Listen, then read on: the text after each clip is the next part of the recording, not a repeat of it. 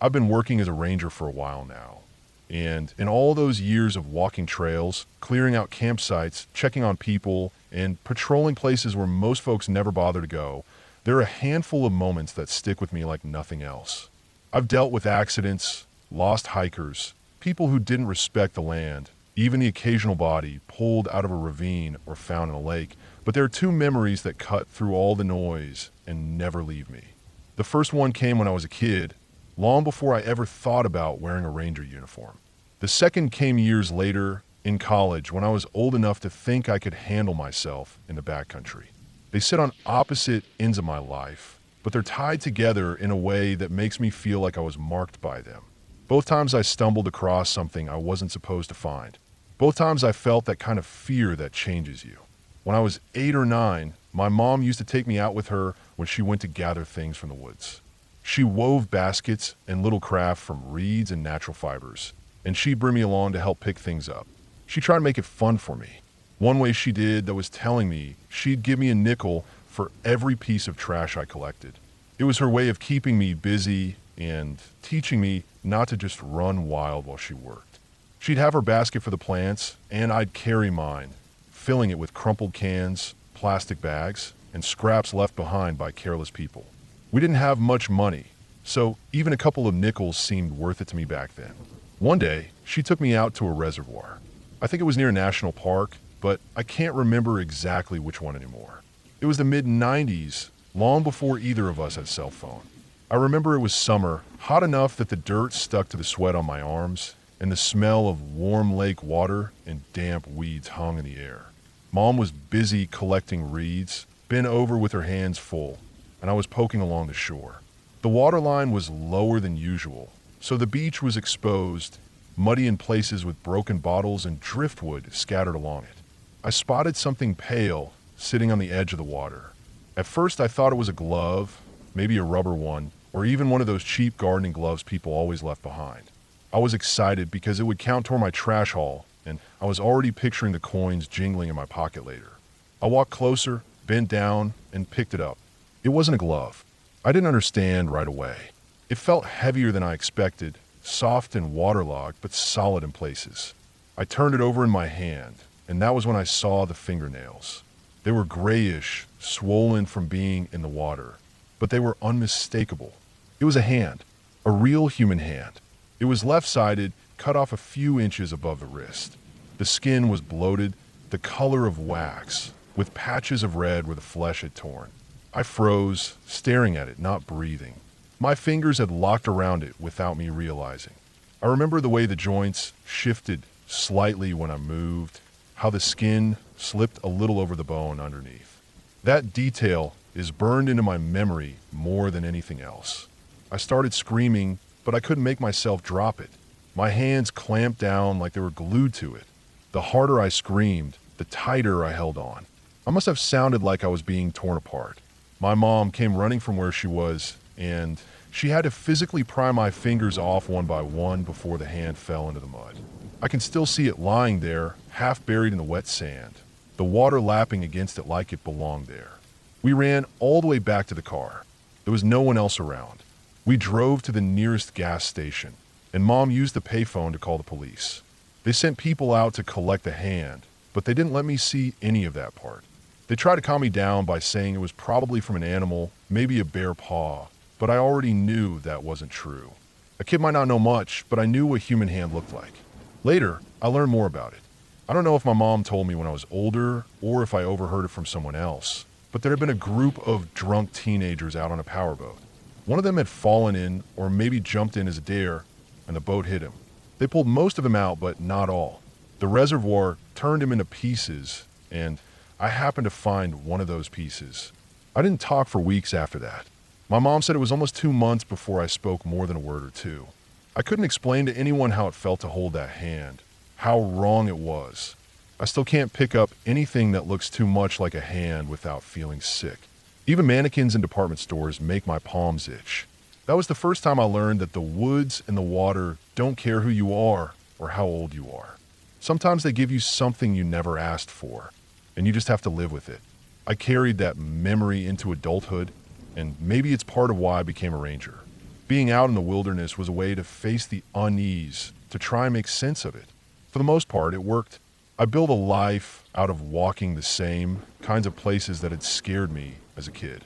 But then came the other thing, the altar.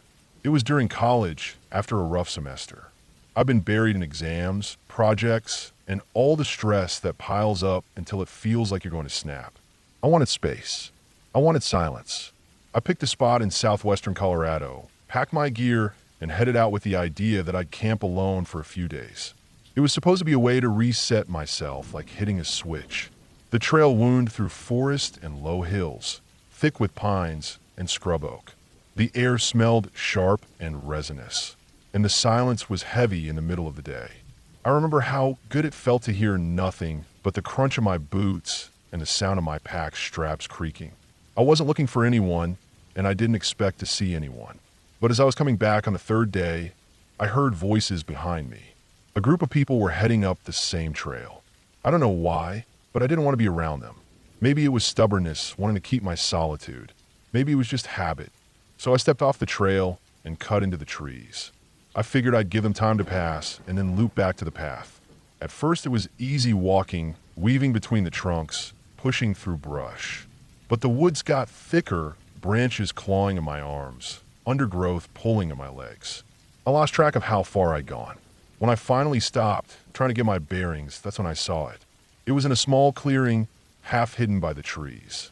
At first, I thought it was just a pile of old bones left from hunters or scavengers. But as I got closer, I saw it wasn't random.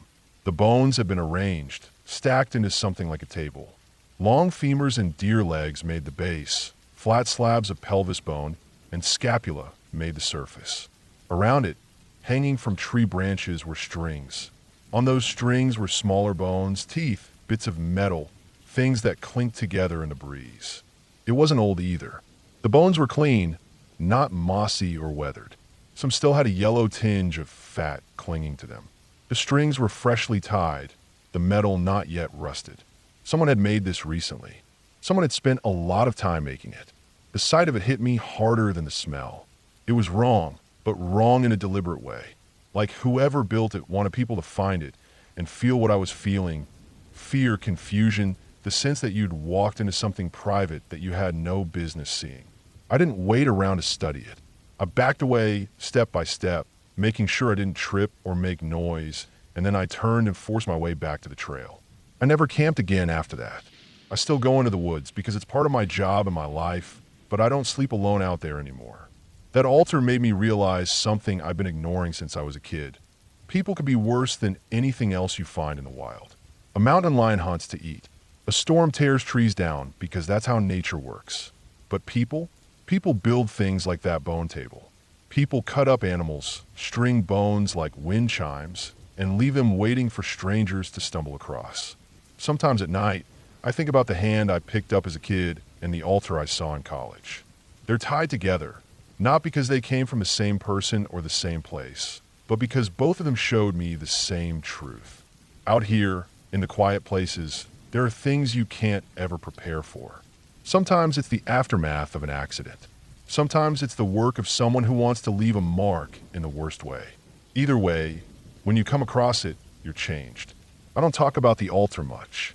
People would either laugh it off or spin it into something supernatural. I don't believe in that.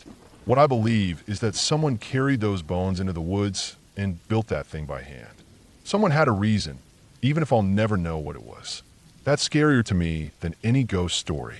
When I go out on patrol now, I keep my eyes open for small things other rangers might overlook. Disturbed ground, strings tied to branches, the smell of decay where there shouldn't be any. I don't want to ever stumble into something like that again. The truth is simple. The wilderness is vast, and people leave more than just footprints in it. Some leave trash, some leave memories, and some leave things you'll never forget. I've found both ends of that spectrum. A severed hand on the shore of a reservoir when I was a child, and a bone altar deep in the woods when I was grown. And I carry both with me. Reminders that sometimes the scariest things you find out there aren't the ones that can chase you or bite you, but the ones that just sit waiting, silent, until you come along and they change you forever.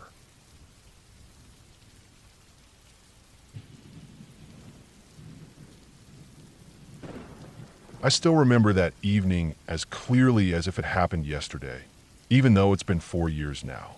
I was driving back from Yosemite after a long shift, the kind of day that stretches you thin in ways you only feel once you finally sit down in your truck and point yourself toward home.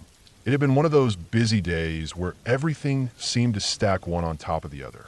Morning patrols, trail checks, clearing out campsites that visitors had left messy, logging bear activity in a couple of areas where food had been left out. It wasn't the hardest shift I'd ever had, but it was one of those ones where your body feels like it's on autopilot, ticking through the motions, never fully able to breathe until you know you're headed out of the park and toward a hot meal and a bed. By the time I hit the main road that winds out of the valley, the sun was starting its slow crawl toward the tree line. Everything bathed in that soft, golden glow that always makes Yosemite feel otherworldly. It was around 5 in the evening, the air cooling fast, the smell of pine heavy and damp from the little patches of snow still melting back in the shaded parts of the woods. I've been sipping water the whole drive, and by the time I was a good ways out of the main entrance, it hit me that I needed to stop and relieve myself. Now, this wasn't anything unusual. When you work as a ranger, you get used to pulling over just about anywhere. You learn to make peace with the fact that you're going to step into the brush on the side of the road more often than you ever imagined. The stretch of road, I was almost quiet. No cars in sight. No hikers around. No reason to think twice. I pulled off to the side, killed the engine, stepped out, and walked just far enough into the tree line to feel out of sight from anyone who might drive by. I was only there for maybe 20 seconds when I noticed the birds. Or more specifically, I noticed the absence of them. When I first got out, I could hear them in the distance. Finches, jays, the usual chatter you pick up in that part of the Sierra Nevada when the day is winding down. It's background noise you stop paying attention to most of the time, but when it goes away, you notice. They stopped all at once, clean, like somebody hit a mute button on the whole forest. That's usually a sign of something big nearby. Bears, mostly. Sometimes a cougar. When you've worked in those woods as long as I have, your body learns the cues before your mind does. The hair on my arm stood up. I cut things short, zipped up, and started to turn back toward the truck. I wasn't panicked yet, but I knew enough to take it seriously. Bears aren't usually looking for trouble, but you never want to push your luck, especially if you happen to catch one by surprise. My truck was maybe 30 feet away, just parked on a shoulder. The distance wasn't far, but it felt stretched out like I was crossing an open field with eyes on me. I took maybe 3 steps before I heard it. The sound. I've spent years in those mountains. I know what a bear sounds like. I know the scream of a mountain lion, the bark of a fox, the wails of coyotes when they start up at dusk. This wasn't any of those. This was something else entirely. It ripped through the quiet like nothing I've ever experienced before since. It was so loud, so sharp, that it didn't just echo. It felt like it vibrated in my chest and my teeth. It was high and low at the same time, starting like a scream and then dropping down like the wail of an air raid siren. It had a mechanical edge to it, but it was organic too, and that contradiction was what froze me in place for a second. It came from close, not miles away, not up on a ridge or down in a canyon. Close. I could feel it in the air. For a moment, I was convinced my brain had misfired, that maybe it was the echo of something distant warped by the cliffs. But even as I thought that, I knew better. I knew it was real, and I knew it was here. My instincts kicked in hard. I didn't stop to look. I didn't scan the tree line. I didn't try to figure it out. I bolted, ran as hard and fast as I could for the truck. Gravel slid under my boots, twigs snapped, my breath tore out of my chest, and all I could think was to get the door open, get inside, get out. I yanked the handle, climbed in, slammed the door shut, and jammed the key into the ignition with hands that felt like they'd forgotten how to work. The engine roared to life, and just as I grabbed the wheel and prepared to punch the gas, it came again. The same sound, only louder. It hit with such force it rattled the glass of the windows. My ears rang, my whole body went cold. It wasn't just louder because I was inside the cab. It was louder because whatever was making it had moved closer. I didn't wait another second. I peeled out, gravel spitting behind me, tires screeching as I shot back onto the road. My eyes darted between the pavement ahead and the tree line, but I didn't see anything. Just shadows, just the blur of trunks. just the fading light. The sound didn't follow me again. Not directly. I kept driving faster than I should have on that winding stretch until I put what felt like miles between myself and the spot. My hands were trembling so badly on the wheel, I had to keep wiping sweat off my palms onto my pants. When I finally slowed down, when I finally let myself breathe again, it hit me just how wrong that sound had been. I've spent my life outdoors. I know animals. I know the night noises, the warning calls, the weird ones that people mistake for something unnatural. I've heard cougars that sound like women screaming. I've heard owls that sound like babies crying. I've heard foxes that bark like dogs and coyotes that yip and howl like lunatics. But this was none of those. It wasn't even close. And here's the part that sticks with me. I've never been able to explain it. For days after, I racked my brain. I went through recordings, checked wildlife reports, even asked a couple of colleagues in passing what the strangest animal calls they'd ever heard were. I didn't tell them why I was asking. I didn't want to sound like I was losing it, but I listened to everything they had to offer. None of it matched. The closest I ever came was the scream of a red fox. It has that eerie, human-like quality, and if it echoes just right, it can cut through the woods in a way that makes your skin crawl. But I've heard foxes before. This wasn't a fox. It was too powerful, too resonant, too overwhelming. Could have been two sounds overlapping? Something natural warped by acoustics, bouncing through the canyons? Maybe. I've thought about that a lot. Sound travels strangely in Yosemite, especially in the valleys. You can hear someone talking in a normal voice from hundreds of feet away if the wind is right. I considered the possibility that it was some combination of wildlife layered together in a way that I just happened to be in the wrong place at the wrong time to hear. But the truth is, I don't know. And that not knowing is what stayed with me. For weeks afterward, I had flashes of panic any time I had to step out of my truck alone. Every time I heard the birds go quiet, my chest tightened. Every time I heard an odd call in the distance, my brain flinched back to that moment. Over time, it dulled, the memory softened, but it never left completely. It still hasn't. I've gone over it in my head thousands of times. What it could have been, what couldn't have been. I've come to accept that it was something natural, even if I'll never know exactly what. Nature makes sounds that scare us, that remind us how small we are. Not everything is meant to be recognized on the spot. Sometimes the forest just reminds you that you don't know it as well as you think. I never heard it again. Not once. Not in all the nights I've spent out there since. Whatever it was a one-off encounter, a single moment where I brushed up against something I didn't understand. And maybe that's enough. I tell myself that now, when I think about it. It was real, it was natural, it was part of the forest. I was unlucky enough, or maybe lucky enough, to hear it at close range. It scared me, sure, but it didn't hurt me. It didn't chase me. It was just a sound that reminded me that out there, you're never in control. Not really. And if I'm honest, I think that's the real lesson of that night. It wasn't about what made the sound. It was about the reminder that the wild doesn't need to explain itself to you. It doesn't need to fit into your categories of bear, cougar, coyote, fox. It just is.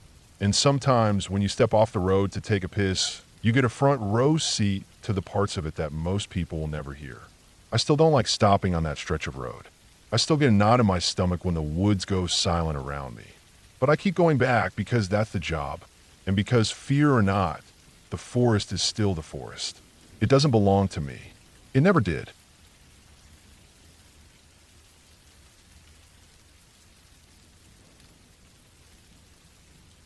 I've worked as a wetland biologist for years now, most of it spent out in the field.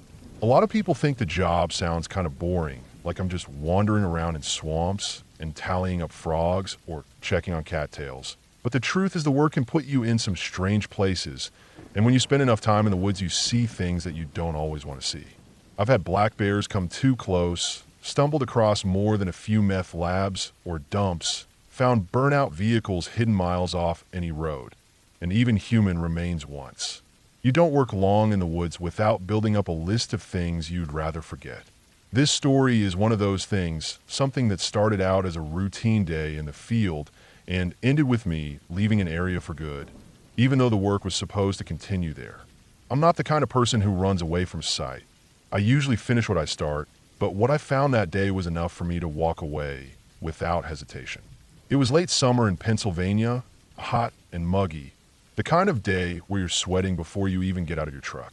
The site was a stretch of land that had been private farm ground for decades before the state bought it up for conservation and wetland restoration. The farm had been abandoned, and the land was in the middle of transitioning from old use to new. The remnants of that farm were still out there. Rusting fences, broken down sheds, some half-collapsed stone walls, and an old reservoir that had been dug out years ago to water cattle. That reservoir was still there, sitting low and stagnant, surrounded by cattails and algae. It was being fed by a series of seeps and springs coming down off the base of the mountain, and part of my job that day was to map out those wetland connections, flagging where water was flowing and where restoration work might need to be done. That meant a lot of bushwhacking, a lot of climbing over deadfall, and a lot of moving slowly through the brush while the insects ate me alive. I parked my truck on the access road around mid-morning, loaded up my pack with flagging tape, GPS unit, and my shovel that I use more as a walking stick than for digging, and I started the hike in. It was about 6 miles from the nearest road, a long, steady trek that wound through forests that had been logged at different times. Some parts were thick young stands, others were open and older growth. There was no one else around, which was normal. Out there, you're usually alone unless hunters are moving through, and this was off-season. The air was still. The only sound was the crunch of my boots and the droning of insects. I remember thinking about my upcoming wedding that morning, how I was only a month out from getting married, and how these jobs kept pulling me deeper into the woods while my fiancée was at home going over details I wasn't helping with as much as I should have been. I figured I'd knock out the day's work, get my data, and be back by evening. By the time I reached the reservoir, the sun was high overhead. The water sat dark and green in the shallow basin, buzzing with mosquitoes. The banks were slick with mud, and cattails leaned heavy over the edges. The seeps that fed it trickled down from the hillside, narrow little streams barely a few inches wide, but steady enough that the water level stayed constant.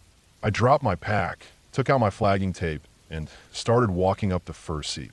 It was shaded by the trees, cooler than the open reservoir, but the ground was soft and gave way under my boots with every step. My job was to trace these seeps back, see how far up they originated, and map the boundaries. It was straightforward work I'd done 100 times before.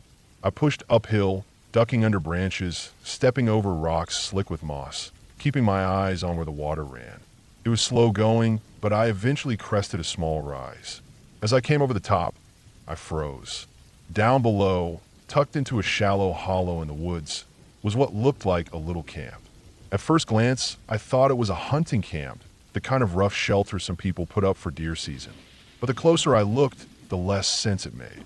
There were old, rusted-out chairs with the stuffing spilling out, a refrigerator with its door hanging crooked, and piles of trash scattered around. Tuna cans, tobacco tins, and a lot of empty Natty Light cans, bleached from the sun and weather. It didn't look fresh, but it didn't look ancient either.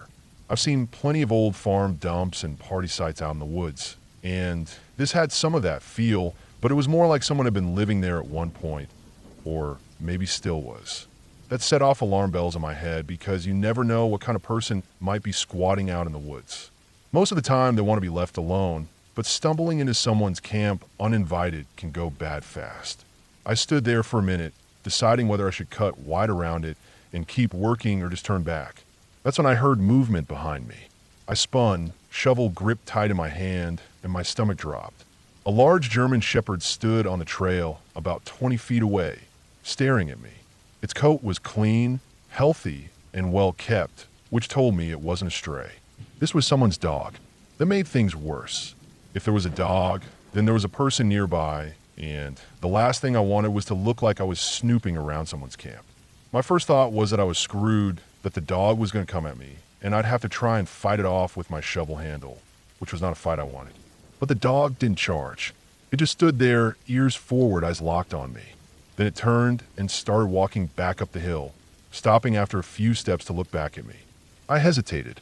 I should have turned around right there and left. Every instinct told me to back out and return to the reservoir. But the dog's behavior threw me. It wasn't aggressive, it wasn't guarding, it was almost like it wanted me to follow.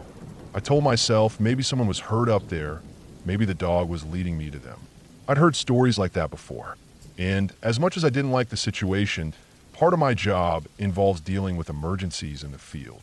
So I followed, slowly, keeping my shovel ready, eyes darting around the trees for signs of anyone else. The dog led me higher up the hill, past the camp, deeper into the woods. The ground leveled off at a small plateau, and that's when I saw it. At first, I thought my eyes were playing tricks on me, but as I walked closer, the details sharpened. There, in a rough circle in the middle of the clearing, were dolls. Old, dirty dolls, maybe 24 of them, all buried upright in the ground up to their necks. Their faces were weathered and cracked, hair matted and faded from the sun, their little arms sticking straight up toward the sky. Some had missing eyes, some were split open at the seams, but all of them were positioned the same way. And in the center of the dolls, tied up in the branches of a tree, was the carcass of a deer. The body was half rotted, ribs showing, legs dangling. It had clearly been hoisted there on purpose, ropes looped around the limbs, as if displayed. My mouth went dry. I stopped dead, every part of me screaming that I should not be there. There was no mistaking what I was looking at. This wasn't kids playing a prank, and it wasn't hunters leaving a kill behind. This was deliberate, ritualistic, the kind of thing you don't stumble on unless someone wanted it to be found. I stood frozen, trying to process it, heart pounding in my chest so hard it felt like it would break through. The dog had stopped too, standing just inside the circle of dolls, looking at me like it was waiting for something. I couldn't move any closer. I couldn't take another step forward. The air was heavy, still, and I felt like I was being watched even though I saw no one. I don't know how long I stood there, maybe a minute, maybe less, but finally my body took over where my brain failed. I turned around, walked straight back down the hill, past the camp, past the seep I had been tracing, all the way back to the reservoir. My legs felt like lead, every snap of a twig behind me making me sure someone was following. But I never looked back. I just kept moving until I hit the access road and finally reached my truck. When I closed the door and sat in the driver's seat, I realized my shirt was soaked through with sweat even though the air conditioning hadn't been on. I started the truck, drove out without even logging my final notes for the day, and I never went back. That was 6 miles off of 119 near I-81 South, and the site was supposed to have follow-up visits for restoration checks. But I was done. I turned to my data, told them the job was finished, and refused to step foot in those woods again. Whatever was going on out there, whoever put those dolls in the ground and hung that deer up in the trees, I wanted no part of it. I was getting married in a month, and I wasn't about to risk my life stumbling into something I couldn't explain. There are things in the woods that aren't supernatural, aren't ghosts or monsters, but are just as terrifying because they come from people. And what I saw that day was proof of that. I've been in the field a long time since then, been in plenty of places that made me uneasy, but I've never once gone back to that site. The restoration work moved forward. Other people went in and out, but I kept my distance. I don't know if anyone else ever found that clearing, if anyone else saw what I saw. Maybe it was dismantled. Maybe it's still out there, waiting for the next unlucky person to follow a dog into the woods. All I know is I'm glad I walked away when I did, because I don't think that story would have ended well if I'd stayed.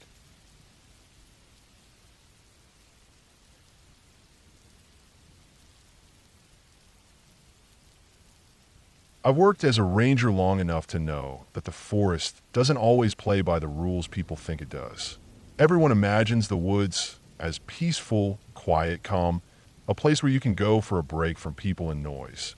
And it can be that, but it can also be the kind of place where things happen that don't make sense, where the quiet makes your stomach twist instead of relax, where even the animals act in ways that leave you wide awake long after the sun goes down. There's a national park a few hours from where I live that I cover from time to time when shifts line up that way. It's an old park with history. Logging roads running like scars through the trees, some forgotten for decades, some still holding their ground under weeds and brush. The families that camp out there, especially the ones who know the back roads, often find places you wouldn't think anyone would use anymore. I've seen folks pitch tents in valleys where the air hangs heavy with fog all day long, or set up camp on hillsides where the wind sounds like voices in the leaves. Some love that kind of isolation. They say it makes them feel closer to nature. Me, I've learned to look at it with caution. Isolation cuts both ways. It's peaceful until something comes along that shouldn't, and then you realize just how far you are from help. When I was 13, before I ever put on a uniform, my family used to camp in that same park every summer. We'd pack up what we could fit into the old van and head down, usually skipping the main campground because it felt too crowded. My dad always wanted quiet. My mom liked the idea of finding our own spot, and us kids didn't care as long as we could swim and explore. That year we picked a place that still sticks in my head, even now after everything I've seen as a ranger. It was nestled between two ponds, the kind of place you only get to if you're willing to leave your car and haul your gear through brush and weeds. The logging road that led there had long since started to fade. You could drive a truck maybe halfway, but after that it was all uneven ground, little hills stumped from old cut trees, fallen logs, and waist-high weeds. Our van didn't stand a chance.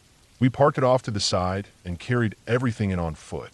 It took us a good while, sweating in the thick summer air, but when we came over the last rise and saw the ponds, it felt worth it. The hill between them was just high enough to keep camp dry, and from the top you could see water on both sides, glinting through cattails and lily pads. The air was alive with the sound of frogs. Hundreds of them, maybe thousands, singing and croaking until it felt like the whole place was vibrating. At night, when the sun went down, the sound was so loud it almost made your ears buzz, but it wasn't unpleasant. It was like nature itself had a heartbeat, and it wrapped around you until you fell asleep. We set up tents, built a small fire ring with stones, cooked hot dogs on sticks, and for most of the night it felt like any other camping trip. But around 2 in the morning, everything changed. I woke up to the sound of engines. Not one, but two, low and heavy, rumbling closer. My first thought was that someone had gotten stuck on the logging road and was gunning their engine to get out, but the noise grew steadier, closer, until headlights flashed between the trees. 2 massive black trucks rolled in like they owned the place. They weren't just pickups either. They looked modified, lifted high, tires wide, the kind of vehicles built to crush through whatever stood in their way. What made it stranger was how many people poured out of them. It was like watching clowns get out of a car at the circus, door after door opening, boots hitting dirt, men climbing down in dark clothes. Not 1 or 2, but a dozen, maybe more. And none of them paid us a single bit of attention. They didn't look at our tents, our fire pit, nothing. They just walked straight for the ponds like we weren't even there.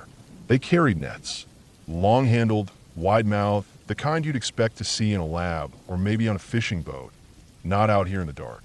Without a word, without a flashlight, they waded into the water. I remember the way the reflection of the moon caught on the ripples around their legs, the way their nets swished back and forth in wide arcs. The frogs that had been singing all night didn't stop right away. It took a minute, maybe 2, and then the chorus started thinning. What had been a solid wall of sound turned patchy, holes in the rhythm, until eventually there was nothing at all. Just the sound of boots sloshing, nets skimming. My family didn't know what to do. My dad stood up once, tried to wave, but they didn't even acknowledge him. It was like we were invisible. For over an hour they swept those ponds, pulling frogs by the dozens, dropping them into containers I hadn't noticed at first. Every so often I'd hear the wet slap of a frog hitting plastic, then silence again. No talking, no laughing, no sign of headlights or lanterns. Just men working like they had done this 100 times before. When they were finished, they hauled the containers back to the trucks, loaded them in, piled themselves inside, and drove off. Engines faded into the distance, leaving behind only still water and a silence so deep it made the hairs on my arms rise. The ponds never recovered that night. Not a single croak came from either one, and the air felt dead in a way it hadn't before. The next morning, when we walked down to the edge, we found one frog left behind. It had a broken leg, bent sideways at the joint, and it barely twitched when we lifted it. My dad set it gently back into the water, but it didn't swim off. It just floated near the surface, silent, like the rest. For the rest of that trip, both ponds stayed quiet. No frogs, no ripples, nothing but insects buzzing in the weeds. At 13, I didn't know what to make of it. Later, as I grew older, I thought maybe they were selling the frogs, maybe eating them. Frog legs are a delicacy in some places, but around here it never made sense. And even if they were, why move like that? Why in silence, without lights, without a word to the family camped 20 feet away? Why like they were doing something they didn't want the world to know about? We came back to that spot a few more times in later years. It was still beautiful, still private, but the ponds never sounded the same again.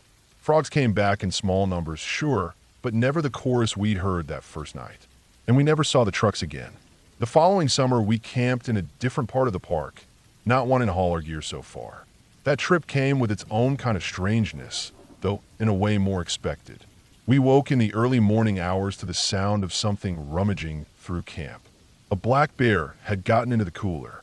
Someone had left the lid unlatched, marshmallows sitting right on top. By the time we scrambled out of the tents, the bear had the whole cooler in its jaws, dragging it into the brush like it weighed nothing. Beer cans clattered out, some crushed under its paws, and in the end we found the cooler half a mile away, dented and empty of marshmallows. That at least felt normal. Bears are bears. But the year before, the trucks, the frog nets, that stayed with me. When I finally became a ranger years later, I thought about that night often. I asked around, casually at first, then more seriously when I realized no one else had heard of something like it. I checked incident reports, illegal poaching cases, even old ranger logs. Nothing matched. People snuck into the park all the time to hunt deer, fish out of season, even cut trees. But nobody filed a report about trucks full of men stealing frogs in silence. Every now and then, when I patrol near old ponds or creeks late at night, I'll stop and listen. If the frogs are singing, I breathe easier. If they're not, if the water is still and the air feels too heavy, I remember standing there at 13, watching nets slice through the moonlit water while dozens of men acted like I wasn't even there. The older I get, the more I realize that the strangest, scariest parts of this job aren't wolves or bears or even people trying to pick fights.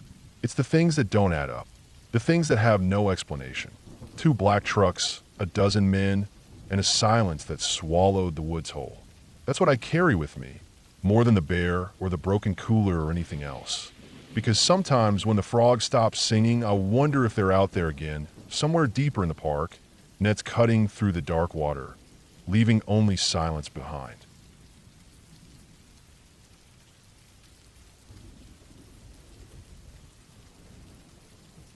I grew up living right next to 2 national forests.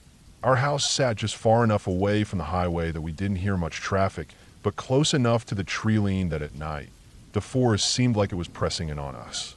It was the kind of place where the sound of the wind through the pines was the backdrop of every single day, and where wildlife wandered so close to the property that we were used to waking up to deer in the garden, raccoons messing with the trash, or coyotes yipping somewhere on a ridge.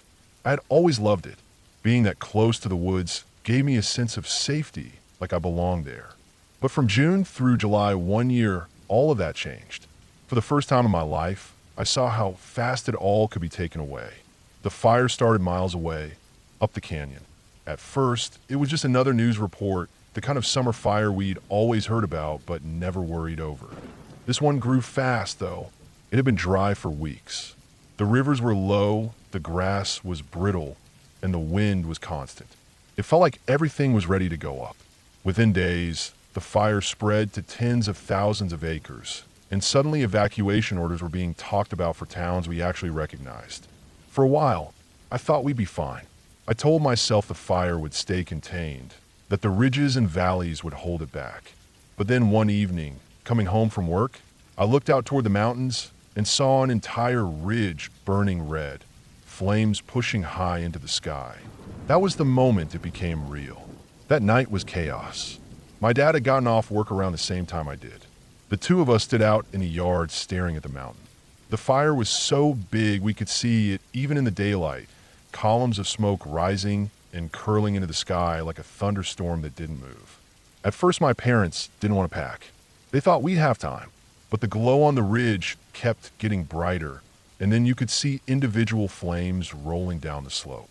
That was when I started shoving everyone into action. The very first thing I grabbed was the box of legal documents. All the important paperwork, the stuff you never think about until you need it. Birth certificates, medical records, the things you can't just replace if they vanish. It took me 30 minutes to dig everything out of drawers and files. My hand was shaking the whole time. I kept thinking how strange it was to be picking papers over anything else while a fire the size of a city moved toward us. After that, I checked on my sisters. My youngest sister was only 8 at the time, and she was a mess. She couldn't stop crying. She wanted to bring all her stuffed animals, every single one, as if they could shield her from what was happening outside. It was heartbreaking telling her she couldn't. I had to talk her down, tell her to choose just a few. She finally settled on an old elephant she'd gotten from the hospital years before and a handful of her favorites. I ended up doing most of her packing because she was frozen in panic. I'll never forget the look on her face, like she was being asked to abandon friends. My other sister was strangely calm. She didn't need any help. She just packed a small bag with a few things and sat down like she was waiting for instructions. The contrast between them was unsettling. One falling apart, one collected, both of them too young to really understand what was going on. When I tried to help my parents, they told me to pack my own things instead. So I did. I packed fast but sloppy. I grabbed my artwork, my purse collection, a few valuables, and then I just broke down. Upstairs in the summer heat, everything felt heavier, harder. My chest hurt, I felt dizzy, and I started crying without even realizing it. It was like my body shut down from the overload. I sat on the floor, surrounded by my half-packed bags, and tried to breathe. The thought that I might be leaving this house and never coming back sat in my stomach like a stone. When I pulled myself together, I turned to the animals. At the time, we had 12 hens, 2 guinea pigs, and 2 dogs. That alone felt like a nightmare to plan for. We packed food, bedding, hay, water, harnesses, everything we could. I put the guinea pigs in their travel cage and left them by the door so that they'd be ready to go. My dad went to borrow a trailer from his boss, and I wasn't allowed to help carry anything outside because of my asthma. The smoke alone was enough to trigger me, and if I pushed myself in that heat, it could have been dangerous. So I stayed inside, organizing and checking the bags over and over, watching the fire through the window as it crawled lower and lower on the mountain. By nightfall, the fire had reached the base of the slope on one side. I'll never forget that sight. The flames lit the entire horizon, and the smoke turned the moon into a faint orange disk. Everything around us glowed. It didn't look like the forest I had grown up with anymore. It looked alien, like the landscape itself was collapsing. I asked my parents again if we could leave, but they still said not yet. We were exhausted, but none of us wanted to go upstairs to bed. Instead, my sisters and I camped out on the floor near the front door like we were ready to run. Somehow I fell asleep there. I remember staring through the window at the flames before my eyes shut. It was terrifying, but also strangely mesmerizing. The way the fire moved, the colors of it against the night sky.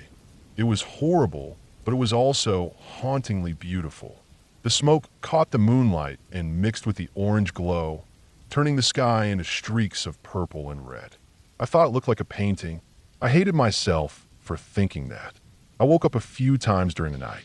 Each time, I thought maybe I was dreaming, but no, the fire really was creeping closer.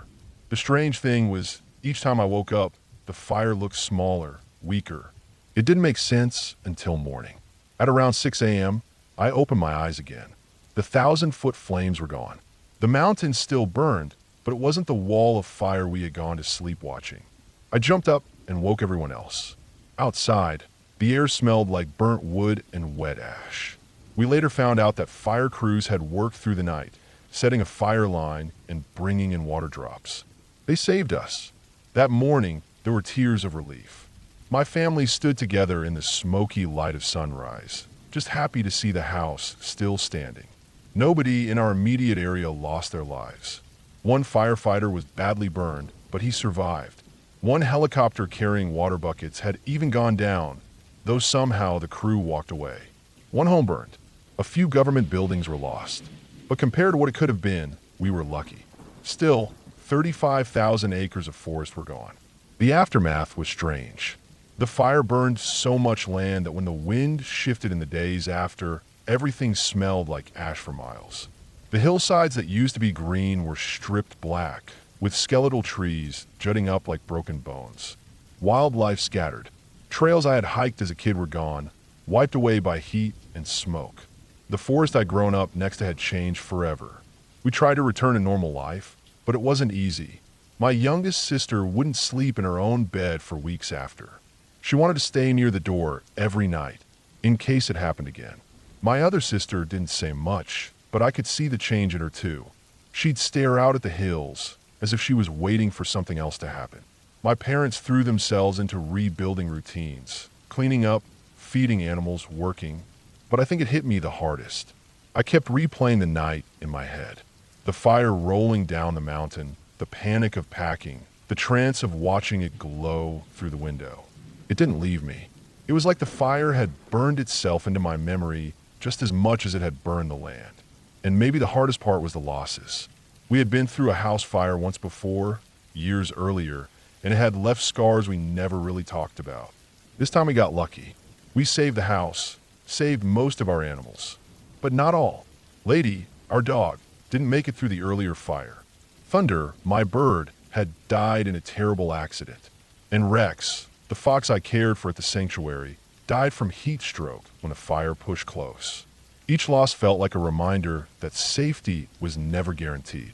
Even now, every summer when the air turns dry and the heat settles in, I catch myself looking at the ridges with a pit in my stomach. Fires are part of life out here, I know that. But once you've sat in the glow of one, once you've packed your whole life into bags while the horizon burns, you don't ever look at the forest the same way again. That night changed me. It made me realize how fragile everything really is. Homes, animals, keepsakes, even the landscape itself. None of it is permanent. I love those woods, but they didn't love me back. Nature doesn't care what you've built or who you are. When it decides to move, you either move with it or you lose. That's the part nobody tells you. In the end, we were spared. Our house stood. Our family walked away. But the fire left its mark. It's in the blackened slopes I see every time I drive past the ridge. It's in the memories of that night, the panic in my sister's eyes, the ash that coated our porch. And it's in the silence that follows when you wake up at 6 in the morning, step outside, and realize you're alive when you weren't sure you would be. That silence is what I remember most.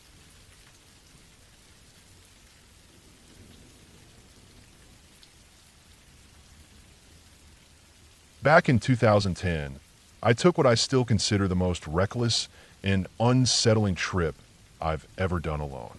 At the time, I thought it was just another adventure, a bike camping trip through the Gifford-Pinchot National Forest in Washington State. I was trying to push myself, see how far I could go without relying on towns or people, and really live off what I carried. I had mapped out a rough route from Portland up to Seattle, and I had chosen the Baby Shoe Pass Way, which any rider familiar with the area knows is out there.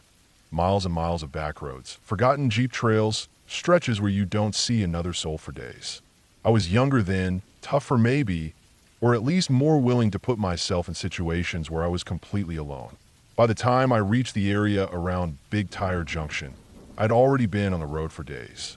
My legs were sore, my shoulders ached from carrying food and gear, and I had been bitten raw by mosquitoes every night since hitting the high country.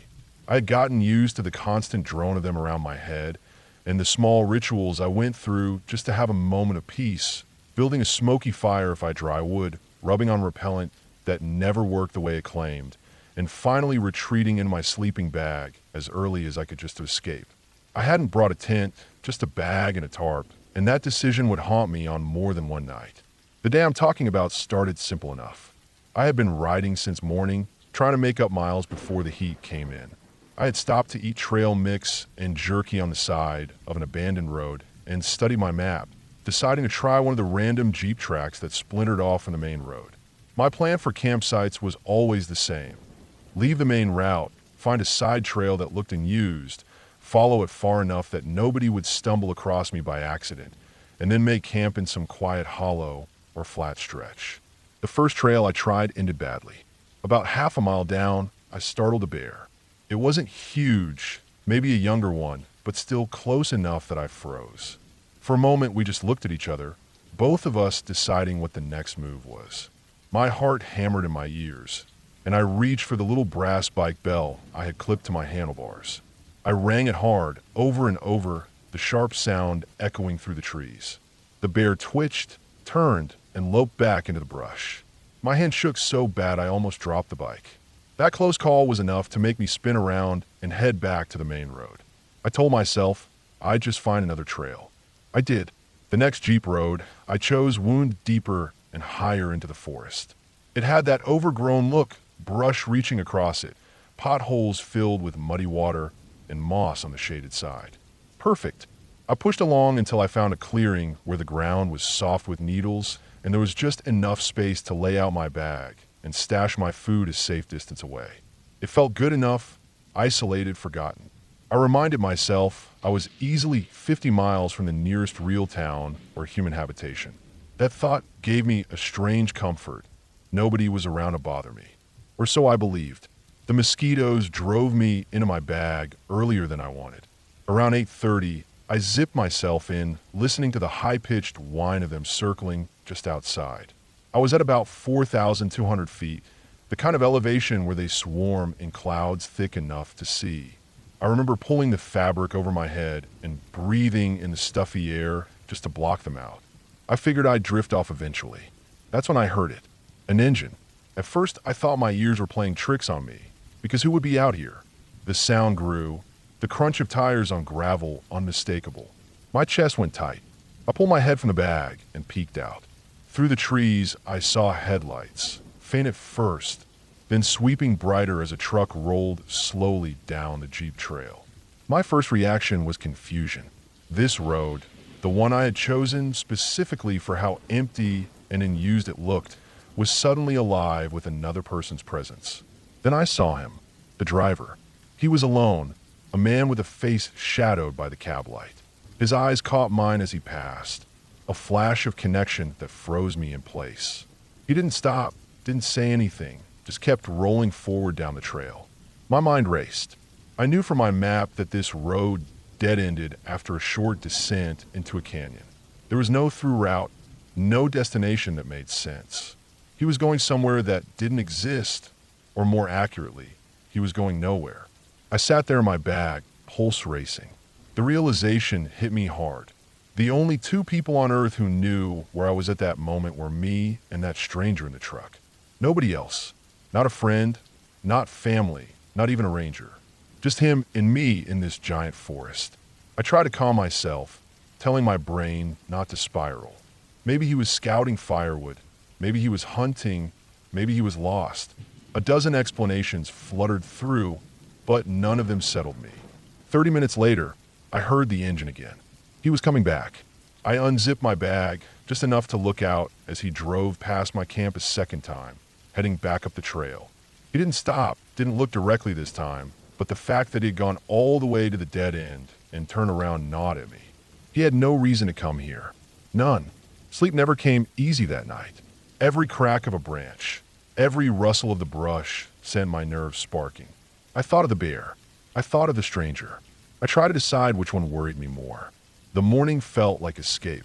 I packed fast, shoved everything onto my bike, and got back on the road.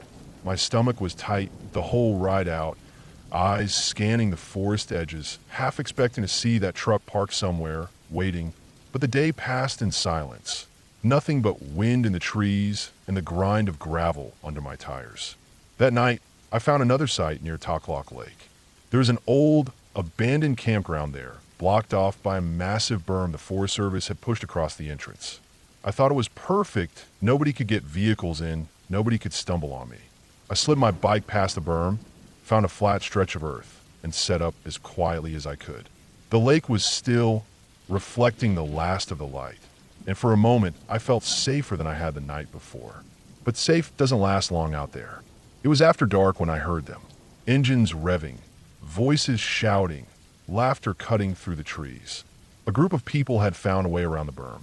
Trucks crunched into the abandoned campground, lights sweeping across the brush. I froze, lying still in my bag as the world lit up in flashes. They weren't looking for me. They didn't even know I was there. But their presence was worse in a way. They started drinking, yelling louder, and before long the sharp cracks of gunfire echoed through the night. I lay flat, ears ringing with each blast. They fired at bottles, at trees, at nothing. Just wild, drunk noise. I was maybe 100 yards away, invisible in the dark, praying nobody wandered near. Sleep was impossible. I stared at the sky until it began to pale with the first hint of dawn. Around 5 in the morning, while they were still dead asleep in their trucks or sprawled by the fire, I packed up in silence. I slipped my bike back over the berm, never once letting my eyes leave the shadows where they had camped. I rode hard that day, harder than I had planned, just to put distance between me and whatever else the forest had in store. I didn't want to test my luck again. Looking back now, it wasn't the bear that scared me. It wasn't even the drunks with their guns. It was the man in the truck, that single stranger who had no reason to be on that dead-end road, 50 miles from anywhere, locking eyes with me in the middle of nowhere. That moment, more than anything else, has stayed with me. Because out there, alone in the woods, the most dangerous thing isn't the animals. It's the people you don't expect to find.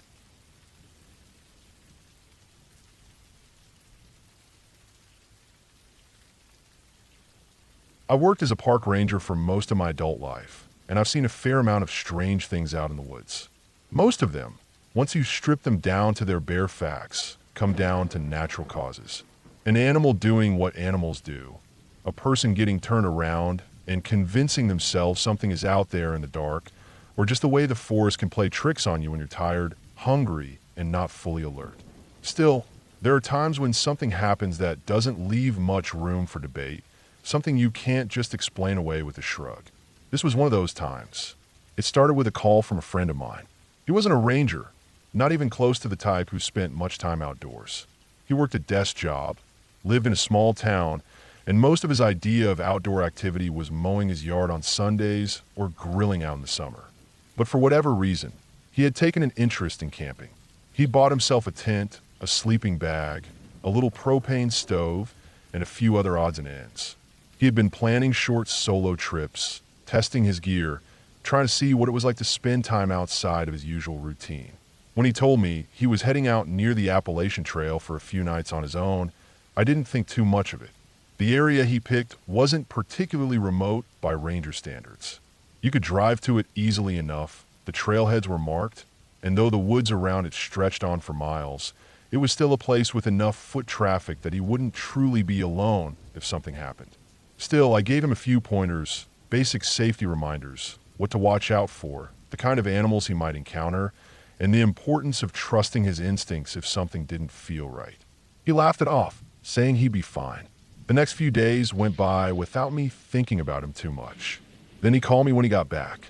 The way he told the story to me was fast and nervous, like he wasn't entirely sure how to explain what had happened. He gave me the short version first, then slowed down enough to give me the details. The more he talked, the more I realized how close he might have come to a very bad situation. According to him, it happened on his second night out. He'd spent the first day setting up his camp and walking along a section of the trail, just enjoying the quiet. By the second night, he had grown comfortable enough that he went for a late walk after eating. He told me he'd had this restless energy in him, like he didn't want to just sit by the fire and stare at the trees. The air was cool, the forest still, and the gravel road that cut through a section of the woods made for an easy path. He said that at first it was peaceful. The gravel crunched under his boots, and the night air was fresh, carrying that faint scent of damp leaves and soil. He wasn't using a flashlight at the time because the moon was out and bright enough to light the way. The forest on either side of him was thick, but the road itself was wide enough for a vehicle. He described it as almost relaxing until that feeling crept in, that sensation of being watched. Anyone who's ever spent time alone in the woods knows the feeling. It comes on suddenly, and it's not always easy to say why. Sometimes it's nothing more than the brain noticing a sound you didn't consciously register or catching movement out of the corner of your eye. But he said this was different. This was sharp and heavy, like pressure on the back of his neck. The kind of feeling that makes the hair on your arms stand up. He stopped walking and listened. The woods were quiet. Too quiet, he said. No crickets, no rustling, nothing but his own breathing. He turned his head slowly, scanning the trees and the steep incline that rose up to his right side. And that's when he saw them. A pair of eyes, big, round, glowing faintly in the moonlight. Too far apart to be anything small, too steady to be a trick of light. They were maybe 15 feet back, sitting just above the rise of the incline, tucked into the brush, but clear enough that he knew instantly what they belonged to. A cat, a big one. He didn't know what kind, and in the dark it was impossible to say for certain. But he knew enough to understand that it wasn't a house cat. The spacing of the eyes, the size of them, the way they were fixed right on him, it was a predator. He froze, standing dead still on the gravel road. His heart was hammering, his mouth dry. He said all he could think about was how silent it was. Not a branch snapping, not a single sound of the animal moving. Just those eyes, steady, unblinking. Watching him. That was when he noticed the tree limb. A heavy one, lying across the road just ahead of him. Without turning his back on the eyes, without bending down, he slid his foot under it. He hooked his toe and kicked up hard, flipping the limb into the air. When it came up, he grabbed it. He said it was heavier than he expected, but he held onto it, raising it up in front of him like a weapon. He started waving it, making himself look bigger. He yelled, loud, angry. His voice cracked, but the sound echoed through the trees. The eyes blinked once, then vanished. The cat melted back into the brush without a sound, and he was left staring at the spot where it had been. He didn't wait around. He backed away, step by step, gripping the branch until he was far enough down the road that he finally turned and hurried back to camp. He didn't even consider crawling into his tent that night. He climbed in his car, locked the doors, and stayed there with his sleeping bag pulled over him, his body rigid, every nerve on edge. By morning, the decision was already made. He wasn't going to risk another night out there. He packed up, tossed his gear in the trunk, and drove home. When he finished telling me this, he admitted he never got a good look at the animal. It had been too dark, the encounter too short. Cougar? Bobcat? Maybe even a stray panther, though that's much less likely. He didn't know, and neither do I. But I do know this. Big cats are ambush predators. They stalk silently. They study. If one was close enough for him to see its eyes shining, it had been closer than he realized for longer than he wanted to admit. And the fact that it retreated when he made himself loud and threatening was pure luck, the kind of luck you don't always get twice. That story stuck with me. I thought about how easily it could have gone the other way. If he hadn't noticed the eyes, if he hadn't armed himself with that branch, if the animal had been hungrier or bolder, it could have been a different call I was getting. Not a story told over the phone, but news that no one ever wants to hear. Even now, whenever I patrol certain stretches of trail, I find myself scanning the tree lines harder than usual. It's not paranoia, it's respect. Respect for what's out there, for the fact that the woods are not ours. Not really. They belong to the animals, to the predators that were here long before we were. We're visitors, and every once in a while, when we're reminded of that fact, it's enough to make you change the way you think about walking alone in the dark. My friend hasn't camped alone since then. He still comes out sometimes, but only when others are with him, and he never stays far from his car. I don't blame him. That night left a mark, the kind that never really fades. And when I think back on it, when I picture him standing there on that gravel road with a branch in his hand and those glowing eyes staring down at him from the brush, I realize something simple and sobering. In the wild, you're never as alone as you think you are.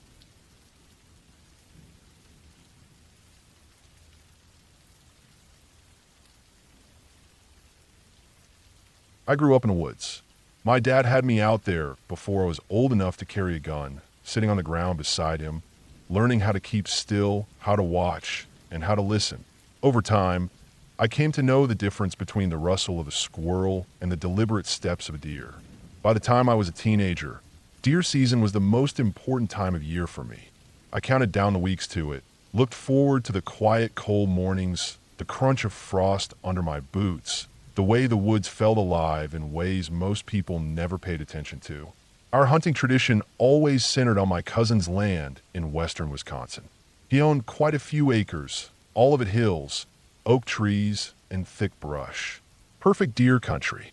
For years, my dad, My cousin and their friends put time into building up the place for hunting season.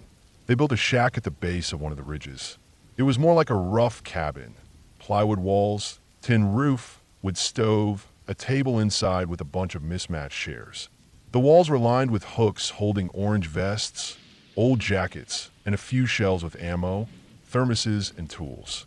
There was even a whiteboard near the door where we'd write down who was hunting where.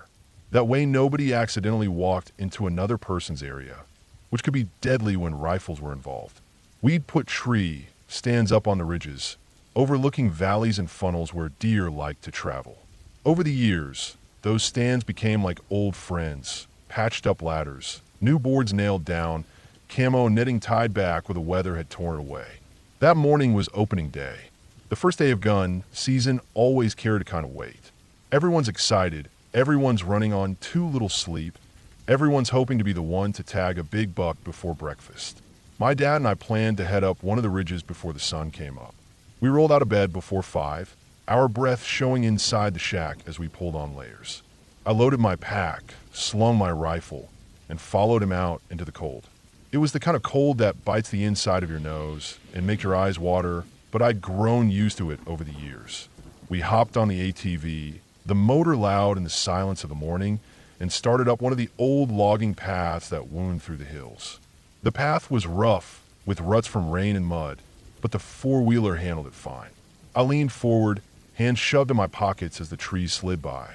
The stars were still out, faint behind a light haze of clouds, but there was just the barest suggestion of gray at the horizon.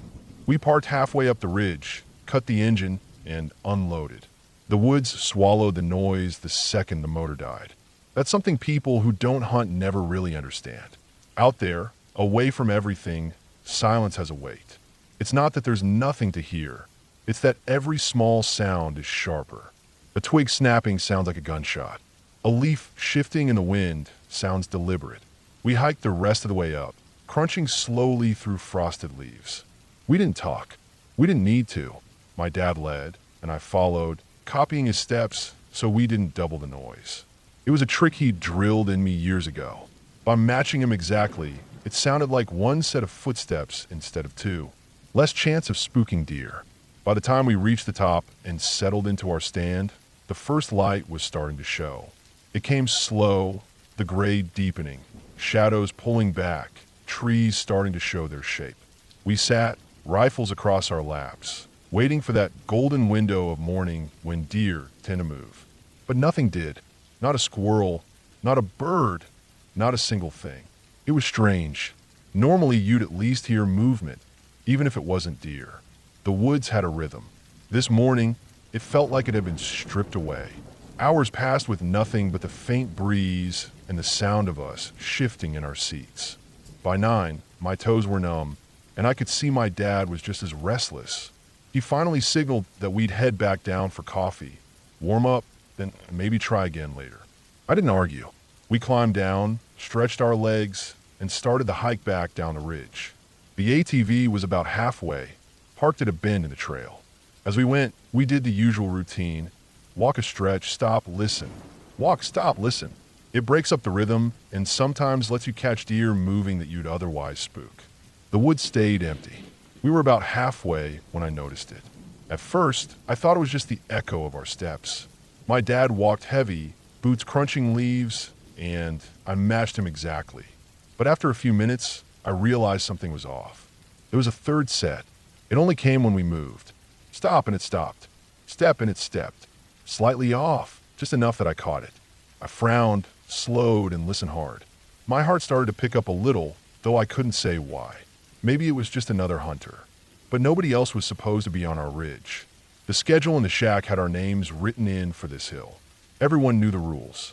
I tried to brush it off, but after another stretch of walking, I caught it again.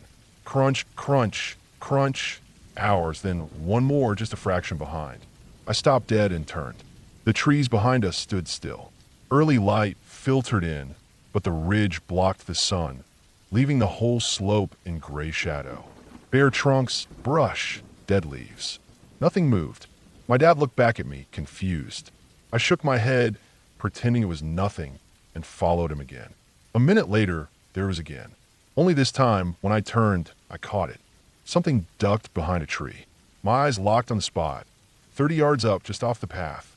For a second, I thought maybe I'd imagined it. Then it leaned out. A face. Pale. Too pale. Watching. The hair on the back of my neck rose. It wasn't one of us. Nobody in our group looked like that. The skin looked wrong. Too white, almost gray. The features were off, but it was far enough and shadowed enough that I couldn't make them out clearly. I froze, every instinct telling me not to move. My dad must have noticed I wasn't following anymore because he stopped, turned, and followed my stare. I didn't need to say anything. He saw it too. For a long second, the thing didn't move. Then it leaned back behind the tree, and I couldn't see it anymore. My pulse hammered in my ears. I didn't want to take my eyes off that tree, but I also wanted nothing more than to get off that hill.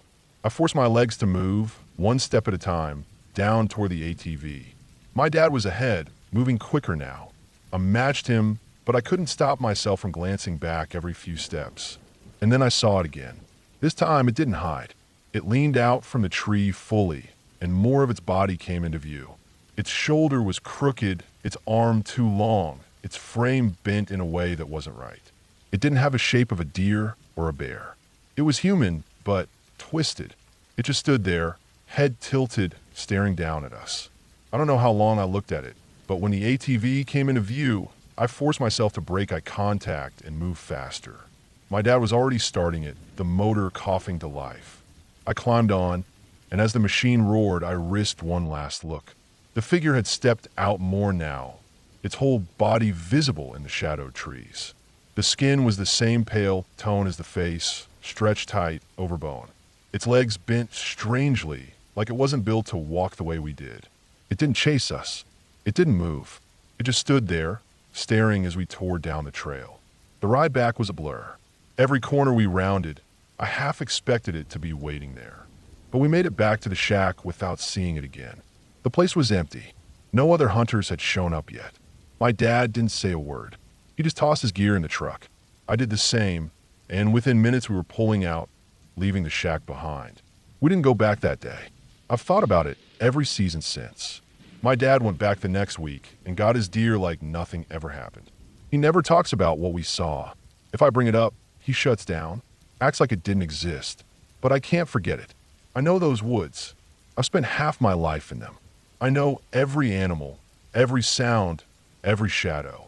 And what I saw that morning wasn't something I could explain away as a trick of the light or another hunter. It was real. It was watching us. And the worst part is knowing it's still out there. I haven't set foot on that ridge again.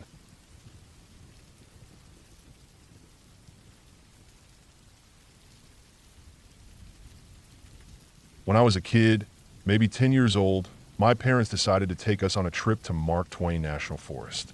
It wasn't something we did often. We weren't an outdoorsy family. Camping wasn't a normal thing in our household, but for some reason my mother thought it would be good for us to get out into nature for once.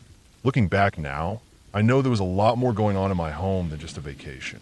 My stepfather drank a lot. He was one of those people who became meaner the more he drank. And when you live in that kind of house, you get used to walking on eggshells. Still, as a kid, I just thought we were going somewhere new, maybe even fun. We didn't go to an actual campground. I don't know why. Maybe because my stepfather didn't want to be around other people, or maybe he just wanted to prove that he could do things his way. Whatever the reason, we ended up pulling the car off a narrow road into the woods as the sun was already going down. I remember looking out the window at the trees. They were taller and darker than the ones in our neighborhood, and the air felt heavy, the way it does when night comes faster than you expect. My mom looked anxious, my sister was quiet, and my stepfather was already half drunk by then. We rushed to set up the tent before it got completely dark. I remember fumbling with the thin metal poles and the fabric while the air grew cooler. There was no lantern with us. We had forgotten to pack it, something that didn't seem like a big deal until the light disappeared completely. Without the lantern, there was no fire either. My stepfather didn't want to bother with trying to build one, and he was already irritable. The only light we had came from the fading dusk and the thin slice of moon overhead. By the time we crawled into the tent, it was pitch black. Inside, it was cramped. The four of us lay side by side, the nylon walls brushing against our arms if we moved too much. My stepfather muttered angrily under his breath. My mother tried to calm him down. My sister lay stiff and silent next to me. I stared upward, even though I couldn't see anything. I was just listening to the noises outside. In the city, night is never fully quiet. There's always the sound of cars, dogs barking, maybe people's voices. But out there, the silence was so thick it felt like pressure in my ears. The only sounds came from the forest itself. Occasional insects, a faint breeze in the branches, the soft shifting of dead leaves. Time passed slowly. I didn't feel tired, though I knew I should be. My mind kept wandering to what might be out in the woods.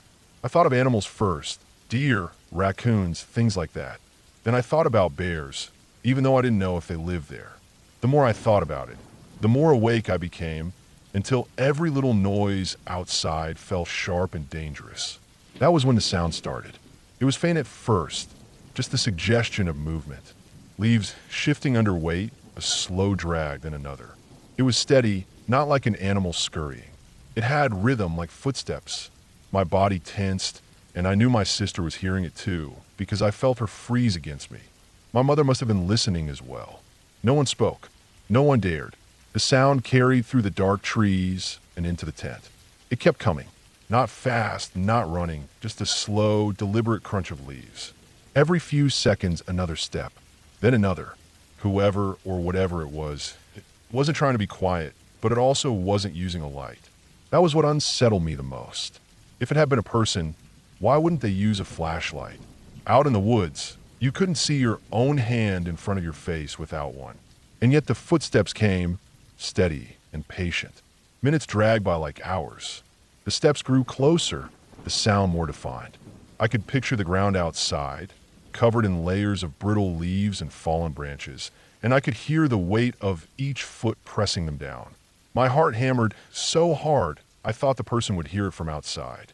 My stepfather, who was usually quick to explode, had gone completely still. Even drunk, he was frozen in fear. My mother was rigid next to him. The sound came within yards of the tent. Then it happened, the crack of a twig snapping underfoot.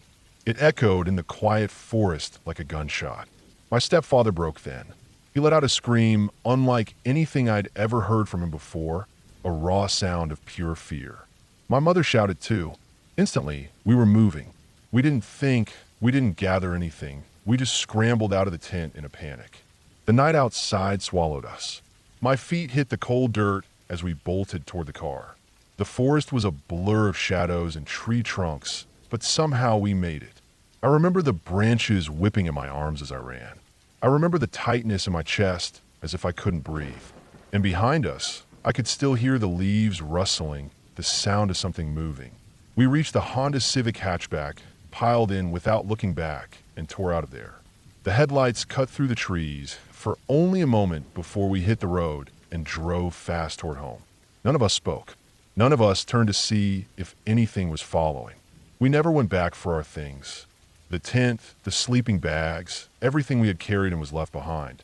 It was as if that night had been sealed away, buried in those trees, and none of us wanted to touch it again.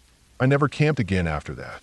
Even as I grew older, the idea of sleeping in the woods filled me with dread. The memory stuck. Now I'm 43, and I still dream about it. In the dreams, I'm back in the tent, listening. I hear the leaves crunching, the slow steps drawing near. I wait for the snap of the twig, the moment when the sound is close enough to feel real again. Then I wake up with my chest tight, the same as when I was a child. As an adult, I've tried to explain it to myself. I've thought of every possibility. Maybe it was just another camper, though we hadn't seen anyone else on that road. Maybe it was a hunter passing through, though why he had no light I can't say. Maybe it was someone living out there, someone who didn't want us in their woods. Whatever it was an animal. I know the difference between the quick, darting sound of an animal and the heavy, slow tread of human footsteps. The part that still unsettles me isn't just what I heard, it's what I didn't hear. Whoever was out there never said a word, never called out, never shined a light. Just footsteps, slow and deliberate, until we ran. And maybe, just maybe, that silence meant something worse than anything I can put into words. That was the night I learned fear in a way that never really leaves you.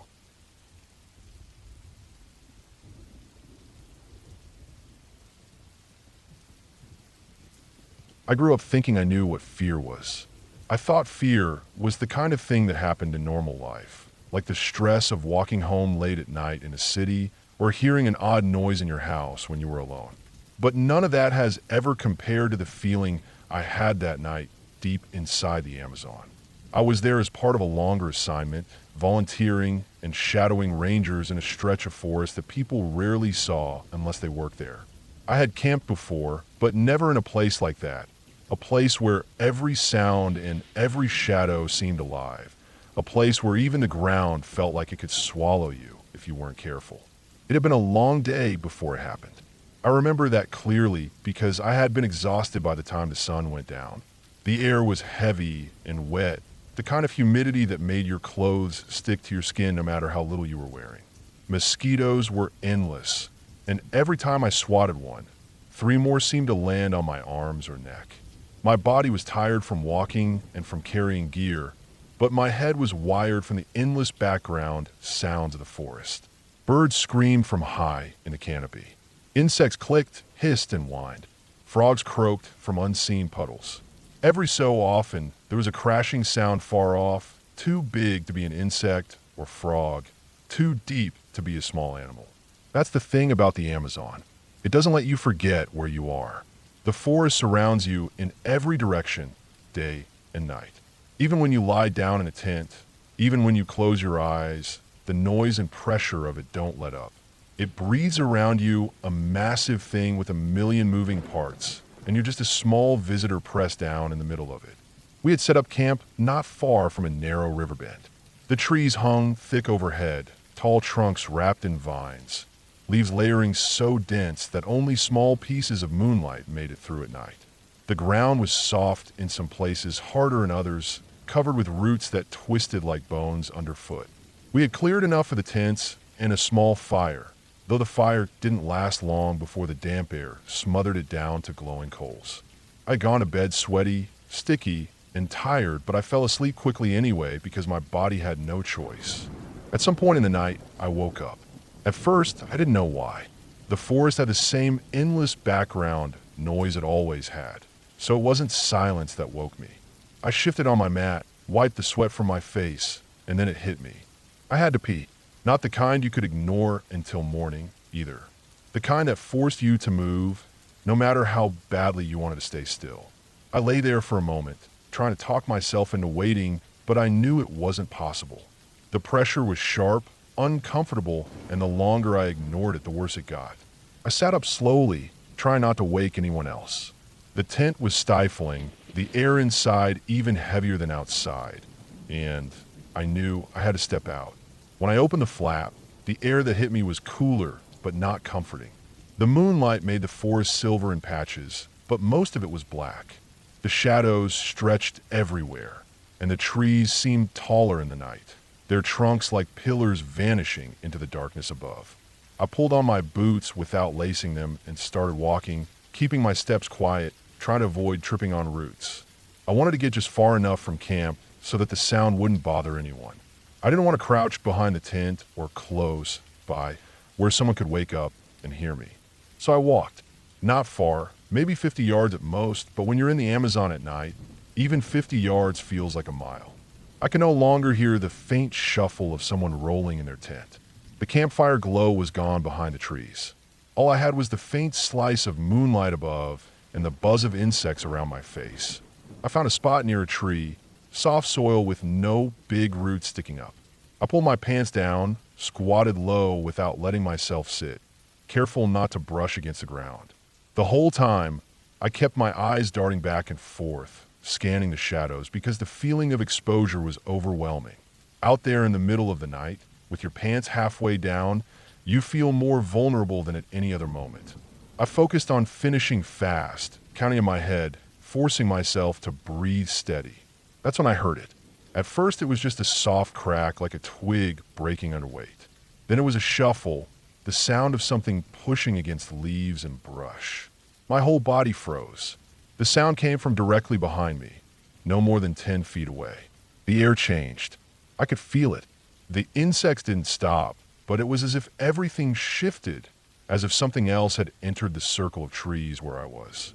My skin crawled with awareness, every hair on my arms standing up.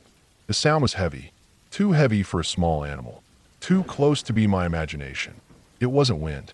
It wasn't a frog hopping. It wasn't one of the others from camp.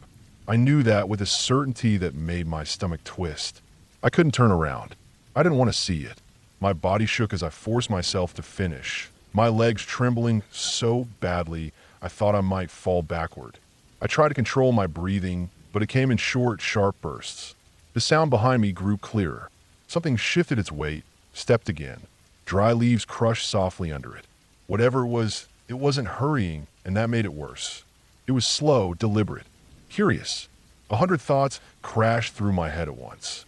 Jaguar, tapir, anaconda, even a human. Each option felt possible. Jaguar stalked quietly and attacked from behind. Tapirs are massive, easily able to trample someone. An anaconda could have slid close without me knowing until it was almost touching me. And if it was a person, someone else deep in the forest with reasons I couldn't guess, that was a different kind of danger altogether. I pulled myself together enough to stand, yanking my pants back up as fast as I could. My legs felt like water, but I forced them to move. I didn't dare look back fully. I just flicked my eyes over my shoulder once and saw the shape of shadow against shadow. Something large, tall, shifting just slightly, blending into the black trees. It was there. It was real. My body chose for me. I ran. The roots and vines on the ground clawed at my boots, almost tripping me with every stride, but I pushed through. My chest pounded, my breath came ragged, and the blood in my ears drowned out most of the forest noise. Behind me, I thought I heard again, one heavy step, maybe two. I didn't stop to check. I just ran in the direction I thought camp was, praying that I hadn't veered off. When the faint glow of the fire came back into sight through the trees, relief almost knocked me down. I stumbled toward it, heart hammering, throat tight, until I reached the tents. I dove inside mine, zipped the flap, and curled into my mat, shaking so badly I thought my teeth would crack. I didn't sleep again that night. Every noise outside made my body jerk. Every shuffle of leaves sounded like footsteps. The forest didn't quiet down, not once, and I lay there in the dark, drenched in sweat, listening, waiting for something to press against the tent wall. Nothing ever did, but that didn't calm me. By morning, the light felt like a gift. I stepped out of the tent, my legs sore, my stomach twisted, and I looked back toward the trees where I had gone. The spot wasn't far, but it looked different in daylight. The soil was soft, disturbed, as if more than just me had stood there in the night. I crouched low, scanning, and I saw them. Prints in the earth pressed deep. Not shoes, not bare human feet. Big, rounded, with a mark of weight behind them. Tapir. The realization hit me hard. It had been a tapir standing behind me in the dark. A creature that could easily weigh 500 pounds, large enough to crush me if it felt threatened. They move quietly, but when close, you can hear the weight of them, the deliberate way they step. That was the sound I heard. That was the presence I felt at my back. I knew then how close I had been to disaster. A startled tapir can charge with terrifying speed. People have been trampled to death by them before. If I had moved the wrong way, if I had panicked louder, if I had made myself seem like a threat, it might have ended differently. The fear from that night has never really left me. I've dealt with dangerous animals before, and I've seen my share of close calls, but nothing has ever shaken me like squatting half naked in the middle of the Amazon with half a ton of muscle and bone breathing behind me. It wasn't a ghost or a monster. It was real. It was the kind of real that stays in your body forever, the reminder that in that forest, under that moonlight, I wasn't in control. The forest was. And sometimes survival is just a matter of finishing what you started, standing up, and running fast enough to see the sunrise.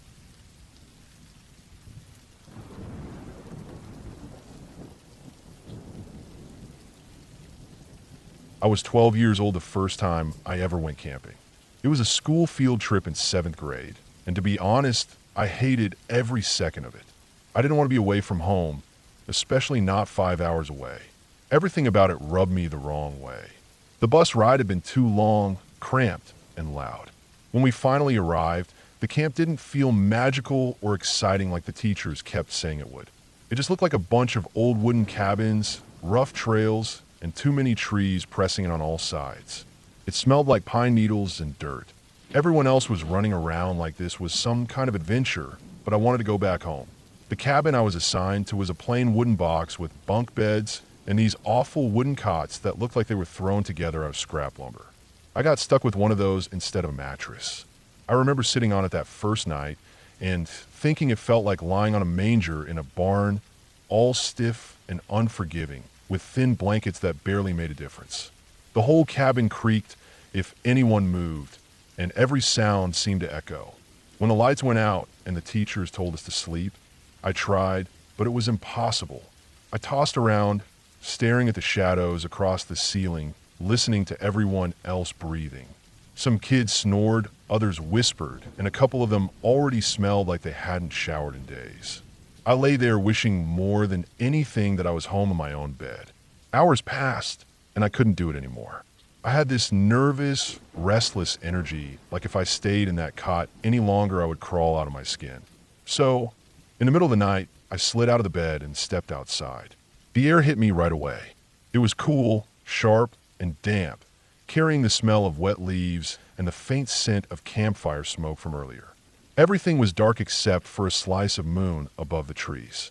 The woods stretched out black and endless in every direction, and the gravel paths between cabins looked pale and ghostly under the moonlight.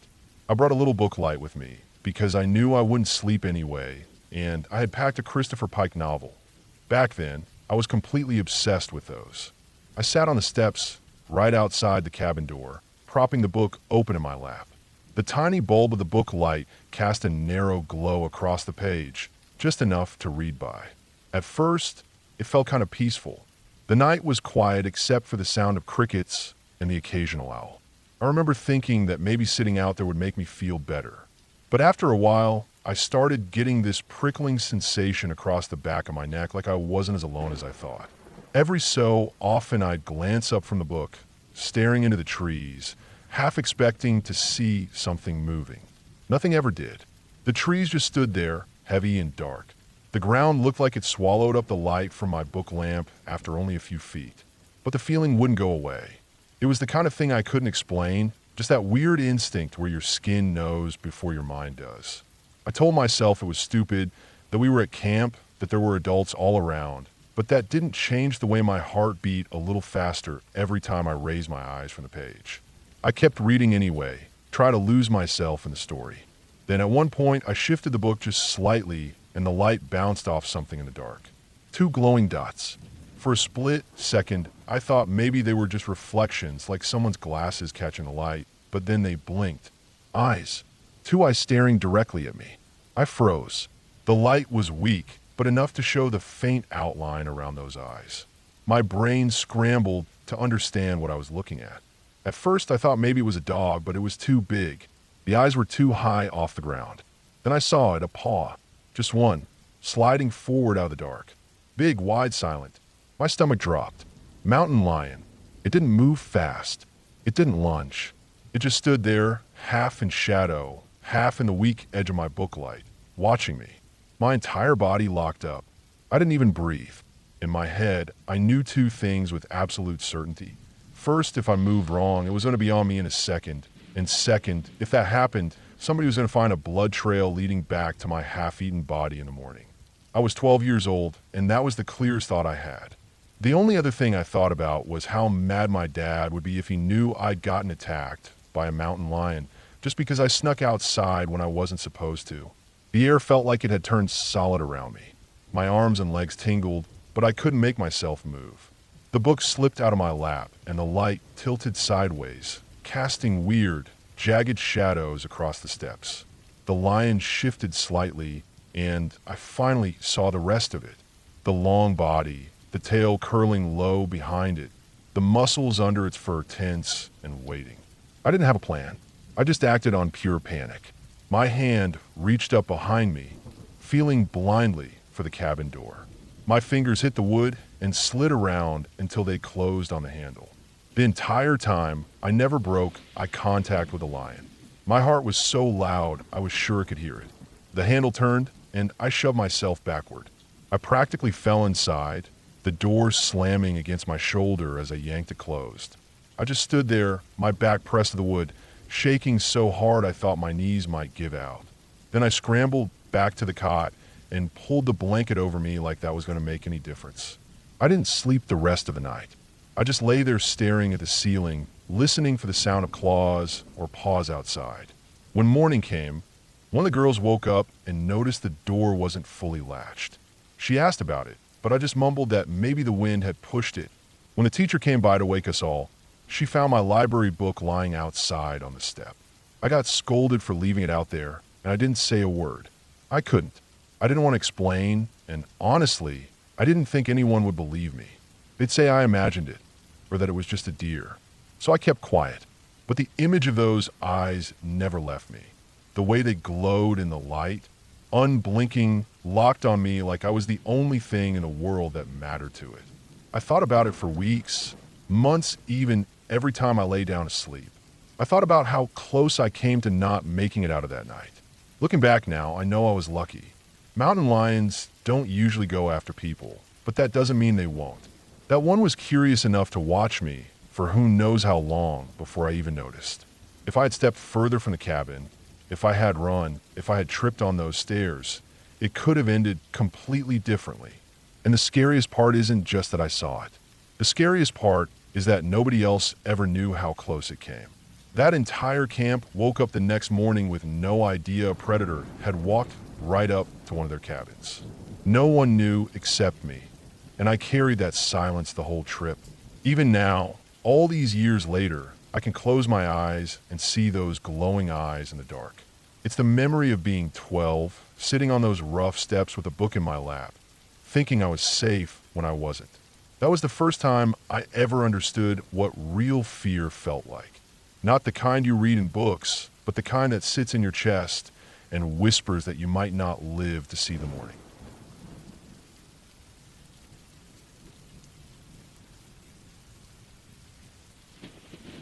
I've worked as a ranger long enough to know that not every trip into the backcountry goes the way you plan it. You can pack light, you can plan for weather, you can know the terrain like the back of your hand, and still something will happen that tilts everything off balance. Sometimes it's the weather, sometimes it's the people you meet, and sometimes it's the land itself. Something about it just feels wrong the second you set foot on it.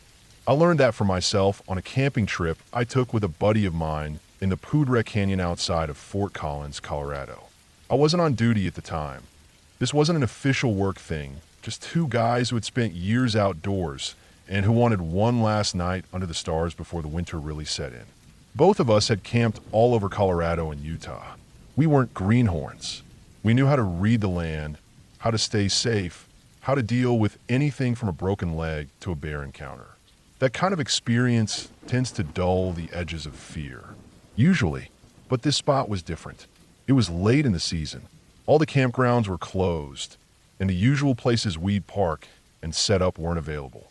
We drove along the canyon, looking for a pull-off where we could tuck the truck out of sight and pitch a tent. Eventually, we found a random little side road, one of those unnamed dirt spurs that look like they lead nowhere. The kind you pass without even noticing most of the time. It dipped off the main canyon road, curved behind some pines, and leveled into a small clearing that looked just big enough for us. No signs, no fire rings, no indication anyone camped there often. Just bare ground and the sound of the river muffled through the trees. At first glance, it looked fine, but as soon as I stepped out of the truck, I felt something I couldn't explain. Like walking into a room right after an argument. You don't hear it, but you feel in the air. My buddy felt it too. I could see it on his face. The silence pressed down harder than it should have. I've camped in plenty of quiet places, but this was the kind of quiet that makes you look over your shoulder. We set our packs down, stretched our legs, and started looking around. Almost immediately we found something odd. Just a few feet from where we planned to set the tent, there was a blanket crumpled under a bush. I pulled it out, expecting maybe a forgotten sleeping bag or some trash. Instead, It was wrapped around something. The weight of it wasn't right, though. Too solid in the middle, too light on the edges. When I peeled it back, what stared back at us was the skeletal remains of some animal. The bones were picked clean, the skull mostly intact. It looked like it had been dead for a long time. My best guess was a dog or a coyote. Either way, it wasn't fresh. We assumed it had been someone's pet, dumped there after dying. People do that more often than I'd like to admit, wrapping an animal in a blanket and leaving in the woods. It's not right, but I've seen worse. Still, finding it right where we planned to sleep set the mood in a bad direction. We decided to stretch our legs and scout the area before committing to staying there. The canyon walls rise up steep on both sides, covered with pine and scrub oak, and we figured we'd climb a bit to see if there were any other flat spots or signs of people nearby. As we hiked up one of the hills, picking our way through loose rock and pine needles, we found something else. It was an abandoned tent, but not in the way you usually see. This wasn't collapsed on the ground or torn up by weather. It had been deliberately tied and wrapped up into the branches of a tree, maybe 8 feet off the ground, like someone had stuffed it there to hide it. The fabric was faded and dirty, but still intact. I felt a tightness in my chest as we looked at it, certain we were about to find something we didn't want to see. But when we pulled it down and checked, there was no body. No animal either. Instead, inside the tent were several notebooks, weather-warped and swollen from damp, and a sleeping bag balled up tight. The notebooks weren't the kind you'd buy for school. These were heavy-duty journals, the kind you'd take backpacking to log thoughts or sketches. The pages we flipped through were covered in dense handwriting, but the ink had bled and run so badly it was almost unreadable. Just lines and lines of words that smeared into each other. The sleeping bag was old, smelled of mildew, and didn't look like it had been touched in years. We left the tent where it was and continued. As we started down the hill, cutting across a steep section, the air shifted. I've smelled death enough times to know it instantly, even before I see anything. It's heavy, sour, thick in your nose and throat. It doesn't drift, it clings. We were hit with that smell all at once. Both of us froze, scanning the slope. About 30 feet downslope, tucked into the crook of a tree that had grown sideways out of the hillside, was a bundle. A small towel, folded around something, jammed against the trunk in a way that didn't look accidental. It was too far to make out details, but the smell made it clear what we were looking at. The spot itself was strange. This wasn't a flat, obvious place where something would fall or be left behind. This was 200 or 300 feet up a steep hillside, not somewhere you'd wander casually. To put something there meant you had to climb up, deliberately wedge it in, and then leave. It wasn't an accident. We stood there for a while, the smell in our throats, neither of us moving closer. Finally, we turned back toward camp. Back at the clearing, we built a small fire and sat staring into it. The image of the towel and the tree wouldn't leave my mind. Every time the flames cracked, I thought of that bundle. We had bourbon with us, and we drank more than we planned, trying to push down the unease. The alcohol dulled it, but only so much. Eventually, with enough firelight and liquid courage, we made a decision. We had to know. We grabbed a long stick and hiked back up. The firelight behind us faded until it was nothing, and our headlamps cut thin beams across the trees. The hillside was steeper than I remembered, the ground loose and sliding under my boots. The smell grew sharper with every step. When we reached the bundle, my hands were slick with sweat despite the cold. I used the stick to nudge the towel open. It took only one push. Inside was an owl, recently dead, its feathers still bright, body intact, but limp. Its wings were folded neatly against its sides, almost as if someone had arranged them. It wasn't rotted or skeletal like the blanket find. This was fresh, killed, wrapped, carried up a steep slope, and placed against a tree. I don't know why, but the fact that it was an owl made it worse. Something about the bird's glassy eyes staring blankly, the deliberate way it had been positioned. Someone had gone out of their way to do this. We didn't take it with us. We didn't disturb it further. We just stood there for a while, the smell thick in the air, then climbed back down to camp in silence. That night was long. The fire burned low, the bourbon burned out of my system, and the dark pressed in. I lay in my sleeping bag, listening to every snap of twig every rustle of wind. I couldn't shake the image of that bird in the towel. Couldn't shake the thought of the notebooks stuffed into the tent. Couldn't shake the feeling that whoever had done those things might still be out there, watching from the trees. When dawn came, I was grateful. We didn't even make breakfast. We packed everything as fast as we could, stomped out the ashes, and left. I've camped in plenty of wild, lonely places since then. I've seen plenty of strange things. But that night in Poudre Canyon has stayed with me more than most. It wasn't ghosts or anything supernatural. It was worse than that. It was evidence of someone out there, someone who carried dead animals up steep hillsides just to wrap them in towels and hide them in trees. Someone who filled notebooks with words that bled away in the weather. Someone who abandoned tents and trees. The woods are big, big enough to hide people who do things like that. And big enough to remind you that you never really know what's out there with you when the sun goes down.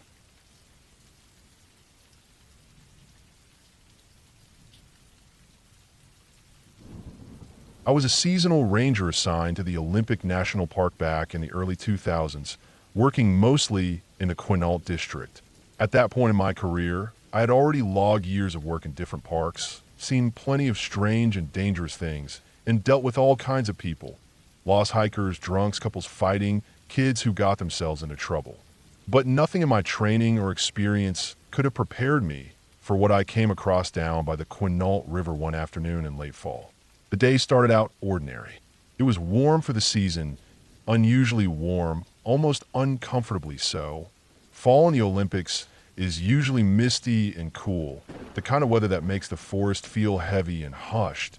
But that week a strange pocket of heat had settled into the valleys. I had been on patrol for hours already, checking a few trailheads and campsites that don't get much traffic once the summer crowds leave.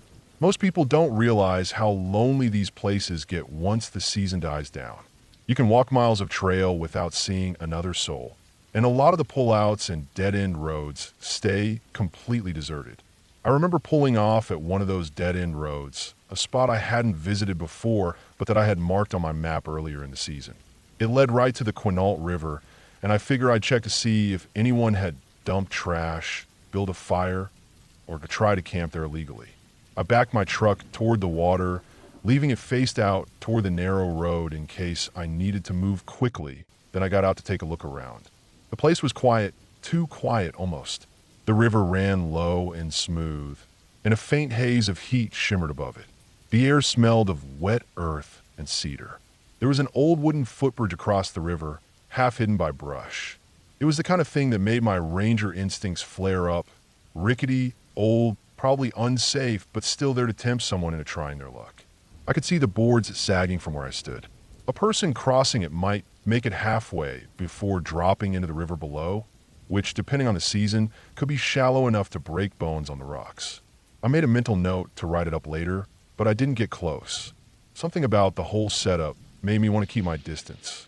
Even with the heat, I kept my uniform shirt on and did a slow scan of the area, pushing through some blackberry vines and thick brush to get down the embankment.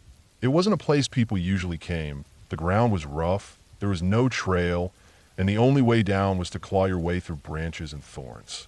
I figured maybe some angler or adventurous camper had made their way here earlier in the season, but the place didn't have any fresh tracks. I crouched near the water for a while, feeling the warmth on my back. That's when I noticed it, this strange sensation, like I wasn't alone.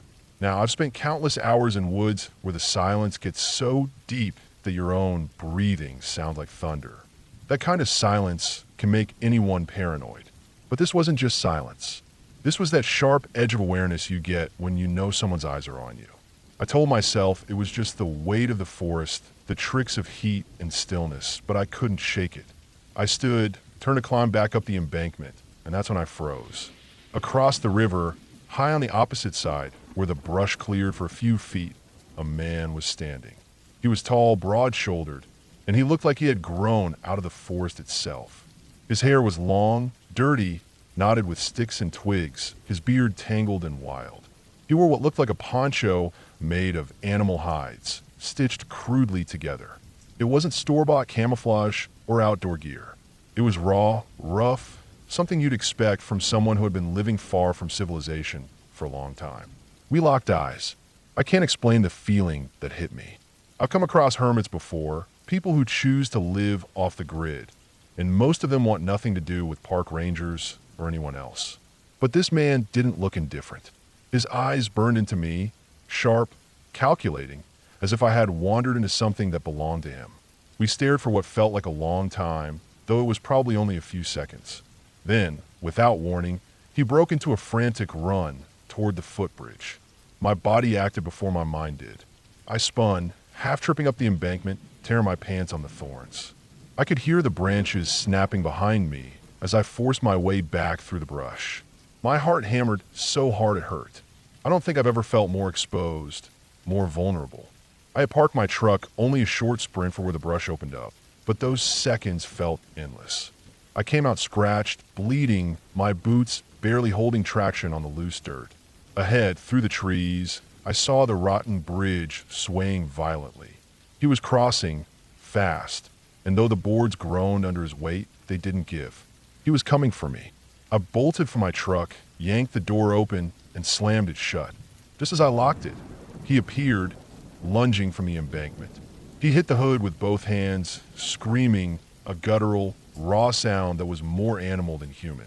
My whole truck shook under the force of it. He pounded the hood, then came to my driver's side, jerking the handle. His face was twisted with fury, veins standing out under the dirt and grime. His mouth moved, but no words came out, just grunts sharp, raw noises that cut through the closed windows. I jammed the key in and twisted. The engine roared, and I floored it. The tires spun on the dirt before catching, and I shot forward, bouncing hard on the uneven road. In the rearview mirror, I saw him chasing after me, sprinting with terrifying speed. His arms pumped, his head was down, and for a mile or more he kept coming, a shape growing smaller only because my truck outpaced him. By the time he disappeared from view, my hands were shaking so badly I could barely grip the wheel. Blood trickled down my arms from the blackberry scratches, and sweat soaked through my shirt. My whole body felt like it had been doused in ice water, even though the air was hot. I didn't stop until I reached the ranger station. When I finally parked, I sat there for a long time, staring out the windshield, trying to steady my breathing. The scratches burned, but I hardly felt them. All I could think of was the look in that man's eyes, the sound of his hands pounding against my truck, the weight of knowing he had wanted to get to me badly enough to risk that collapsing bridge. I filed a report. I went back the next day with another ranger, and we found signs on the far side of the river. Boot prints, old fire rings, animal bones. It was clear someone had been living out there for a long time, hidden away in the dense forest where few people ever wander. We didn't see him again. Some locals later told stories about a man who roamed the backcountry for years, keeping to himself, but always watching. No one knew his name, and no one ever got close. Even now, after years of working parks across the country, I can't shake the memory of that day. I've faced bears, storms, injuries, and plenty of emergencies, but nothing has ever left me with the same lingering fear. Because wild animals act like wild animals. You can predict them, respect their boundaries, know their signs. But people, especially the ones who've slipped so far from society that they don't even speak anymore, they're unpredictable. They're dangerous in ways you can't prepare for. I never went back to that exact spot by myself again. Whenever I patrol near Quinault now, I bring someone with me. I still see the bridge in my mind sometimes, swaying under his weight, hear the sound of his fist slamming the metal of my truck, feel the raw terror of those few seconds when he almost reached me. I think about how close it was, 10 seconds slower, one misstep in the brush, and it could have ended differently. That river is beautiful, wild, and quiet, but it carries a memory for me that will never fade. I will always remember the hunted feeling, the way the forest closed in on me, and the truth I learned that day, that sometimes the scariest thing in the wilderness isn't the wilderness at all. It's the people you don't expect to find out there, and that's the part of the job that still haunts me.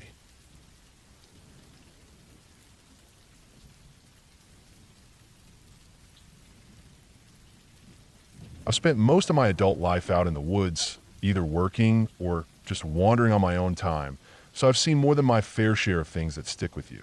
Some of them are the kind of things you want to see again, Quiet mornings where the fog hangs low over a lake, or an elk stepping out from the trees without knowing you're there. Other times you run into things that make your blood run cold and make you think twice about being out there at all. One trip in particular has never left my head, and even now, years later, I think about it whenever I come across a place that feels too quiet or too forgotten. It was late spring when it happened, maybe May or June. The nights weren't freezing anymore, and the days had that mix of warm sun and a breeze cool enough to keep you comfortable. My buddy and I had a routine of sorts. Whenever we both had a couple days off, we'd load up his old pickup truck with gear and head out to a spot we'd been using for camping for a while.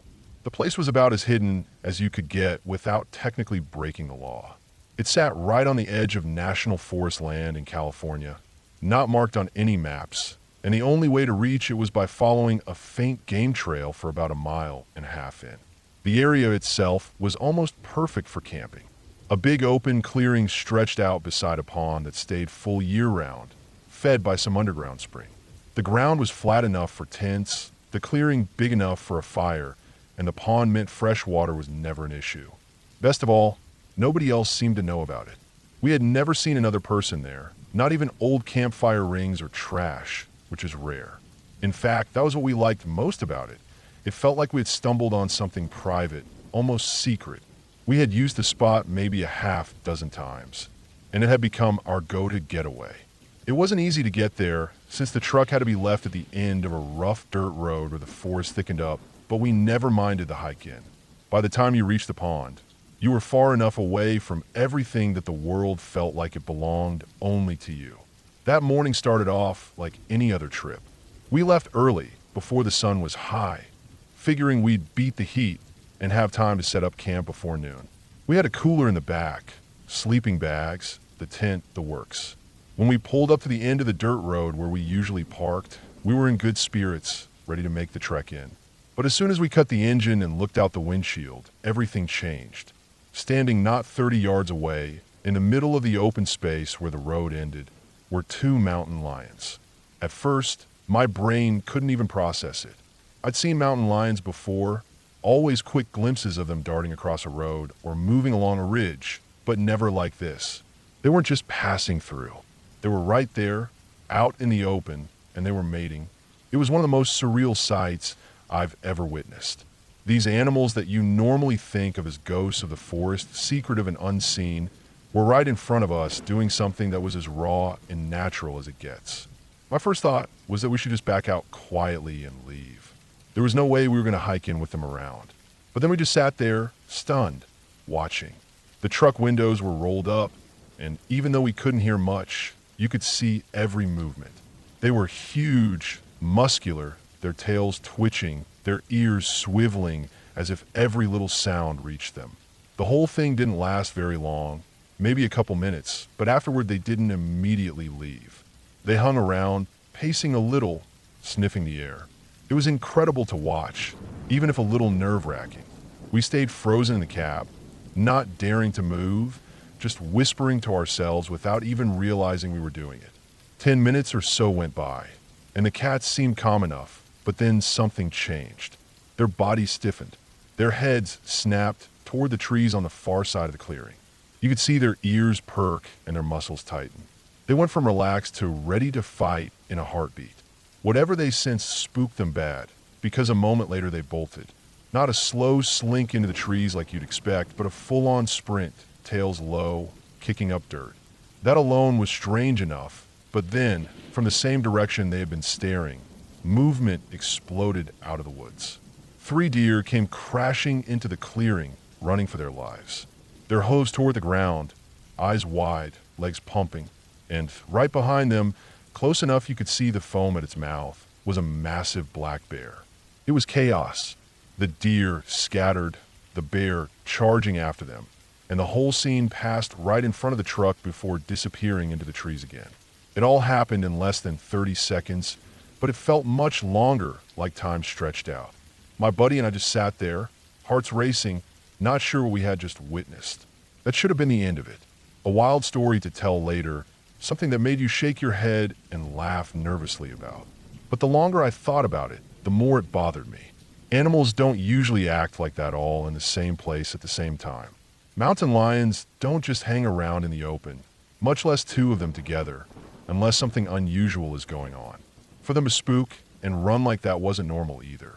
And seeing a bear that size chasing deer in broad daylight, it all stacked up in a way that didn't sit right.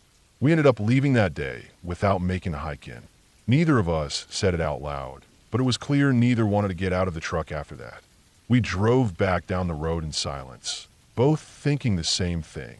If that much predator activity was going on in that little corner of the forest, then something wasn't right. I didn't go back to that spot for a long time. Months turned into years, and even though we kept camping in other areas, we never once returned to that clearing by the pond. Every time I thought about it, I pictured the lions stiffening up, their bodies alert to something we couldn't hear or smell, and I remembered the way they tore out of there like their lives depended on it. What unsettled me most wasn't even the bear or the deer.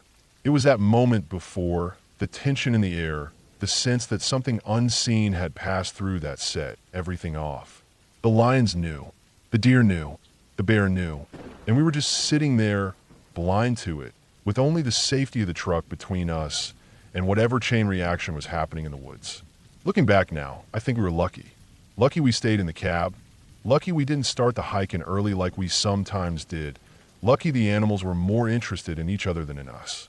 People think of the wilderness as this peaceful backdrop for camping trips and hikes, but it's alive and it doesn't care about you.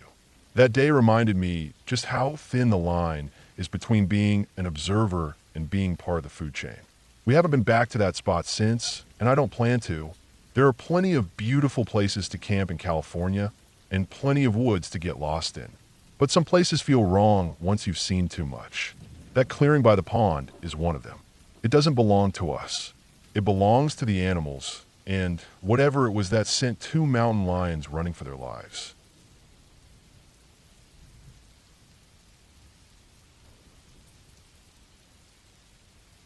I never thought the quiet parts of my job would end up being the ones that unsettle me the most. When I first signed up as a park ranger, I imagined myself dealing with things like lost hikers, small injuries, illegal campsites, maybe the occasional bear wandering a little too close to the campgrounds. I thought about the wide trails, the crisp morning air, the sound of the forest moving like a living thing all around me. That was what pulled me into this life. Nature and the strange peace that comes with living inside of it. What I didn't think about, and what no one really told me in training, was how human behavior is what tends to cause the real problems. And sometimes, the most frightening parts of this job don't come from animals, storms, or getting lost. They come from people who wander too deep into places where they don't belong. The park I worked in was vast. Thousands of acres of dense forest, rolling hills, rocky ridges, and winding streams that cut through the land like veins. Most visitors stuck to the main trails, the campgrounds, and the little designated picnic areas, but the further you went out, the more you felt like the forest was swallowing you. Out there, past the marked areas, you could walk for hours without seeing another person, and sometimes it felt like you'd stepped out of the modern world entirely. I grew used to that silence, to the rhythm of my own boots on the dirt and the way the wind hissed through the pine trees. It was peaceful most of the time. This story started during a late summer season when the park was still full of visitors, though things were beginning to thin out. Families had gone back to their lives, kids were back in school, and the weekdays especially were quieter. My shifts rotated, but that week I was on a string of evening and night patrols, covering the less used trails and checking the boundaries for illegal campers or hunters. Night patrols weren't my favorite, but they were necessary. People tended to break rules when they thought no one was around to see them. That evening, I set out from the ranger station just before sundown. The sky was glowing orange and purple as I drove the gravel service road deeper into the forest. I had my gear packed, flashlight, first aid kit, radio, water, and a small pack with enough supplies in case something happened, and I had to stay overnight. The plan was simple: hike a particular section of trail that had seen some trouble lately. We'd had complaints from visitors about strange noises in the woods, and one hiker had reported finding what looked like a makeshift camp hidden just off the trail. He hadn't seen anyone, but he said the camp looked used recently. My job was to hike out there, check it myself, and report back. By the time I parked the truck at the trailhead, the sun had dipped low enough that the woods were already dim. The trail stretched ahead of me, gravel crunching under my boots as I walked. I settled into my pace, breathing slow, the forest quiet except for the occasional rustle of something small in the brush. After about 30 minutes, I reached the point where the reports had come from. The air felt still, heavier somehow, and I switched on my flashlight even though there was still a sliver of light left.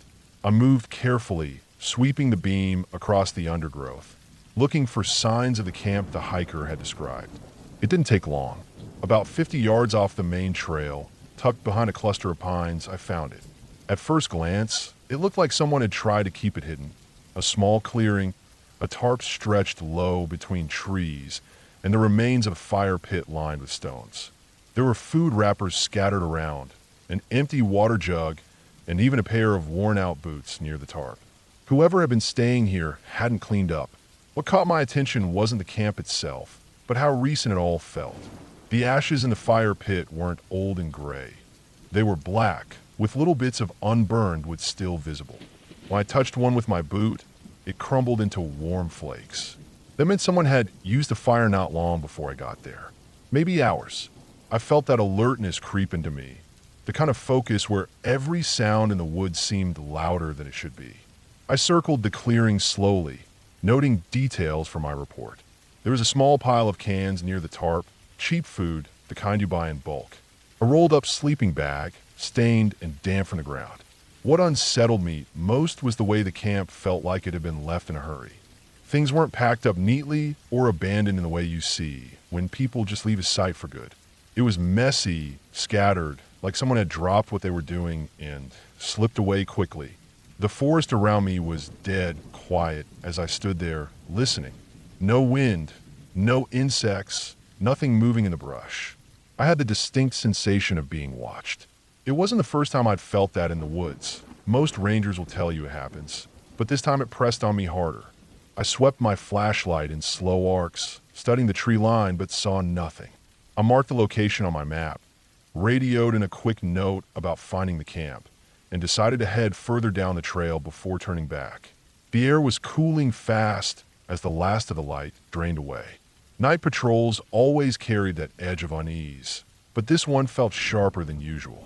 About a mile further, the trail dipped into a hollow where the trees grew denser. My flashlight beam bounced across the trunks, shadows stretching long between them. That was when I heard it, the snap of a branch somewhere off to my right. I froze. My heart thumped harder, my ears straining. Another sound followed, softer this time, like a foot pressing into leaves. It wasn't an animal. I knew the difference. The weight, the cadence, it was someone walking, trying to be quiet. I stood still for what felt like a long time, the beam of my flashlight locked on the trees. Nothing moved. Slowly, I kept walking, but now every sense was alive. The trail was narrow here, bordered by undergrowth thick enough that someone could move alongside me without being seen. Every few steps, I caught another faint sound, the crunch of leaves, the swish of a branch, always off to the side, always just out of sight. It wasn't unusual to come across people out here who weren't supposed to be. Illegal hunters, squatters, people hiding from something in their own lives. Most of the time, they kept their distance once they realized a ranger was near. But this was different.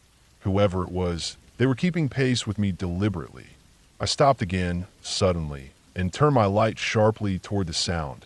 The forest froze with me. My beam lit only trees and brush. No movement. I waited, breath held, the silence pressing. Then, faint but clear, I heard the sound of something retreating deeper into the woods. I stood there for several minutes, forcing myself to stay calm. Whoever it was, they knew these woods well enough to move quietly. I decided not to chase after them. That could turn into a dangerous game quickly. Me chasing someone through unmarked forest at night, with no backup close by. Instead, I made the decision to turn back toward the trailhead. I'd seen enough. The hike back felt longer than it should have. Every few minutes, I thought I heard something again. A faint step, the shift of weight on the forest floor, but when I stopped, it faded.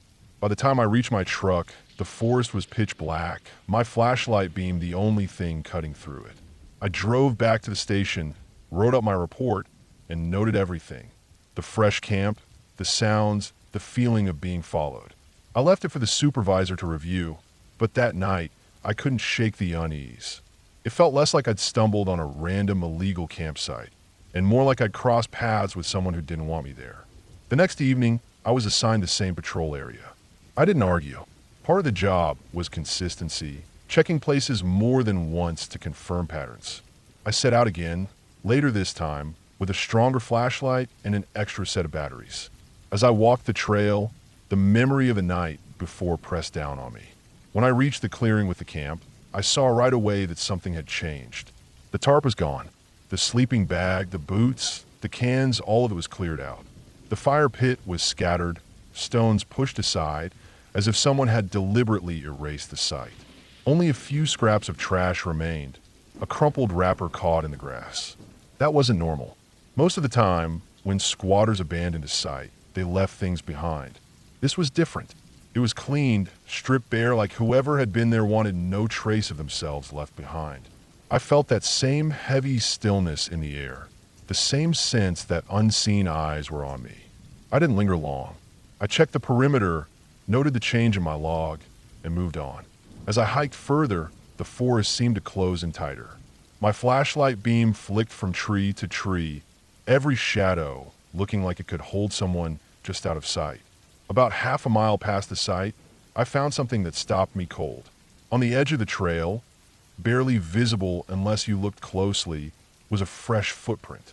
Human, pressed into the soft dirt, pointing the same direction I was walking. I crouched down, studying it. It wasn't mine. I compared the tread to my own boots. It was larger, wider, and recent enough that the edges hadn't crumbled. I felt exposed suddenly, crouched there in the open. Slowly, I stood and swung my light into the trees. Again, nothing. Just silence. By the time I made it back,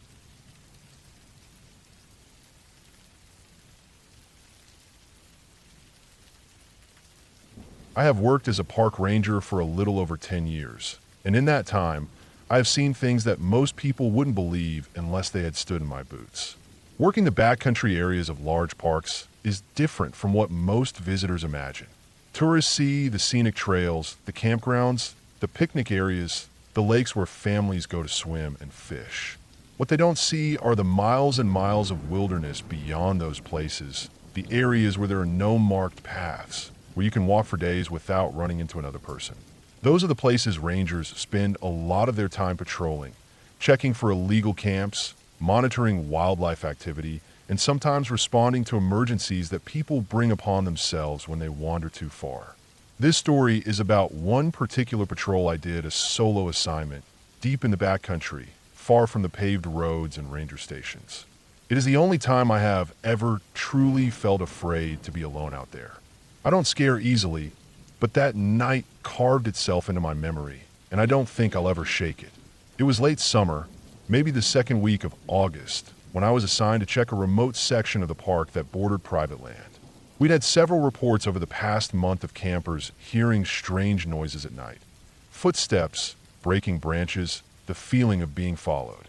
Most of the reports came from people hiking along a long stretch of trail that ran parallel to an old gravel service road. That road wasn't in use anymore except for rangers on patrol. It used to be used by logging trucks back in the 60s, but now it was overgrown and barely passable in some spots. Still, it provided us with a way to cover ground faster than just hiking the trail. When we get complaints like that, usually it turns out to be nothing. Coyotes, deer, even a bear wandering too close to camp. But the thing that made the reports unusual was that several people described hearing what sounded like deliberate footsteps behind them, the kind of sound you associate with a human walking at night, rather than an animal moving through brush. A couple of campers even said they saw a light in the trees, like a flashlight, though no one else was supposed to be out there. The area was at least 12 miles from the nearest campground, too far for casual hikers. If someone was out there at night, carrying a flashlight and following people, it meant they had come in with purpose, and that made it concerning. I loaded up my pack with 3 days worth of food and supplies, my radio, and my sidearm. Rangers don't always carry a gun, but in the backcountry, especially when you're alone, you want every tool available. I also carry my usual gear: first aid kit, flashlight, spare batteries, topographic maps, compass, and a small tent. The drive out took almost 2 hours, and then I left the truck at a locked service gate and started walking the gravel road on foot. It was early afternoon, and the air was hot and heavy. The forest was thick with that late summer smell of pine needles baking in the sun. The gravel road stretched out in a straight line for long sections, then curved through thick groves of fir and spruce. Every so often I'd see signs of old campsites, fire rings made of stone, scattered beer cans, places where people had once built shelters. Most of them looked abandoned for years. I hiked until the sun dropped low. At around 6, I set up camp in a small clearing just off the road. I ate a cold dinner of jerky and trail mix, and then sat listening to the forest as night settled in. Out here, you hear everything. The chirping of insects, the occasional distant owl, the groaning of trees as they sway in the evening wind. Normally those sounds comfort me.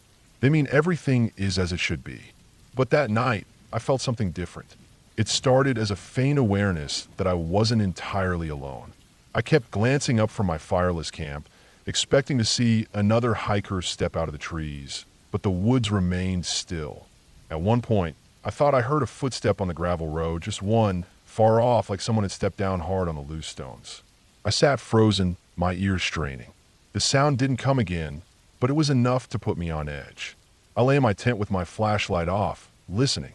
Sometime after midnight, I woke to the sound of crunching gravel. This time it wasn't my imagination. Someone was walking the road, slow, steady, the way a person walks when they don't care about being heard. The steps moved past my camp and continued down the road until they faded into the night. I sat there, gripping my flashlight, debating whether to unzip the tent and step out. But I didn't. I waited. Eventually, exhaustion dragged me back to sleep, though it was shallow and restless. The next morning, I checked the road. Sure enough, I found footprints in the gravel. Human prints, boot soles, fairly large, maybe a men's size 11. They weren't mine. I could see my own tracks coming from the other direction. The stranger's prints had passed within 30 yards of my tent. That wasn't the sort of thing you brush off. I radioed in a quick report, but reception was spotty, and I didn't get confirmation that it went through. Either way, I kept moving deeper down the road, following my planned patrol. All day, I had the feeling of being watched.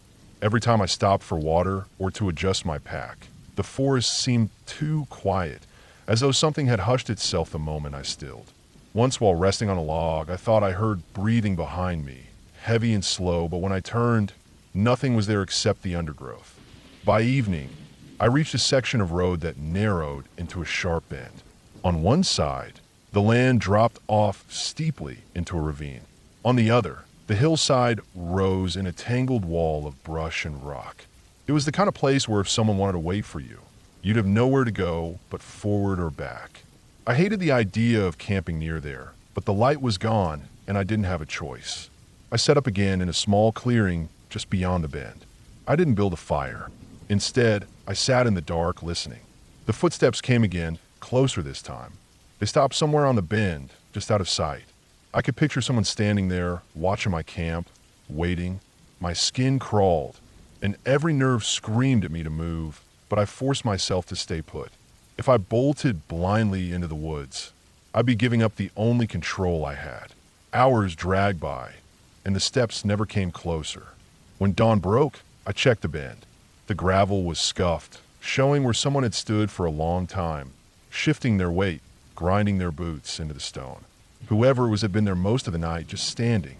That day, I pushed farther in, checking side trails, looking for signs of illegal camps. By late afternoon, I found one. It was set back in the trees about 50 yards from the road. The camp was old, but not abandoned. A tarp was stretched between trees, weathered but still sturdy. Beneath it was a pile of gear, sleeping bag, cooking utensils, several cans of food. More disturbing was the wall of the tarp. It was covered with scratches, hundreds of them, as though someone had taken a knife and dragged it across the fabric over and over. I searched carefully, but found no one. The food was sealed, the sleeping bag rolled. It looked like whoever was using the camp came and went, leaving their supplies behind. I noted its location and moved on, unsettled. That night was the worst. I camped in a different spot, this time a little farther off the road. Still, the footsteps found me. Around midnight, I heard them again, slow, steady, deliberate. They circled my camp this time, crunching in the gravel, then moving into the brush, then back onto the road. I sat in the dark, clutching my radio, ready to call for backup, but I knew no one could reach me fast enough. At one point, the steps stopped just outside my tent. I could hear breathing again, heavy and close. My hand went to my sidearm. I didn't unzip the tent, but I rested my hand on the gun and stayed perfectly still. The breathing lingered, then faded as the steps moved away. By dawn, I felt like I'd been awake for a week. My body ached, and every sound made me twitch. I knew I had to wrap up the patrol and head back. On the last stretch of road, I glanced down and saw something that stopped me cold. In the dust at the side of the road were footprints, fresh ones, and they matched mine stride for stride. Every place I had stepped the day before, another set had stepped just beside it, like someone had been shadowing me all along. When I finally reached the gate in my truck, I didn't relax until the doors were locked and the engine was running. Even then, I checked my mirrors constantly all the way back to the station. I filed a full report, detailed everything. The footsteps, the camp, the scratches on the tarp, the matched footprints. Law enforcement was called in to sweep the area. They spent 3 days searching, but found nothing. The old camp was still there, untouched, but no one returned to it. Whoever had been out there watching me, following me, they vanished as suddenly as they had appeared. I never learned who it was or what they wanted. Maybe it was a squatter, someone living illegally in the park, who didn't want to be discovered. Maybe it was something darker, someone who took pleasure in stalking people, making them feel hunted. What I do know is that I've never gone back down that stretch of road alone again. Even now, years later, when I think about those footsteps outside my tent, the sound of slow breathing in the dark, my chest tightens. Out there, in the deep woods, there are no streetlights.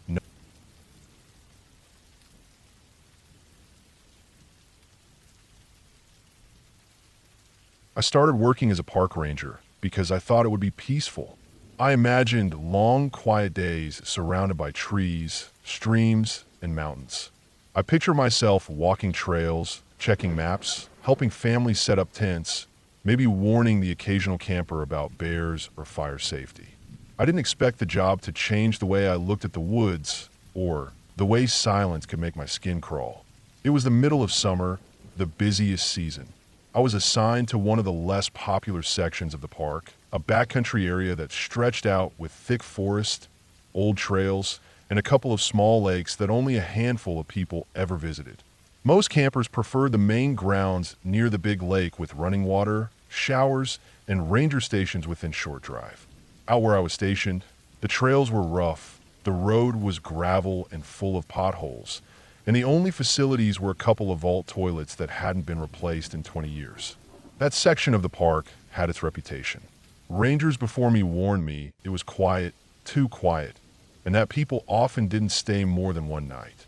There were stories of campers packing up in the middle of the night without telling anyone, just leaving behind half their gear.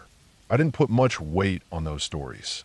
In my mind, it was probably because of the bugs, the isolation, or how loud the coyotes got at night. Still, I was curious. I wanted to know what made that area different. On my 3rd week station there, I had to do an overnight patrol. That meant hiking one of the main trails that circled the lake and checking on all the marked backcountry campsites.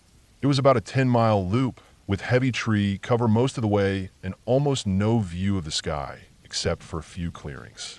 I started late in the afternoon, carrying my pack with my radio, first aid kit, flashlight, extra batteries, and enough water to get me through the night. The first couple of hours were uneventful. I passed one family near the start, a father and 2 kids setting up a tent near the lake. They had a fire going and seemed happy enough. A mile further in, I saw a solo hiker heading back toward the parking lot, moving fast, eyes on the ground. He nodded at me, but didn't say a word. The deeper I got, the quieter it became. At first I thought it was normal. Less traffic, fewer people, more nature. But I started to notice little things. There weren't many birds calling. No squirrels darting across the trail. Even the insects seemed less active. Normally in summer, you'd be swatting mosquitoes and hearing the constant buzz of flies and gnats. But in that stretch, it was mostly just the crunch of my boots on gravel and dirt. By the time the sun dipped lower, I had checked 2 empty campsites and marked them down in my notebook. Nothing unusual. At around 7, I reached the 3rd site. That's where things started to feel wrong.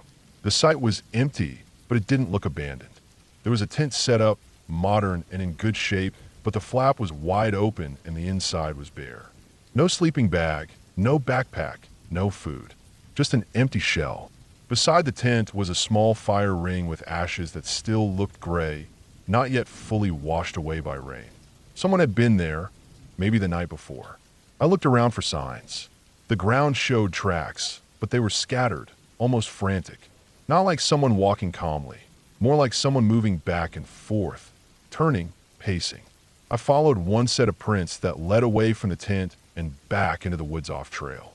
They went about 20 feet and then stopped at a cluster of bushes. No sign of where they went after that.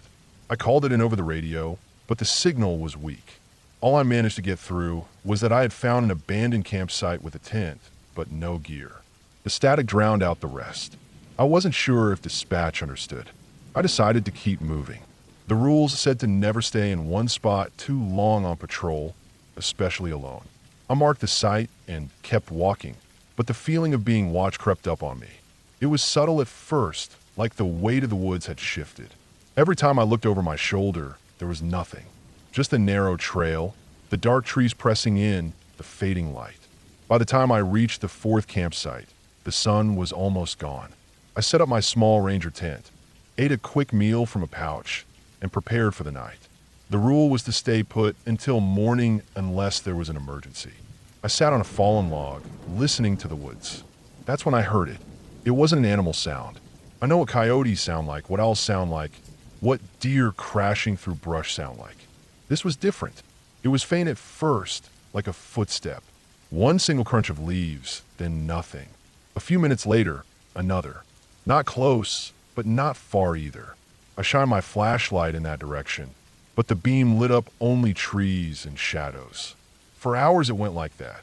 Every so often, I'd hear movement, sometimes a branch snapping, sometimes a rustle of brush. Always from different spots, like something circling the campsite, but never coming close enough to see. My mind kept trying to reason with it. Maybe it was a deer curious about the light. Maybe raccoons. Maybe even another hiker, though no one had signed into this trail past noon. At around midnight, I finally crawled into my tent. I left my boots on and my flashlight in my hand. Sleep came in short bursts, broken by sounds outside. At one point, I swore I heard breathing. Not mine. Slow, steady, just outside the thin nylon wall. I held my breath and gripped the flashlight, but when I turned it on and pointed it at the tent wall, there was nothing. I didn't sleep much after that. In the morning, everything looked normal. The trees swayed lightly in the breeze. Birds finally sang, and the trail looked calm. I almost convinced myself it was all in my head. I packed up and kept moving. Not even a mile down the trail, I found something that stopped me cold. There, in the middle of the path, was a shoe. A single trail running shoe, worn, muddy, and sitting upright as if someone had stepped out of it and walked on. A few yards ahead, another shoe. Then nothing. No tracks leading off into the woods. No sign of who they belonged to. Just 2 shoes abandoned on the path. I picked them up and carried them with me, uneasy about leaving them behind. The final campsite on the loop was at the far end of the lake. When I arrived, I expected it to be empty like the others, but it wasn't. There was gear scattered everywhere. A torn backpack, clothes on the ground, a tipped-over stove. The tent was half collapsed, one pole broken. And in the dirt, deep furrows like someone had dragged heavy weight across the ground. I walked slowly, scanning everything. The furrows led from the tent toward the tree line, then disappeared. Near them were more footprints, again frantic, uneven, circling. Some looked like bare feet, toes digging into the soil. I radioed again, but but only static answered. That's when the smell hit me. It was faint but sharp, metallic like blood. I followed it only a few steps before I stopped. There was no body, no clear source, but the smell was strongest near the water's edge. I stood there, staring at the lake. The surface was calm, reflecting the trees and the pale sky. For a long time, I didn't move. My instincts told me to leave, to get back to the trailhead as fast as possible. And that's what I did. I didn't stop to rest, didn't look back. I hiked the last miles without pausing, my pack heavy, my legs burning, every sound behind me making me quicken my pace. When I finally reached the gravel parking lot, it was nearly dark again. My truck was the only vehicle left. I threw the shoes into the back, started the engine, and drove straight to the ranger station. Later, when other rangers went back with me, the campsite looked different. The gear was gone. The tent was flattened. The ground seemed disturbed like someone had brushed it over. The drag marks I saw were faint now, almost erased. The smell was gone too. We searched for 2 days. No sign of the missing campers. No footprints, no clothes, nothing. The only things left were the shoes I had carried out. That was 3 summers ago. To this day, no one has been able to explain what happened out there. Officially, it's written up as unresolved disappearance. The section of the trail was closed the following year, marked unsafe due to erosion. But I know what I heard. I know what I saw. And every time I walk those woods, even in daylight, I feel it again, the sensation of being watched, of something moving just out of sight. I still work as a ranger, but I don't volunteer for overnights anymore. I stick to the main grounds, where families camp, where kids play by the water, where there's laughter and firelight. Because deep in the backcountry, past the quiet trails and empty campsites, there's something out there that doesn't want us there. And I've learned to respect that.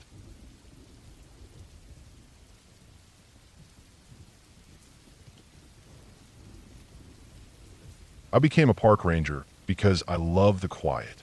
I grew up in a crowded place, in a small house on a narrow street where every noise from the neighbors felt like it was inside our walls.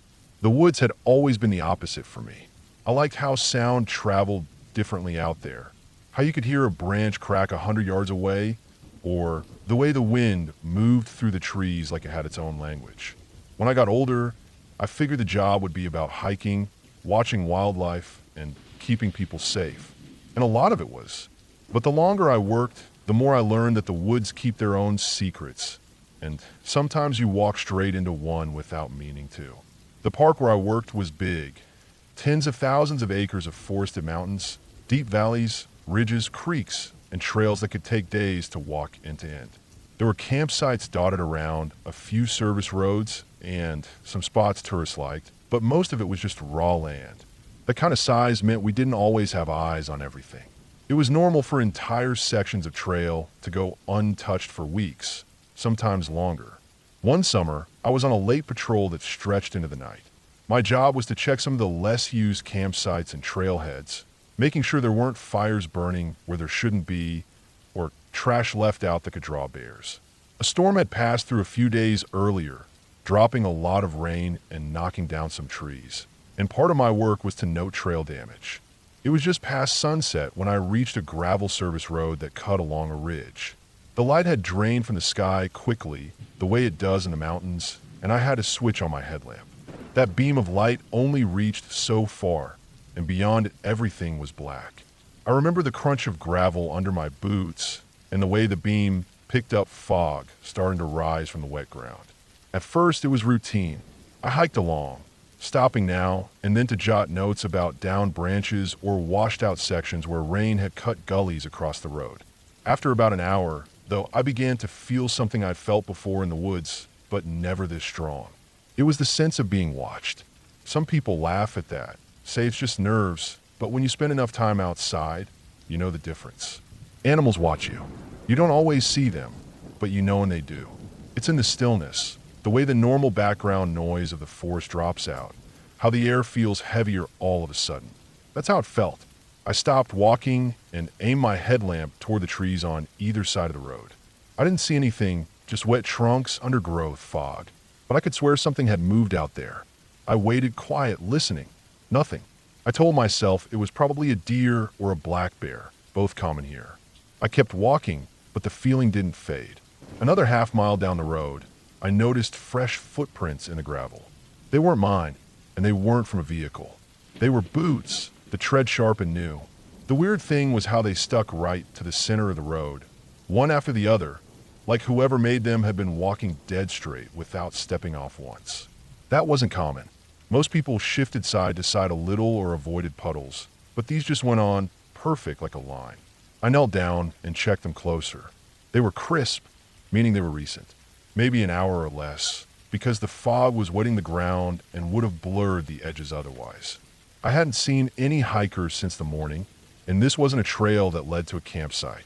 It mostly connected fire roads, so the odds of someone out here for fun were low. I followed them. The print stayed in the center of the road, steady, no hesitation. I walked half a mile more, then a full mile, and they just kept going. My headlamp beam swung over them again and again, and I realized I was moving faster, trying to close the gap on whoever it was. That's when it hit me. I wasn't catching up. If the prints were fresh, the person had to be close. But no matter how far I went, I didn't see anyone ahead. The forest was quiet in a way that made the hair rise on my neck. No frogs, no crickets, no owls. Just my boots and my breathing. I started thinking about who it could be. Maybe another ranger I hadn't heard was scheduled, but we usually knew where everyone was. Maybe someone from outside the park had come in and was using the road to cut through. That thought bothered me more than I wanted to admit, because people who sneaked into the woods at night rarely had harmless reasons. About 3 miles in, the footprint stopped. Just stopped dead in the middle of the road. I swung my light around, thinking they veered off, but there was nothing. On the left side of the road was a steep drop, maybe 20 feet down to a creek bed. On the right was a wall of thick brush and trees too dense to walk through easily. I searched both sides for broken branches, disturbed plants, any sign of where the person went. There was nothing, just the end of the tracks. I stood there for a long time, the fog rolling around me, the night pressing in. My chest felt tight, like the air was being squeezed out of it. I finally forced myself to keep moving, but now I was jumpy, scanning every direction, waiting for movement that never came. By the time I looped back toward my truck, it was after midnight. The forest stayed silent the whole way, and the feeling of being watched stayed too. When I finally reached the gravel lot where I'd parked, I found something that made my stomach drop. On the hood of my truck, smeared in mud, was a single handprint. I hadn't been anywhere near enough dirt to make that myself, and it wasn't there when I left. The fingers were long, the palm broad, and it was pressed down with enough force that little lines of gravel dust had stuck to it. Whoever left it had done it while I was out following those tracks. They'd been close to my truck, close to me. I stood there with my light shaking in my hand, every sound in the dark suddenly louder. I unlocked the truck and got in, slamming the door, locking it, sitting still for a long minute before I started the engine. The headlights cut across the lot and the trees, and nothing moved, but that didn't ease me. I drove out slow, checking the mirrors again and again, expecting to see someone walking behind me in the beam of the taillights. No one did. When I filed my report the next morning, I wrote it up plain: footprints, unusual activity, possible trespasser. I didn't mention the handprint. I didn't have proof it wasn't just some smear of dirt that looked like one, and I didn't want to sound like I was losing it. For weeks afterward, though, I couldn't shake it. I started noticing little things. A snapped branch near a trail I'd walked. A faint boot print in dried mud where there shouldn't have been any. The sense of being watched came back often, stronger than before. Sometimes I thought about turning in my badge, finding work somewhere else. But I never did. The truth is, I still don't know who or what I crossed paths with that night. All I know is that the woods don't give up their answers easily. That service road is still there, and sometimes I drive past it on patrol. I never walk it alone anymore. And every time I see fog start to rise after rain, I remember the line of footprints that ended in the middle of the road and the handprint waiting for me on my truck. That was the night I stopped thinking of the forest as just trees and trails. It was the night I realized someone else might be out there, moving through the dark in ways I couldn't understand and watching closer than I ever wanted to believe.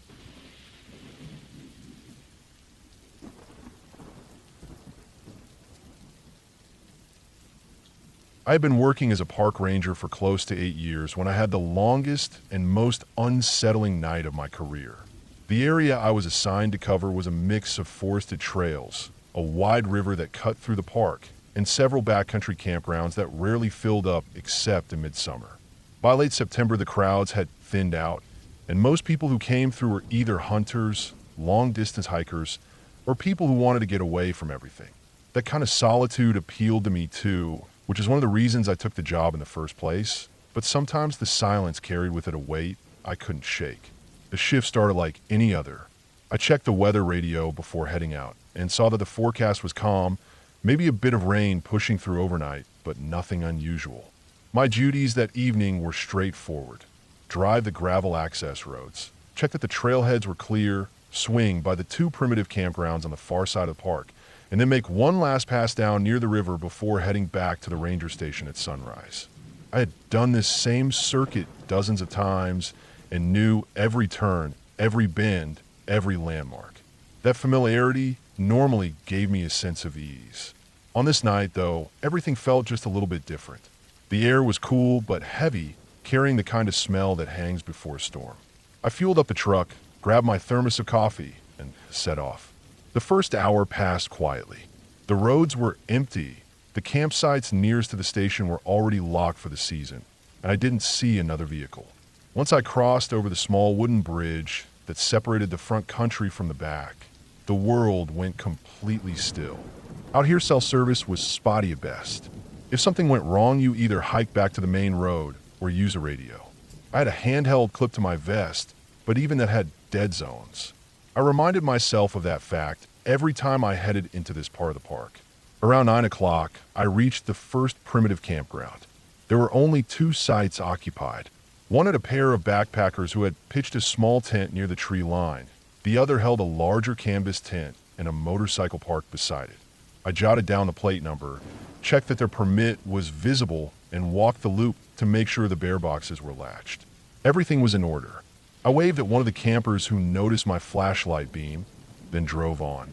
The next stretch of road wound up into the hills. Here the forest thickened, and the road narrowed to the point where only one vehicle could pass at a time. I slowed the truck, taking each corner carefully. About 20 minutes later, I reached the second campground. This one sat at the edge of a ridge that looked down over the river. It was smaller, with only 6 marked sites. To my surprise, none of them were occupied. It was unusual to find it completely empty, even on a weekday, but I didn't dwell on it. I parked for a few minutes, stepped out to stretch my legs, and listened to the night. The wind had died down. The only sound was the distant rush of the river and the occasional creak of the pines. I should have left then, but something made me linger. I walked the loop slowly, shining my light into each site. At the last one, I noticed fresh tire tracks in the dirt.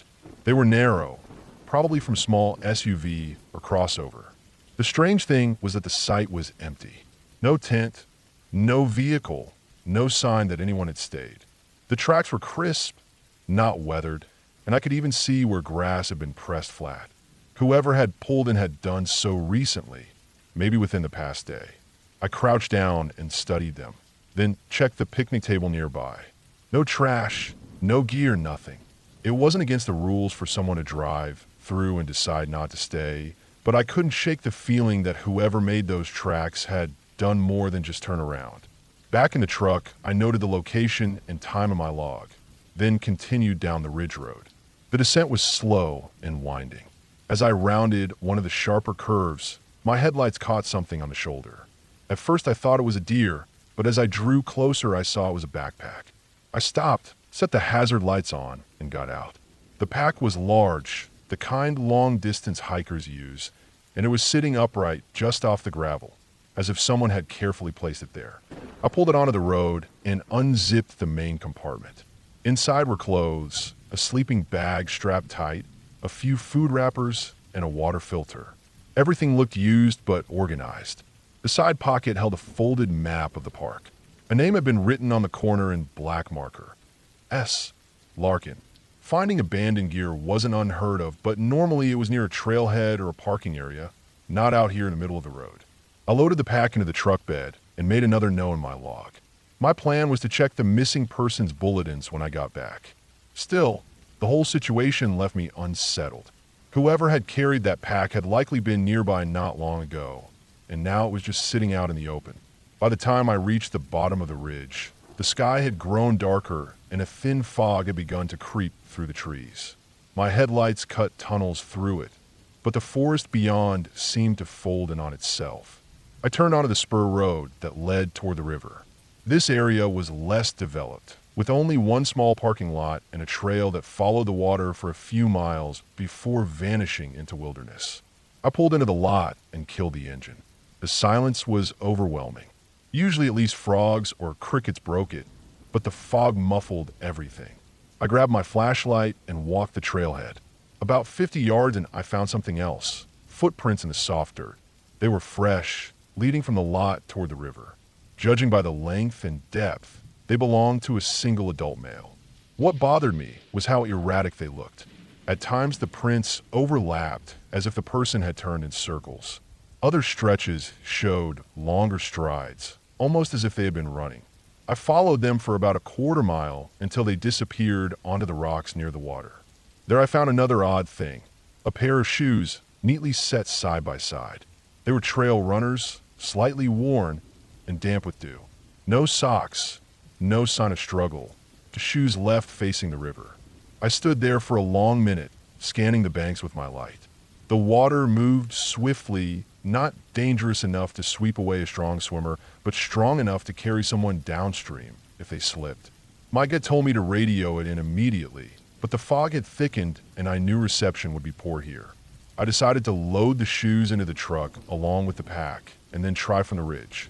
As I turned back down the trail, I heard a sound that froze me in place. It was faint, but it carried just enough to be clear, branches breaking maybe 100 feet off to my right. I swung the light in that direction, but saw nothing but fog and trees. The noise didn't repeat. I forced myself to keep walking. My boots crunched loudly against the gravel, and I found myself pausing every few seconds to listen. The feeling of being watched grew stronger with each step. By the time I reached the truck, my heart was pounding. I climbed in, locked the doors out of habit, and started the engine.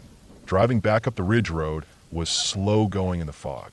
I rolled down the window, partly to hear better, partly to fight off the claustrophobic feeling that had settled in. Twice I thought I saw movement on the side of the road, but each time it turned out to be low branches shifting in the breeze. When I finally reached the top, I pulled over, grabbed the radio mic, and called in. The static was heavy, but after repeating myself twice I got through. I reported the abandoned pack, the shoes by the river, and the footprints. Dispatch acknowledged and said they'd forward the info to the morning search team. They told me to secure the items and continue patrol unless I saw immediate danger. That answer didn't sit right with me, but protocol was protocol.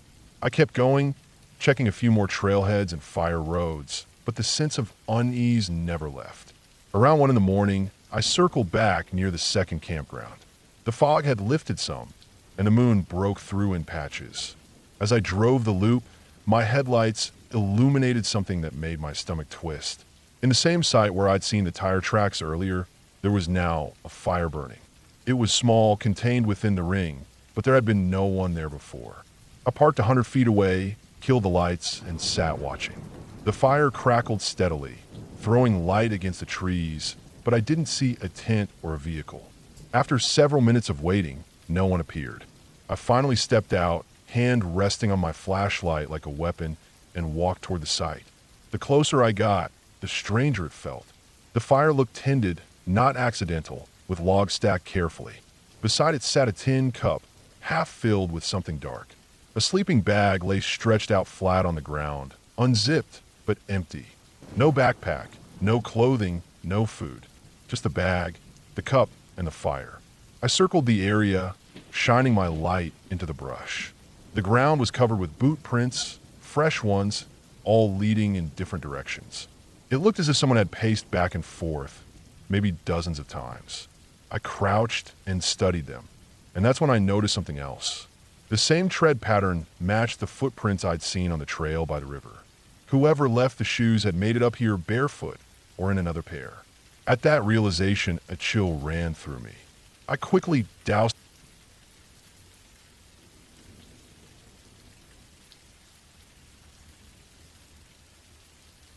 I became a park ranger almost 15 years ago, and in that time I've spent more nights alone in the woods than I can count.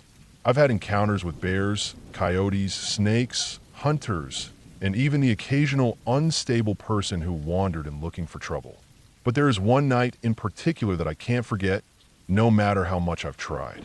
It wasn't supernatural, it wasn't a ghost, but it was the kind of thing that makes you look over your shoulder every time you're deep in the trees, far from anyone else. This happened during my 3rd year on the job, when I was stationed at a large national forest that stretched across several counties. It was late September, which is a strange time in the park. The summer crowds are gone, the kids are back in school, and the hunters haven't fully moved in yet for deer season. The campgrounds get quiet, most trails are empty, and some sections of the forest feel like you're the last person left in the world. I was assigned to patrol a long stretch of service roads that week, checking for illegal camps, fires, and abandoned gear. One road in particular ran about 12 miles into the woods before dead-ending at a gate that marked the boundary of protected wilderness. Hardly anyone went that far in.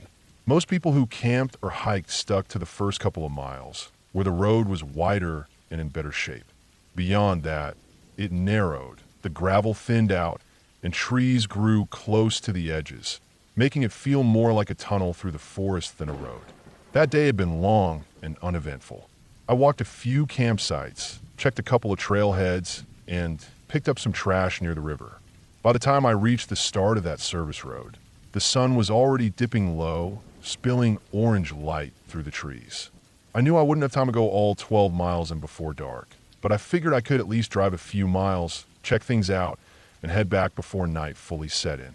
The road was quiet, and the deeper I went, the less sign there was of anyone having been out there recently. No fresh tire tracks, no footprints at the pull-offs, no new fire rings. Around the 4th mile, I pulled over at a small clearing where the remains of an old hunting camp sat. Just a collapsed wooden lean-to and a rusted barrel that had once been used as a fire pit. I got out of the truck, stretched my legs, and walked around a bit. The forest was silent, except for the faint sound of wind moving high through the canopy. I remember thinking how still it felt, like the woods were holding their breath.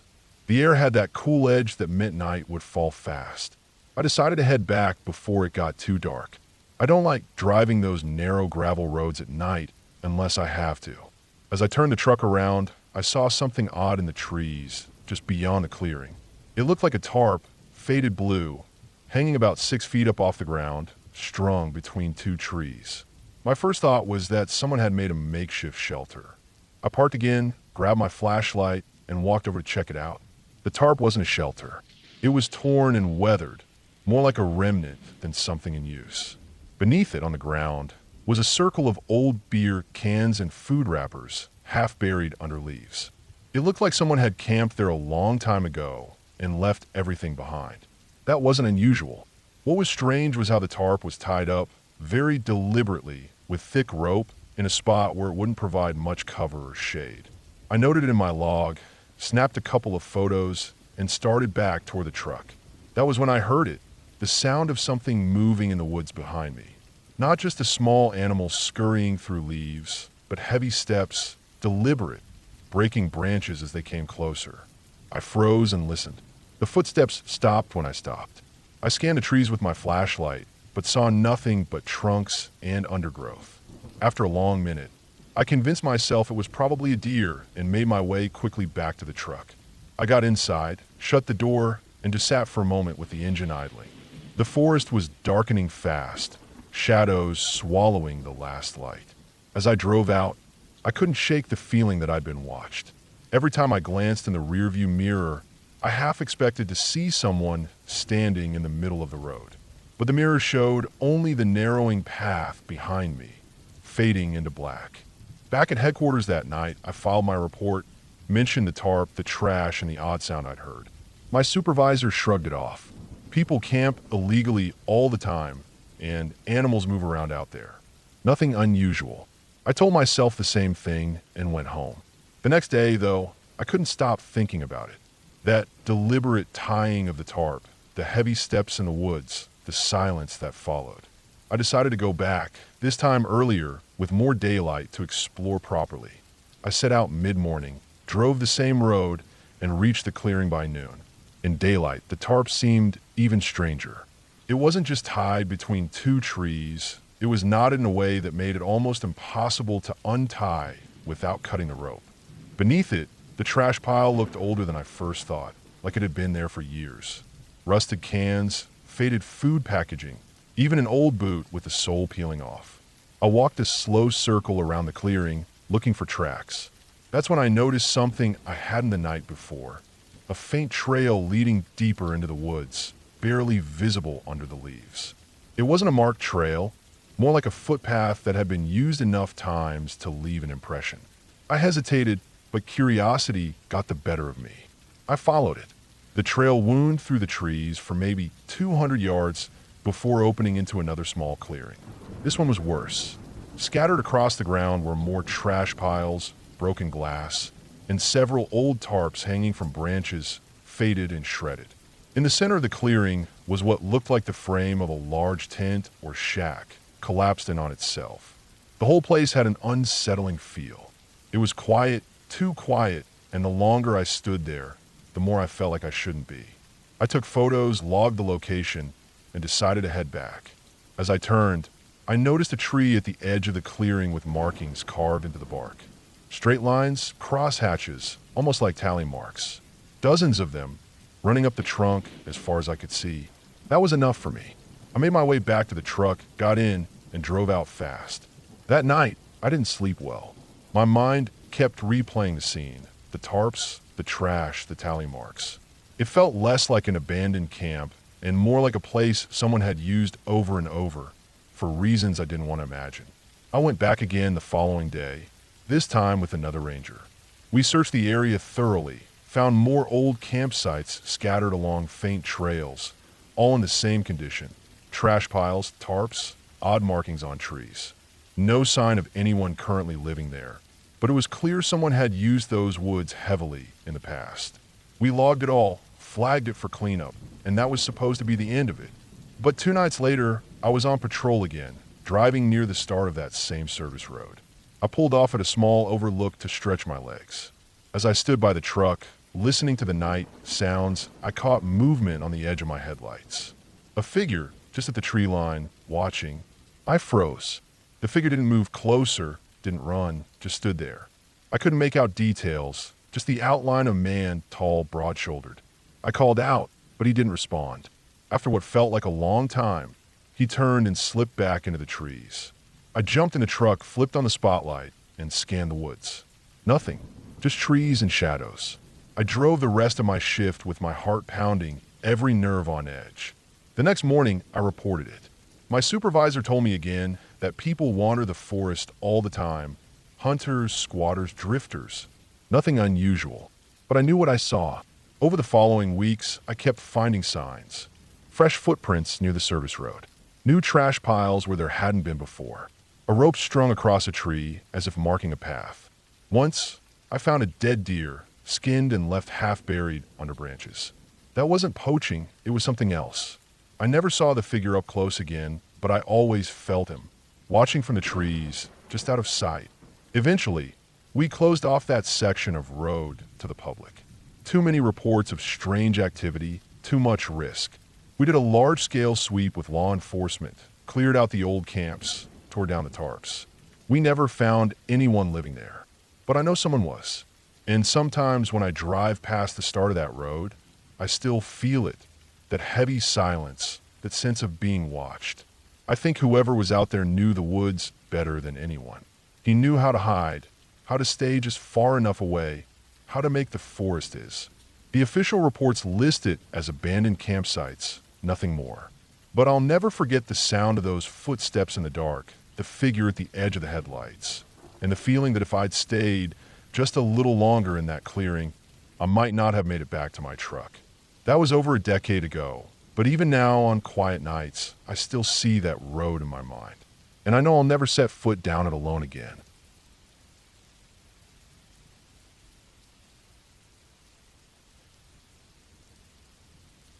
I had been working as a park ranger for a number of years, and I thought I had seen almost everything the woods could throw at me. I knew the weather patterns, the movements of animals, the way the forest sounded when it was healthy and alive, and the way it sounded when something was off. The longer you spend out here, the more your ears and eyes start to catch things other people overlook. You learn that the forest has a rhythm, and when that rhythm breaks, something is wrong. I had plenty of nights where I walked patrols alone with just my flashlight and radio, but there was one stretch of time that changed the way I see the job forever.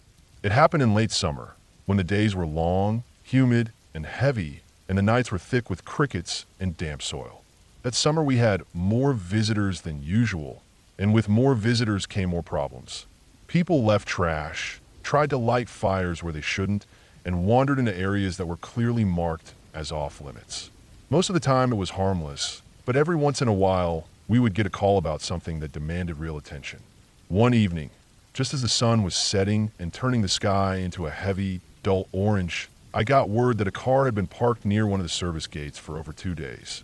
It wasn't in a proper lot, but tucked back near a gravel service road that only rangers were supposed to use. At first, no one thought much of it. Sometimes people carpool or leave a vehicle behind while they go on long hikes. But the thing that bothered me was how hidden the car was. It wasn't in plain sight. It was parked almost deliberately behind a stand of pines, as if whoever left it there didn't want it found. I volunteered to check it out. I've been working that section of the park all week and knew the trails better than most. I grabbed my gear, flashlight, radio, sidearm, first aid kit, and enough water to last the night if I needed it. The drive out was quiet. I remember how the gravel crunched under my truck tires as the road narrowed and trees closed in overhead. The summer air was thick and smelled of pine sap and damp leaves. By the time I reached the spot, the sun was gone and the woods had gone still in that unsettling way they sometimes do when everything seems to hold its breath. I parked behind the abandoned car. It was an older model sedan, blue paint dulled with dust, and a couple of weeds had already started pushing up around the tires. The windows were tinted, and there were smears of dried mud along the doors. I walked around it slowly, shining my light over the plates, the bumper, the tires. All 4 tires were firm. There was no sign of damage, no broken glass, nothing to suggest it had been abandoned after an accident. The driver's door was locked, but the back passenger side window was cracked open about an inch. I leaned in and smelled the air inside. Stale, but not rotten. No food wrappers, no obvious trash. Just a faint smell of sweat and maybe old leather. It was strange, but not illegal. People do odd things in the woods all the time. What made me uneasy was that there was no sign of gear, no backpacks, no boots left in the car, nothing. If someone had gone on a multi-day hike, there should have been something. My gut told me whoever left this car behind was still out there, somewhere in the forest. I radioed in the plate number, but reception was poor. The trees in that area always killed the signal. Dispatch said they'd run it when they could, but it might take a while. With the car in mind, I decided to do a patrol sweep of the nearby service trail. It wasn't an official hiking trail, just a maintenance road we used for supply runs, but it did connect to deeper sections of the park where campers sometimes got lost. The trail was wide enough for a truck, but overgrown. Branches scratched against my sleeves as I walked, and loose gravel shifted under my boots. My flashlight beam cut across tree trunks and brambles, and in the dark, everything looked more twisted than it really was. The deeper I went, the more that strange feeling settled in. The one where your instincts are whispering that you're not alone. I've had that feeling with bears, coyotes, even the occasional mountain lion shadowing me from the brush, but this felt different. I couldn't hear anything following, yet I felt watched. Every so often I stopped and scanned the tree line, letting the silence press in. All I could hear was my own breathing and the faint buzz of night insects.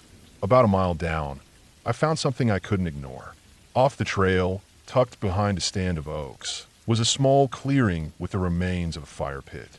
It wasn't one of ours. The stones were haphazard, the ashes still faintly warm, and there were boot prints all around it. A couple of empty water bottles lay in the grass, and nearby was a torn piece of tarp that looked like it had been cut down hastily. Someone had been camping there very recently, maybe within the last day. I crouched and looked closer at the footprints. They weren't hiker's boots. The tread was shallow, more like work boots. Heavy wide, and there were at least 2 sets. Whoever they were, they had been careful.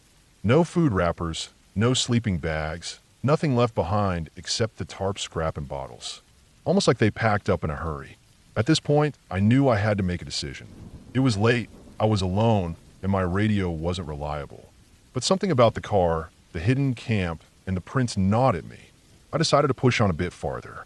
The trail narrowed until it was almost swallowed by brush. I followed it by memory, knowing it would eventually curve toward an old ranger outpost that hadn't been used in years. We kept it locked, but sometimes vagrants broke in. I pushed through thick ferns, my flashlight beam jerking over twisted roots and mossy stones. The smell of damp earth grew stronger, mixed with something else, something sour like old sweat. When I reached the outpost, my stomach dropped. The front door, which should have been padlocked, hung slightly open. The wood around the latch was splintered, broken clean through. I stood still for a long moment, listening. The woods were dead quiet again. My hand tightened on my flashlight, and I unlatched my holster just in case. Inside, the air was stale and hot. My light swept across the dusty room. An old desk, a couple of metal chairs, shelves stacked with rusted tools and cracked lanterns. But what froze me was in the corner. A pile of gear. Not ours, not ranger issued. Backpacks, sleeping rolls, a small cooler, and clothes bundled up. On top of the pile was a hunting knife, blade stained dark.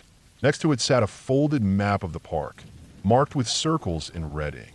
Several of the circles were around backcountry campsites, places where people often stayed overnight. My chest tightened as I realized what I was looking at. These weren't just careless campers. Whoever they were, they had been watching people, tracking them.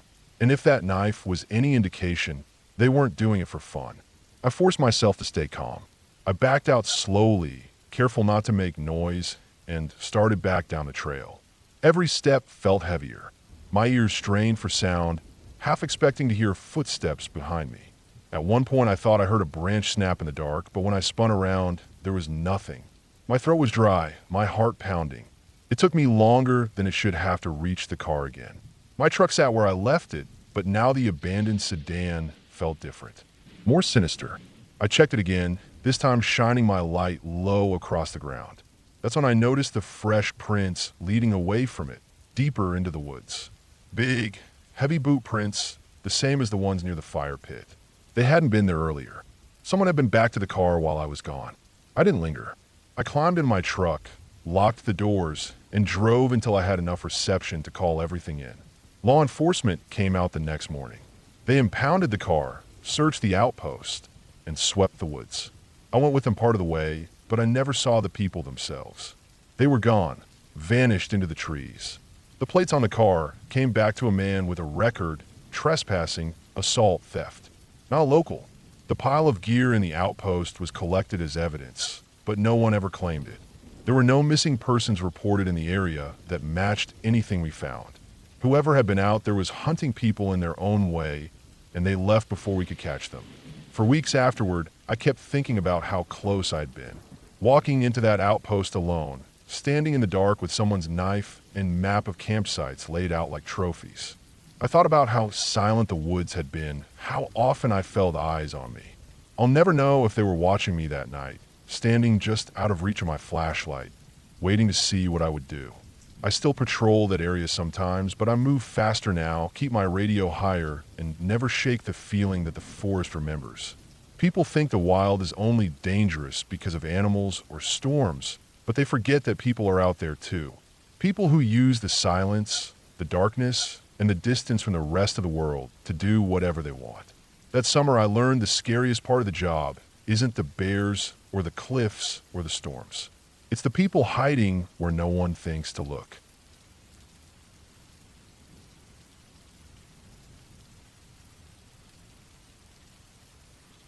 I've worked as a park ranger for a good number of years now, and I've seen enough to know that nature doesn't need any ghosts or legends to be terrifying. It has its own way of pressing on you, of reminding you that no matter how prepared you think you are still very small and very vulnerable when you're deep in it. I've dealt with wild animals, injuries, lost hikers, and unpredictable weather. But there's one experience that sits heavier in my mind than any of the rest. And it's the reason I don't walk alone after dark anymore, no matter how familiar the area seems. This happened about 6 years ago in one of the bigger parks I was stationed at during that time. The land stretched for miles, made up of steep wooded hills, dense valleys, long stretches of trails that seemed to vanish into nowhere, and lakes hidden so deep in the trees you wouldn't even know they were there unless you stumbled on them. It was the kind of place where you could walk for hours without hearing another human voice. Some people came there for that very reason, to disappear for a while. Others came and didn't know how dangerous that silence could be until they realized they were lost. One week in early fall, I was scheduled for night patrols, which I didn't mind at first. Fewer people were around, which usually meant less trouble, and I liked moving under the cold air with just the crunch of leaves beneath my boots. But on this particular night, I was called in to check something out at the far edge of the park, in a section that wasn't patrolled as often because it was so far out.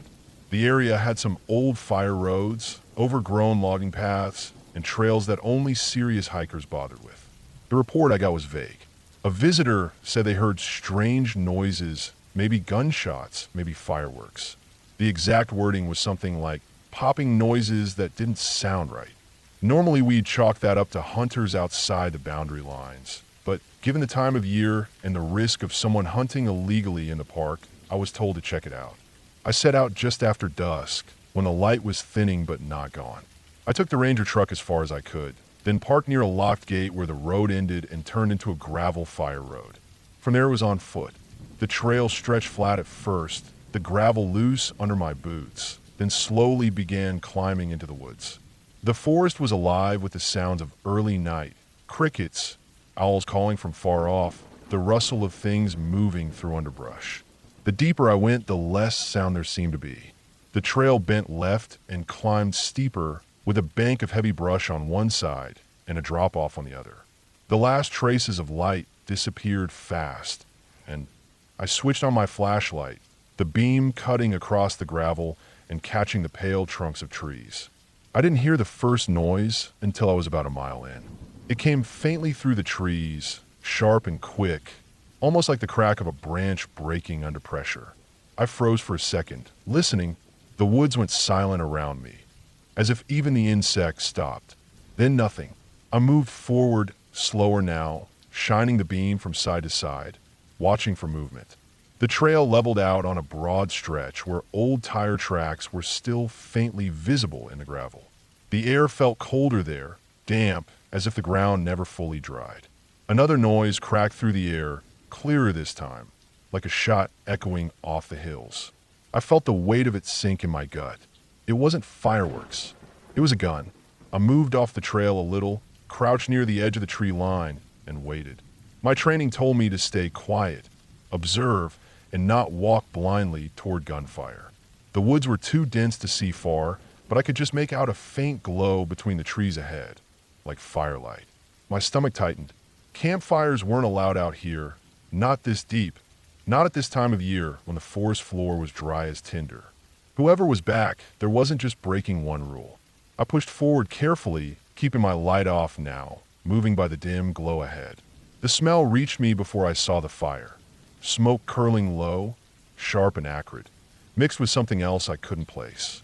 The glow got stronger, and then through the trees, I saw a clearing. There was a fire burning, larger than it should have been for camping, throwing shadows high against the trees. Around it were shapes, for maybe 5 people. They weren't talking, not moving around like normal campers would. They were standing still, facing the fire.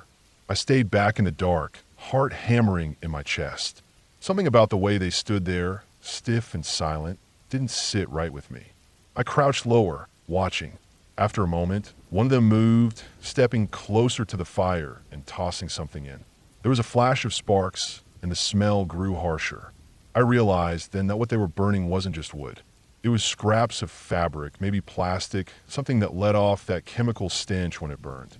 Then came another sound, not from the fire, but behind me, boots crunching lightly on gravel. I whipped my head around, every muscle locking tight. The trail was empty, my flashlight still off, but I knew what I'd heard. Someone else was there. I stayed frozen for a long minute, straining to hear. The people at the fire didn't seem to notice. Slowly, I eased back into the brush, crouching low, making as little sound as possible. The feeling that I was being watched pressed on me hard. I didn't like the odds. 5 people at the fire, someone else moving behind me, and me alone with no backup. I eased back further until the glow of the fire was hidden by trees, then pulled out my radio. I whispered into it, giving my location and what I'd seen. Static hissed back. No response. That wasn't unusual in this part of the park. The hills cut off signals all the time. But it meant I was really on my own until I got back closer to the truck. The trail back seemed darker than before, each step echoing too loud in my ears. I kept looking over my shoulder, sweeping the beam behind me, half expecting to see someone following.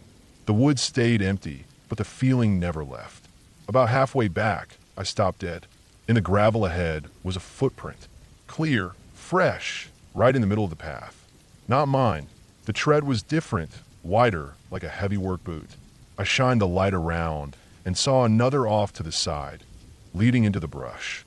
Whoever had been behind me wasn't just my imagination. I didn't follow the prints.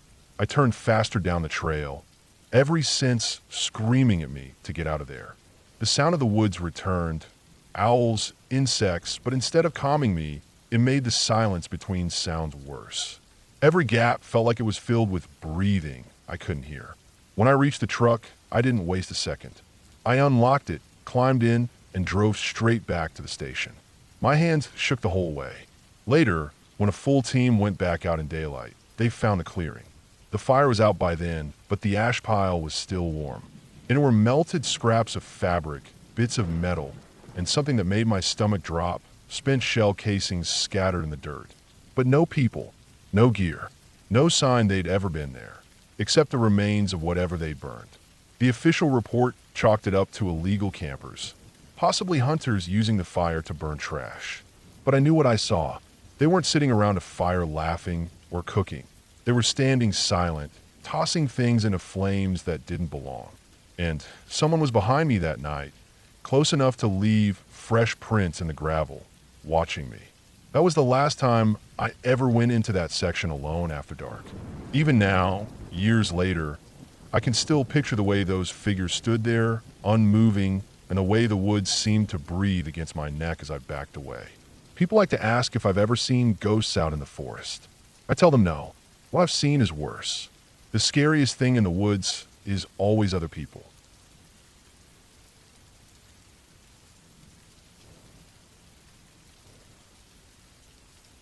I became a park ranger because I liked the silence of the woods.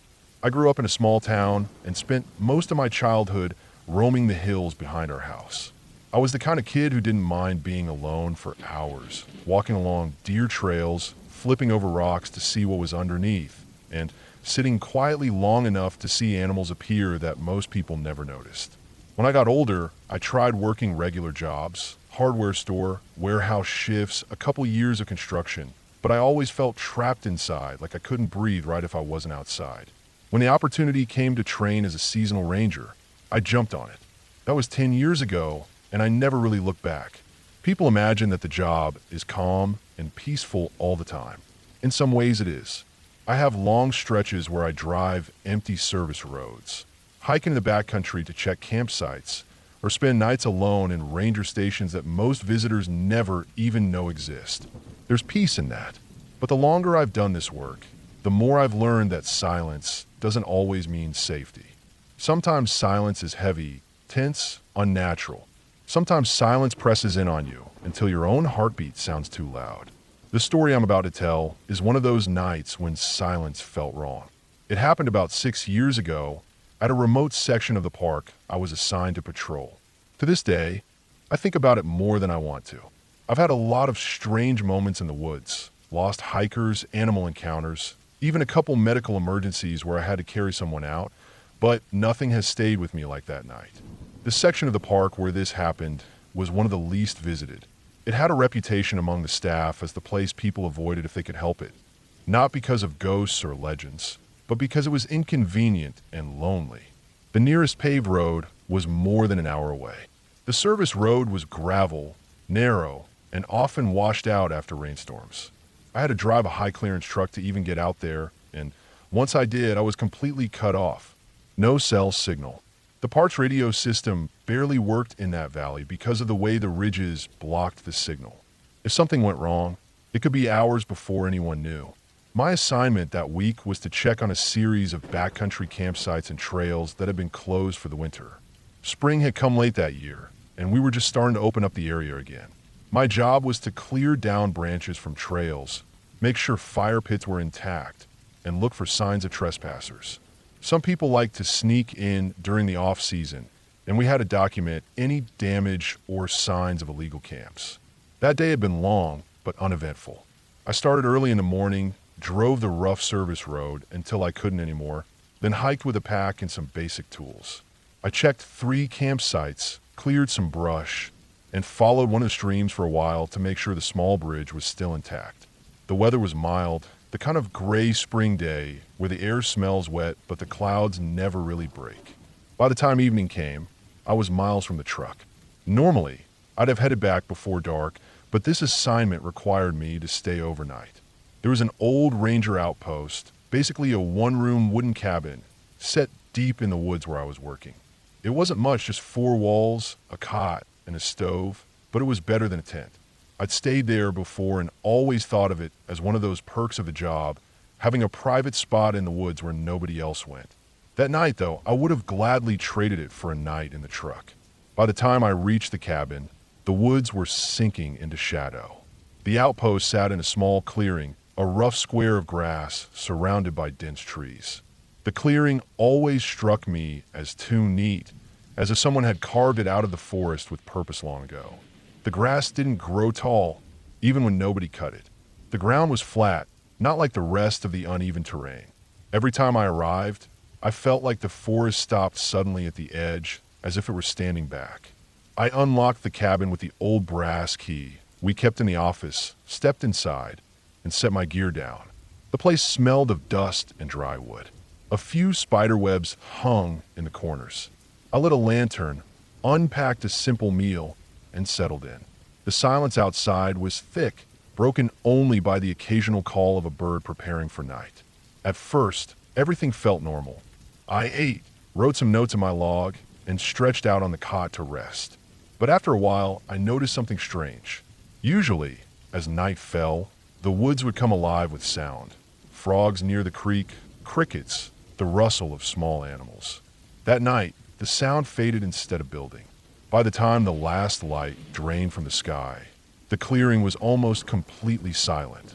I tried to ignore it. I'd had nights like that before, where for some reason the usual chorus didn't start. But as I sat there, the silence pressed harder. I found myself standing at the small window, staring out at the dark tree line, trying to see what was out there. My lantern threw a weak glow that barely reached the grass outside, leaving the woods beyond in thick blackness. I couldn't see anything moving. I told myself I was just tired. I'd hiked nearly 15 miles that day, and my legs ached. I closed the shutters on the window, set my boots by the door, and tried to sleep. For a while, I managed to drift in and out. But then I woke suddenly, heart pounding, with the distinct feeling that something was outside. I lay still on the cot, ears straining. The silence was total, deeper than before. No wind, no insects, nothing. And then I heard it, a faint crunch like a footstep on grass. Slow, deliberate, just outside the cabin. I held my breath. Another crunch followed, closer to the wall. Then another, circling. My mind raced through possibilities. A bear? But bears didn't move like that. They shuffled, snorted, made noise. This was careful, steady, human. The cabin had no electricity, no way to call for help. My radio was on the table, but I knew it wouldn't connect this far out. All I could do was sit in the dark and listen. The footsteps circled the cabin once, twice, then stopped near the door. I stared at the wood, half expecting the latch to move, but it never did. After what felt like hours, the sound faded. I stayed awake the rest of the night, every muscle tense. I thought about opening the shutters to look, but fear held me down. If someone was out there watching, I didn't want to show myself. I waited for the faint gray of dawn, and when it came, I opened the door slowly. The clearing looked empty. The grass was wet with dew. I stepped outside, scanning the tree line, but saw nothing. Then I looked down. In the soft earth near the door, there were footprints. Human footprints, clear and fresh, circling the cabin. They weren't boots like mine, but flat-soled shoes, the kind someone might wear in town. They led from the trees, around the cabin, and back into the trees again. The hair on my arm stood up. Nobody should have been out there. No hikers. No campers. No reason for a person to walk that far into the woods. I followed the tracks to the edge of the clearing, but once they reached the trees, they vanished into the undergrowth. I packed up quickly, more eager to leave than I'd ever been before. The hike back to the truck felt endless. Every step, I imagined someone following just out of sight. When I finally reached the gravel road, relief washed over me, but it didn't erase the unease. Back at headquarters, I filed a report. I described the footprints, the noises, the silence. My supervisor nodded, made a note, and said we'd keep an eye out for trespassers. But I could tell by his face that he thought it was nothing. Maybe he assumed I was overtired. Maybe he thought it was just some lost drifter. But I knew what I'd felt that night. Someone had been out there, circling, watching, waiting. For weeks afterward, I couldn't shake the memory. The way the silence pressed down, the deliberate pace of the footsteps, the footprints vanishing into the woods. I've stayed in that cabin since, but I've never been comfortable there again. Every creak of the wood, every snap of a twig outside, makes me sit up and listen. I've never seen the person responsible, and maybe I never will. But I know this much. The woods are vast, and there are places out there where people go unseen. That night reminded me that sometimes when you think you're alone in the wilderness, you aren't. And that thought has never left me.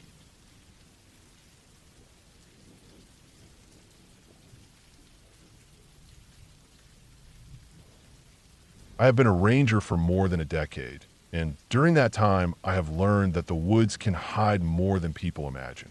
Most visitors think of tall trees, fresh air, quiet rivers, maybe a deer crossing a trail, but what they do not realize is that the woods also hold accidents, bad luck, and sometimes people who come out here for reasons that are not simple.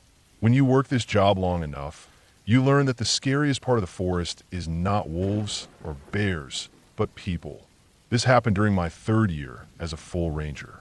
I had already gone through the early nerves of patrolling alone, gotten used to the endless radio chatter, and handled my fair share of small incidents like lost hikers, broken down cars at trailheads, and even a few minor medical calls. I thought I had adjusted to the rhythms of the job. The national forest where I worked was big, covering mountain ridges, streams, and dozens of miles of hiking trails. It was not as famous as places like Yosemite or Yellowstone, which meant fewer tourists, but we still had plenty of traffic in the summer. In the off-season, however, the woods could feel empty and heavy, as if the silence itself pressed down on you. This story happened in late autumn. The leaves were mostly down, and the weather was sharp and cold. Most campers had left for the year, except for the few who liked solitude. That meant my patrols often turned up empty campsites, closed roads, and the kind of stillness where every step of your boots seemed louder than it should be. I liked those months because the forest looked raw and stripped down, but I also knew those were the times when people who wanted to disappear tended to show up. That week I had been assigned to cover a long patrol loop that stretched out along an old gravel service road, through 2 campgrounds that were technically closed for the season, and then across a section of trail that ran along a ridge.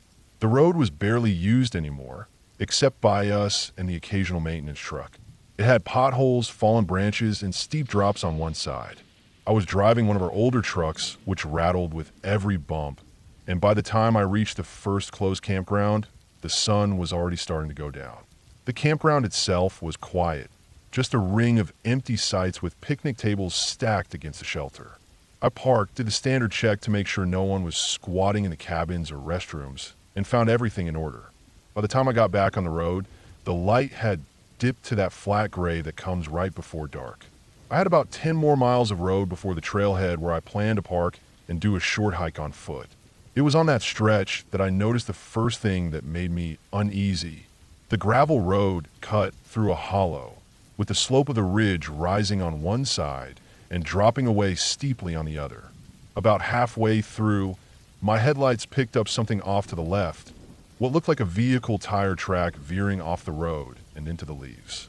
At first I thought it might be old, but when I got out and checked, I saw the leaves were freshly pressed down. The track went about 10 feet into the woods before it disappeared into brush. It was not clear if the vehicle had backed out or gone deeper, but I did not see any return tracks. That alone was not unusual. Hunters sometimes drove into closed roads, and off-roaders tried their luck too. Still, it was enough to raise a flag, so I noted the location and kept driving. The trailhead was only a few miles further. When I reached the lot, there was only one other vehicle there, an old tan sedan with one headlight busted out and expired plates. It was parked crooked, almost diagonal across two spaces, as if whoever left it there had been in a hurry. The car itself looked like it had been sitting for at least a few days. Thin frost had formed on the windshield, and there were a few leaves caught in the wipers. I shined my flashlight inside and saw fast food wrappers in the back seat, an empty water jug, and a couple of old blankets. It looked lived in. That gave me a knot in my stomach because it meant someone might be out here camping illegally or worse, trying to stay hidden. I radioed in the plate number, though I figured nothing would come back, and then I started up the ridge trail on foot. My plan was only to go in about a mile, enough to make sure no one had set up a fire or camp, then turn back. The trail was narrow and covered with leaves, and the deeper I went, the more I noticed how quiet it was. Usually even in the cold months you hear squirrels, maybe a woodpecker, but that evening it was so still that the only sound was my own breathing. I kept climbing, flashlight cutting across the trees, until about 20 minutes in I found the first sign of someone being out there. It was a small fire ring, still blackened but cold. Around it were a few food cans, torn open with a knife, and a piece of tarp folded badly. I crouched down and looked closer. The tarp had dark stains on it, the kind you do not mistake for spilled coffee or mud. They were dark brown, dried, spread across one corner in a way that made my chest feel tight. Blood, and not just a drop or two. At that point, my patrol turned into something else entirely. I marked the spot with tape and pressed deeper along the ridge. Every few minutes I stopped and listened, shining the light out across the woods. My nerves were buzzing because when you find blood in an abandoned car, you do not know if you are walking towards someone hurt or someone dangerous. About half a mile past the fire ring, I saw a movement ahead. Just a flash, maybe the shape of a person slipping behind a tree. I froze and waited. My light swept the slope, but all I saw were trunks and dead leaves. I told myself it could have been a deer, but in my gut, I knew it wasn't. I moved slower, every sense on edge, until I reached a spot where the trail bent sharply. There, down below the ridge, was another camp. This one was rough, thrown together from branches and a blue tarp, hidden in a dip in the ground where you would not see it unless you looked from above. My light caught the edge of a sleeping bag spread out inside. I didn't go straight down, but circled wide, trying to approach from the side so I would not walk into an ambush. When I got close enough, I could see clearly that the camp was still active.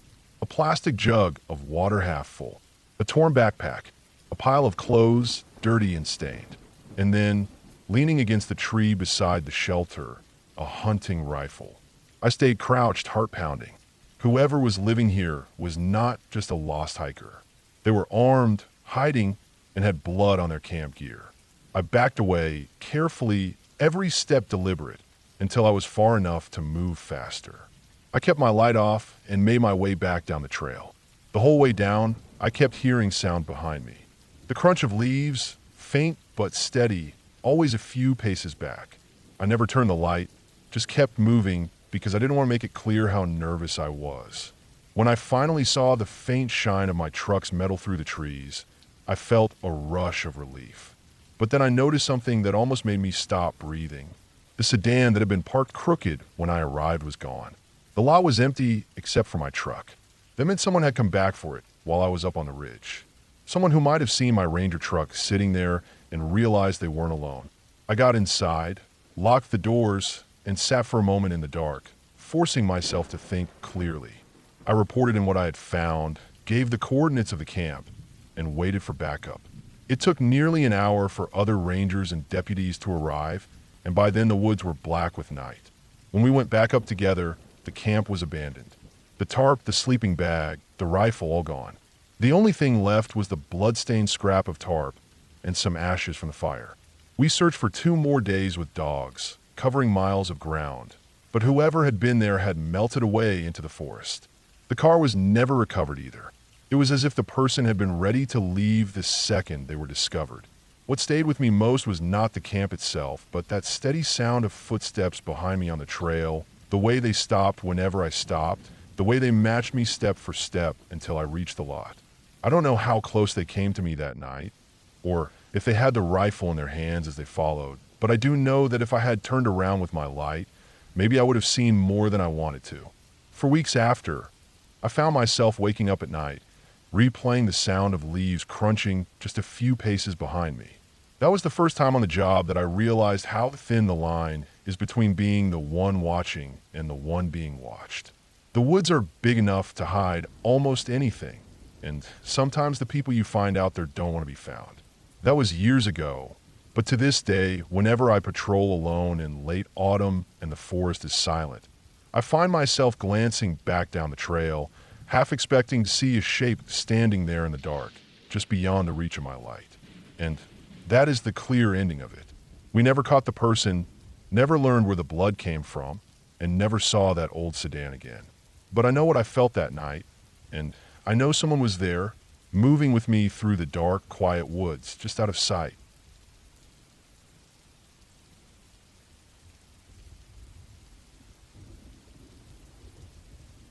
I have worked as a park ranger for a long time, and I thought I'd seen just about everything the woods could throw at me.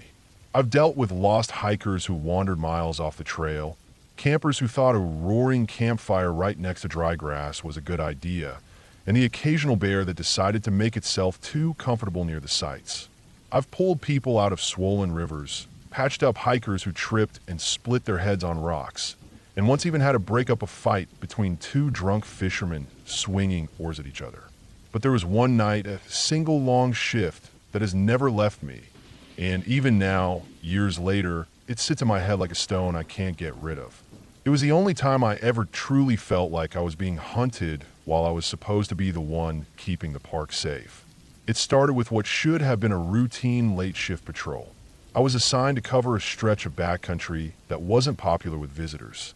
Most people stuck to the main trails or the lake, but this section was dense forest, steep ridges, and rough terrain. The only people who went back there were hunters, hardcore backpackers, or occasionally someone who wanted to be alone. I had the old Ranger truck, a flashlight, my radio, and the long miles of dirt road winding through the dark. I set out just after sunset. It had rained earlier that day, so the air was damp, the dirt road soft, and the forest smelled sharp and earthy. The road stretched out in front of me in the headlights, bouncing with every rut. My shift was simple: drive to the old fire tower site, check the trailheads along the way, and make sure no one was camping where they shouldn't. Then head back, radio in, and call a night. Easy. About an hour into the drive, I pulled over at the first trailhead. The sign was old and weathered, but still clear. I shined my flashlight around, checked for cars, looked for signs of people. Nothing. Just wet gravel and the dripping sound of water sliding off branches. I climbed back into the truck and drove on. The second stop was the one that changed everything. It was an old service road that branched off into the forest. Years ago, it had been used for logging access, but now it was closed to vehicles and only rarely used by hikers. The gate at the entrance was supposed to be locked, though people sometimes broke the chain to get in. As I rolled up, my headlights hit the gate, and right away I saw it. The chain was snapped, the lock gone. I pulled up close and shut off the engine. The night swallowed me in silence. I sat for a moment, listening. No cars, no voices, just a faint drip of rain still falling from the canopy. I grabbed my flashlight and stepped out. The ground was soft under my boots, mud sticking with each step. I shined the beam along the ground and saw fresh tire tracks leading past the gate and down the road. Someone had been through here, and not long ago. That meant 2 things. 1, someone had broken into a closed area. And 2, they were probably still out there. I stood at the gate for a while, listening. The forest felt heavy, pressing in around me. I could see where the mud was disturbed, the tire treads still sharp, not yet softened by more rain. The road stretched into darkness, swallowed by trees. I radioed in the broken gate and tracks, but reception was bad in this area. Static crackled back at me, cutting off my words. I tried again, but the same. I knew I'd have to move to higher ground if I wanted to get a clean signal. But if someone was down there, I needed to at least see what I was dealing with. I stepped over the gate and started down the road. The mud sucked at my boots, and the forest on either side was so thick it felt like walking between walls. My flashlight beam cut a narrow path in front of me, lighting up slick leaves and the pale, wet trunks of birches. Every few feet, I saw more tire tracks, sometimes sliding sideways in the mud like whoever was driving had been in a hurry. It was quiet, except for the distant sound of water, maybe a creek somewhere down the slope. After about 10 minutes of walking, I spotted something ahead, a faint glint of metal reflecting my light. I kept going, slow and careful, until the shape of a vehicle came into view. It was an old blue pickup, mud-splattered, parked half-crooked in the middle of the road. The doors were closed, the headlights off. I walked around it, shining my light inside. The cab was empty, no keys in the ignition. On the passenger side floor, I saw a crushed pack of cigarettes, a lighter, and a folded map. The map was damp and stained, but when I leaned closer, I saw pencil marks drawn across parts of the forest. Circles, arrows, little notes scribbled in the margins. My stomach sank. Whoever owned this truck wasn't just joyriding. They had come out here with a plan. I stepped back and scanned the road ahead. More tracks led further in. I thought about calling out, but something in me told me not to. The forest was too quiet, and the hair on the back of my neck was standing up. Instead, I made a mental note of the truck's plate and moved on, following the tracks. The road narrowed, then split into two overgrown paths. I crouched and checked the mud. The tire tracks went left, but there were also footprints, several sets, heading off in the same direction. They were deep, pressed hard into the wet ground. Big boots, heavy steps. More than one person. I followed them. The further I went, the more I noticed signs that something wasn't right. Branches snapped and left dangling. A piece of torn fabric snagged on a thorn bush. An empty water bottle lying on its side. And then a smell. Faint, sour, and sharp. It took me a second to place it, but when I did, my stomach twisted. It was the smell of rot. I kept moving, slower now, sweeping my flashlight across the undergrowth. The smell grew stronger. Then I found it. Just off the side of the path, tangled in weeds, was the carcass of a deer. Its ribs were torn open, flesh missing, the eyes gone. At first I thought it was a predator kill, maybe a bear. But then I noticed the cuts. They weren't ragged, like teeth would leave. They were clean, sharp. Someone had done this with a blade. I backed up, my pulse hammering in my throat. Whoever was out here wasn't just camping. They were hunting, maybe not just animals. I wanted to turn back, get to higher ground, call in properly. But something kept me moving forward. Maybe it was duty, maybe just curiosity. Either way, I followed those tracks deeper into the forest, my light cutting across the dark. After another half mile, I saw a glow ahead. Faint, flickering orange. Firelight. I killed my flashlight and crouched low. The trees were thick, and I crept forward, careful not to snap branches under my boots. The glow grew stronger until I could see it clearly. A small campfire burning in a clearing. Around it were 3 men. Their clothes were muddy, their boots caked with dirt. They weren't talking, just moving slowly around the fire, tending to something on the ground. I squinted, trying to see. My stomach clenched when I realized what it was. Another deer, freshly killed, its hide stripped back, blood dark against the dirt. They were butchering it, but the way they moved, it wasn't right. They weren't working with any care like hunters would. They hacked at it roughly, tossing pieces aside, moving quick and frantic like they were racing against time. One of them suddenly stood, lifted his head, and just stared into the trees. I froze, holding my breath. Even from a distance, I could feel it. He was looking for something. Maybe he heard me. Maybe he just felt watched. His face was pale in the firelight, streaked with mud, his eyes shining too wide. After a long minute, he crouched again and went back to work. I eased back, every muscle tight, and started the long crawl out of there. My boots sank silently into the mud, my breath shallow. I didn't stop until the glow of the fire had faded behind the trees. Then I turned and moved fast, following the tracks back toward the truck. When I reached it, I expected to see it the way I had left it, but it wasn't. The driver's side door was hanging wide open. The map on the passenger side was gone, and in the mud, fresh boot prints circled the vehicle, then trailed back into the forest, away from the camp. My heart thudded. They knew I was there. They had come looking.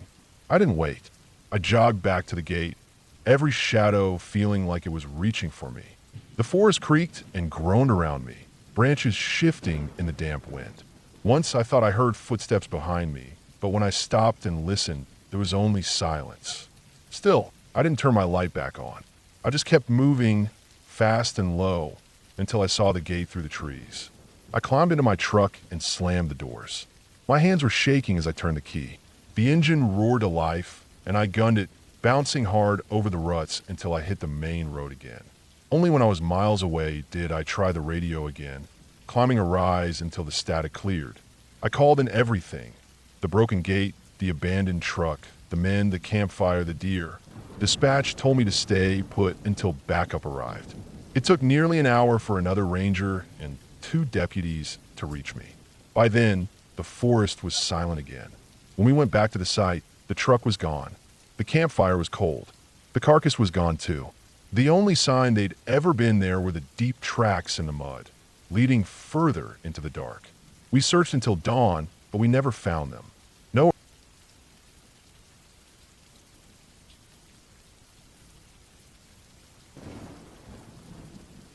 I became a park ranger because I like being outside more than inside.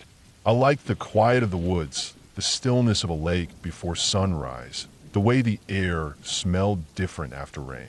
I liked the idea of work that kept me moving, work that didn't box me inside four walls or drown me in traffic noise.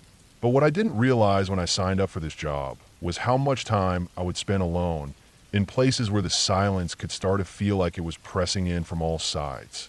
That silence could play tricks on you. And the longer I've worked, the more I've learned that the scariest parts of the job are never the animals or the storms or the darkness. It's people. Always people. I was stationed in a park that stretched across miles of hills, valleys, and thick pine woods. We had campgrounds, trailheads, fishing spots, and a few stretches of old service roads that cut through the forest like forgotten scars. Some of these roads weren't open to the public anymore, but they were still there, overgrown but drivable if you knew them. Part of my job was to patrol those roads every so often, just to make sure no one was out there doing things they shouldn't be doing, dumping trash, setting up camp where they weren't supposed to, or worse. One particular stretch of road always made me uneasy. It wasn't far from one of the smaller campgrounds, just a few miles of cracked gravel that wound up a hill and then dropped back down into a deep patch of woods.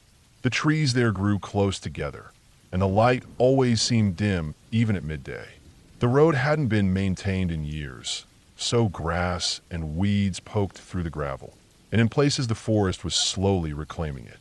There was an old fire tower at the far end, long out of use, its metal frame rusting, the wooden platform rotting away. The tower was supposed to be sealed off, but people sometimes managed to get in. That's where this story starts.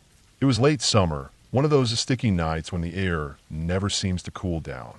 I had the evening shift, which meant making rounds at the campgrounds, checking the bathrooms, clearing out trash, making sure campers were following quiet hours.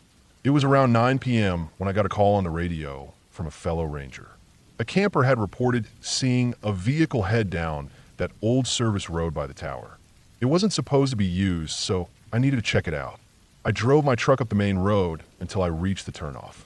My headlights washed over the entrance, and sure enough, fresh tire tracks cut through the gravel, pressed deep into the dirt where grass had grown high. Somebody had definitely gone down there, and not long ago. I turned in and started down the road. The gravel crunched under my tires, loud against the hum of the engine. I rolled down the windows to listen. Usually you could hear owls, crickets, frogs, but that night it felt oddly still. Just the faint hiss of cicadas somewhere deep in the trees.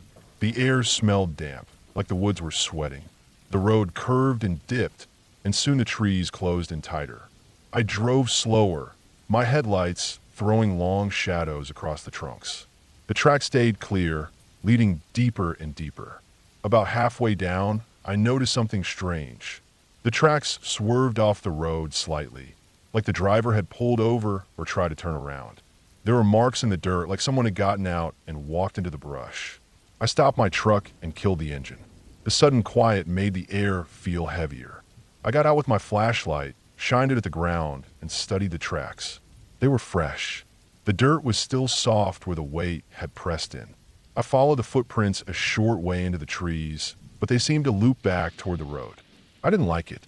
I went back to my truck and kept driving, slower this time. The road climbed a little hill, then sloped down toward the tower clearing.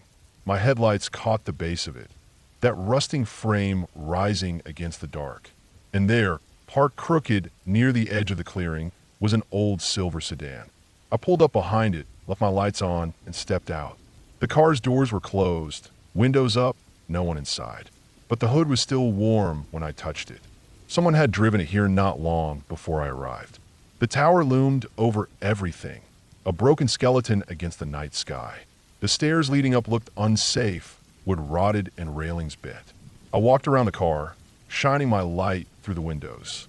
Inside were fast food bags, an empty soda bottle, a jacket tossed across the back seat. Nothing else. No sign of who it belonged to. I circled the clearing, checked the brush, scanned for movement. My light caught only trees, weeds, and the gleam of spider eyes. The air was thick with the smell of pine and rust. That's when I noticed it. At the base of the tower, in the dirt, there were footprints. More than one set. They led straight toward the stairs. The prints looked recent, sharp edges, not softened by time or weather. I stood there for a while, weighing my options. Officially, I wasn't supposed to climb the tower. It was condemned, unsafe. But if someone had gone up there, I needed to know. I called in my location over the radio, let dispatch know I was checking the tower. Then I put my hand on the railing and started up. The wood groaned under my boots. Each step felt like it might give way. My light shook as I climbed, the beam bouncing off the metal frame. I tried not to look down. The higher I went, the more the forest opened beneath me, a black mass of treetops stretching in every direction. Near the top, the smell hit me. Not rot, not animal, but something sour, sharp, almost metallic. I reached the platform and shined my light. The wood was splintered, pieces missing, but still standing. In the corner, I saw a pile of trash, cigarette butts, wrappers, and old blanket. Someone had been staying here, but there was no one now. I swept the beam around, and that's when I saw it. On the floorboards, dark stains. Not a lot, but enough to see. They were smeared like something had been dragged. The stains led toward the edge of the platform, then stopped. I froze. The night pressed in around me, thick and silent. I kept the light steady, scanning every corner, every shadow. But I was alone. At least I thought I was. When I finally climbed back down, my legs were shaking. The car was still there, sitting quiet and empty in the clearing. But I couldn't shake the feeling that someone was close by, watching. I reported everything, waited until backup arrived, and we searched the area together. We never found anyone. The car was towed the next morning. The registration led to a man with a record, petty theft, trespassing, nothing too serious. But he didn't live nearby, and when police tried to reach him, he didn't answer. They never tracked him down. For weeks after that, I kept thinking about the stains on the platform, about the footprints leading up but not down, about the stillness of the woods that night, how it felt like everything was holding its breath. People go missing more often than most realize, especially near big trail systems. Some walk away on purpose, some by accident. Some are found, some never are. That night by the tower never left me because it felt like I had arrived just minutes too late to know the truth. What I know is this. Someone went up there, someone didn't come back down, and whoever they weren't supposed to be there in the first place. That road has been closed off tighter since then. The tower is gone now, torn down after one too many reports of people sneaking up. But every time I drive past the turnoff, I see the tire tracks in my mind, fresh in the gravel, leading me down into that clearing. I see the empty car, the footprints, the stains. And I wonder if somewhere out there in those woods, the person who left them is still there. And that's the part of the job that stays with you. Not the long shifts, not the weather, not the paperwork. It's the moments where you realize the forest keeps secrets, and sometimes you're standing right on top of one without even knowing it.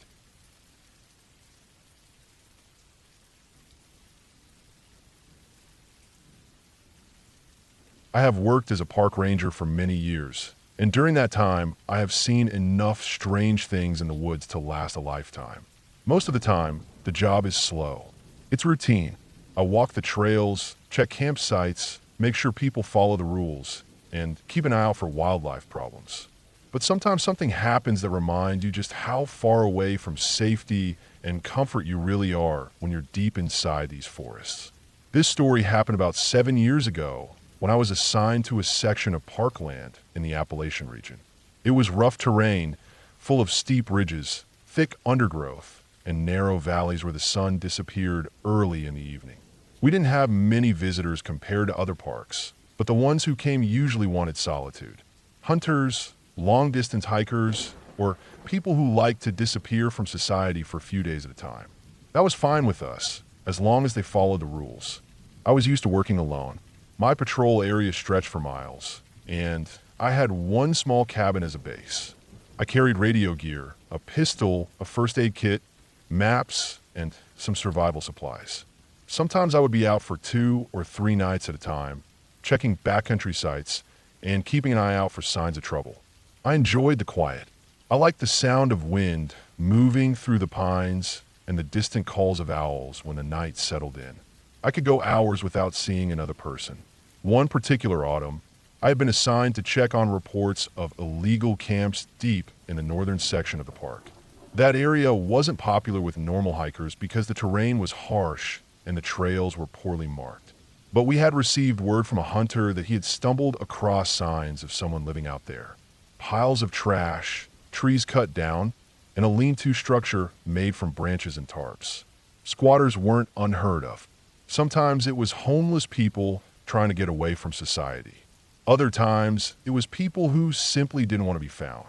My job was to find the site, assess it, and decide whether we needed law enforcement backup. I set out early in the morning, carrying enough supplies for 2 nights. The first day was uneventful. I followed a narrow trail that wound through ridges covered with oak and maple trees. The leaves had started to turn, and the ground was littered with red and gold. The air was cool, and the forest was quiet except for the occasional rustle of squirrels. By late afternoon, I had reached a remote clearing where I set up camp. I built a small fire, cooked a simple meal, and marked my position on my map. The next day, I pushed further north. The terrain grew steeper, and I had to climb over rocks and fallen trees. Around midday, I began to notice signs of human activity. Small things at first: a cigarette but near a tree, a crushed soda can hidden under leaves, and an old food wrapper half buried in the dirt. They weren't fresh, but they told me I was on the right track. A little later, I found boot prints in a patch of soft ground. They led off the main trail and down into a ravine. I followed the prints cautiously, moving slowly and listening for any sounds ahead. The deeper I went, the more uneasy I felt. It wasn't just the isolation. It was the way the woods seemed unusually silent. No birds, no insects, just the sound of my boots crunching on leaves. I finally came across the camp late in the afternoon. It was hidden in a hollow between 2 ridges, almost invisible until you were right on top of it. The camp was crude, but clearly lived in. There was a fire pit surrounded by rocks, a half-collapsed tarp shelter, and piles of empty cans and bottles scattered around. There were also bones, animal bones, mostly deer by the look of them, stacked in a messy pile near the fire pit. Some still had bits of sinew attached, as if they had been stripped but not properly cleaned. The smell of rot hung in the air. I walked slowly around the site, taking notes and marking it on my map. It looked abandoned, but I couldn't be sure. The bones bothered me, but what bothered me more was the way the camp felt. There was a strange energy, as if I was intruding on something I wasn't supposed to see. I reminded myself to stay calm. Squatters were common enough, and it wasn't unusual for them to hunt deer out of season. Still, something felt off. I decided to set up my camp a short distance away, up on a ridge where I could keep an eye on the hollow without being too close. I cooked a quick meal, checked in on my radio, and tried to relax as night fell. But the forest never settled into its normal rhythm. It stayed unnaturally quiet, as if the animals themselves avoided the place. Around midnight, I woke up to a faint sound. At first, I thought it was the wind, but then I realized it was footsteps. Slow, deliberate, moving through the leaves somewhere below me. I lay still in my sleeping bag, listening. The steps paused, then resumed, circling the area. Whoever it was, they weren't trying to hide. My heart pounded, but I stayed silent. After a few minutes, the footsteps faded into the distance. I didn't sleep much after that. When dawn came, I packed quickly and returned to the hollow. To my surprise, the camp looked different. Some of the cans and bottles had been moved. The bones had been rearranged into a crude shape, almost like a circle. Someone had definitely been there during the night. I knew then that I wasn't dealing with an abandoned camp. Whoever was living out here was still around, and they were aware of me. That changed everything. I radioed in to report my findings, but the signal was weak in the ravine. I only managed to get a broken message through before the connection dropped. I decided to head back toward higher ground, but curiosity pulled me back for one last look. That's when I found a notebook. It was tucked under a pile of rags near the tarp. A cheap spiral notebook, stained with dirt and water. Most of the pages were filled with messy handwriting, almost unreadable. What I could make out were lists of animals, dates, and strange notes about movements at night. A few pages had crude drawings of deer, rabbits, and even people. One page had a rough sketch of the hollow itself, with circles drawn around it like some kind of map. Finding that notebook made me uneasy in a way I can't fully explain. It was one thing to see a squatter's camp. It was another to realize someone had been keeping records of everything moving through these woods, including people. I shoved the notebook into my pack and started up the ridge. That's when I heard the crack of a branch behind me. I froze, turned slowly, and saw movement in the trees. A figure stood at the edge of the hollow, half hidden in the shadows. I couldn't make out details, just the outline of a man. He didn't move. He just stood there, watching. I called out, but he didn't answer. My voice sounded too loud in the silent forest. Then, without a word, he stepped back into the trees and vanished. I didn't wait around. I climbed out of the ravine and headed straight for higher ground, moving as fast as I could. The hike back to my cabin felt endless. Every sound made me turn my head.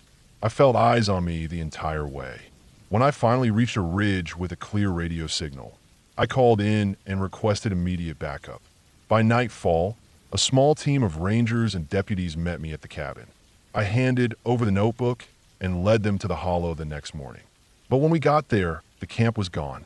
The tarp, the cans, the bones, everything had been cleared out. Only the fire pit remained, cold and empty. Whoever had been there had vanished overnight, taking everything with them. We searched the area for 2 days, but found nothing. No footprints, no signs of where they had gone. It was as if the forest had swallowed them whole. The only evidence left was the notebook, and even that didn't give us any clear answers. The handwriting was too messy, the notes too scattered to make sense. To this day, I don't know who was living out there or why they left so suddenly. All I know is that someone had been watching me, keeping track of the woods and everything in it, and that I had stumbled into their territory.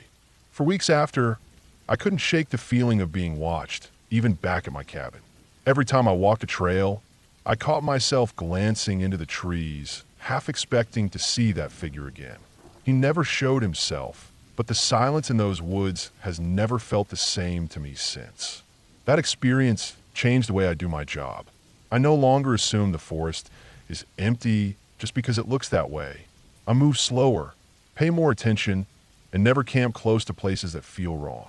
And I always remember that night in the hollow, when I learned that the scariest thing in the woods isn't a bear or a storm. It's another person who doesn't want you there.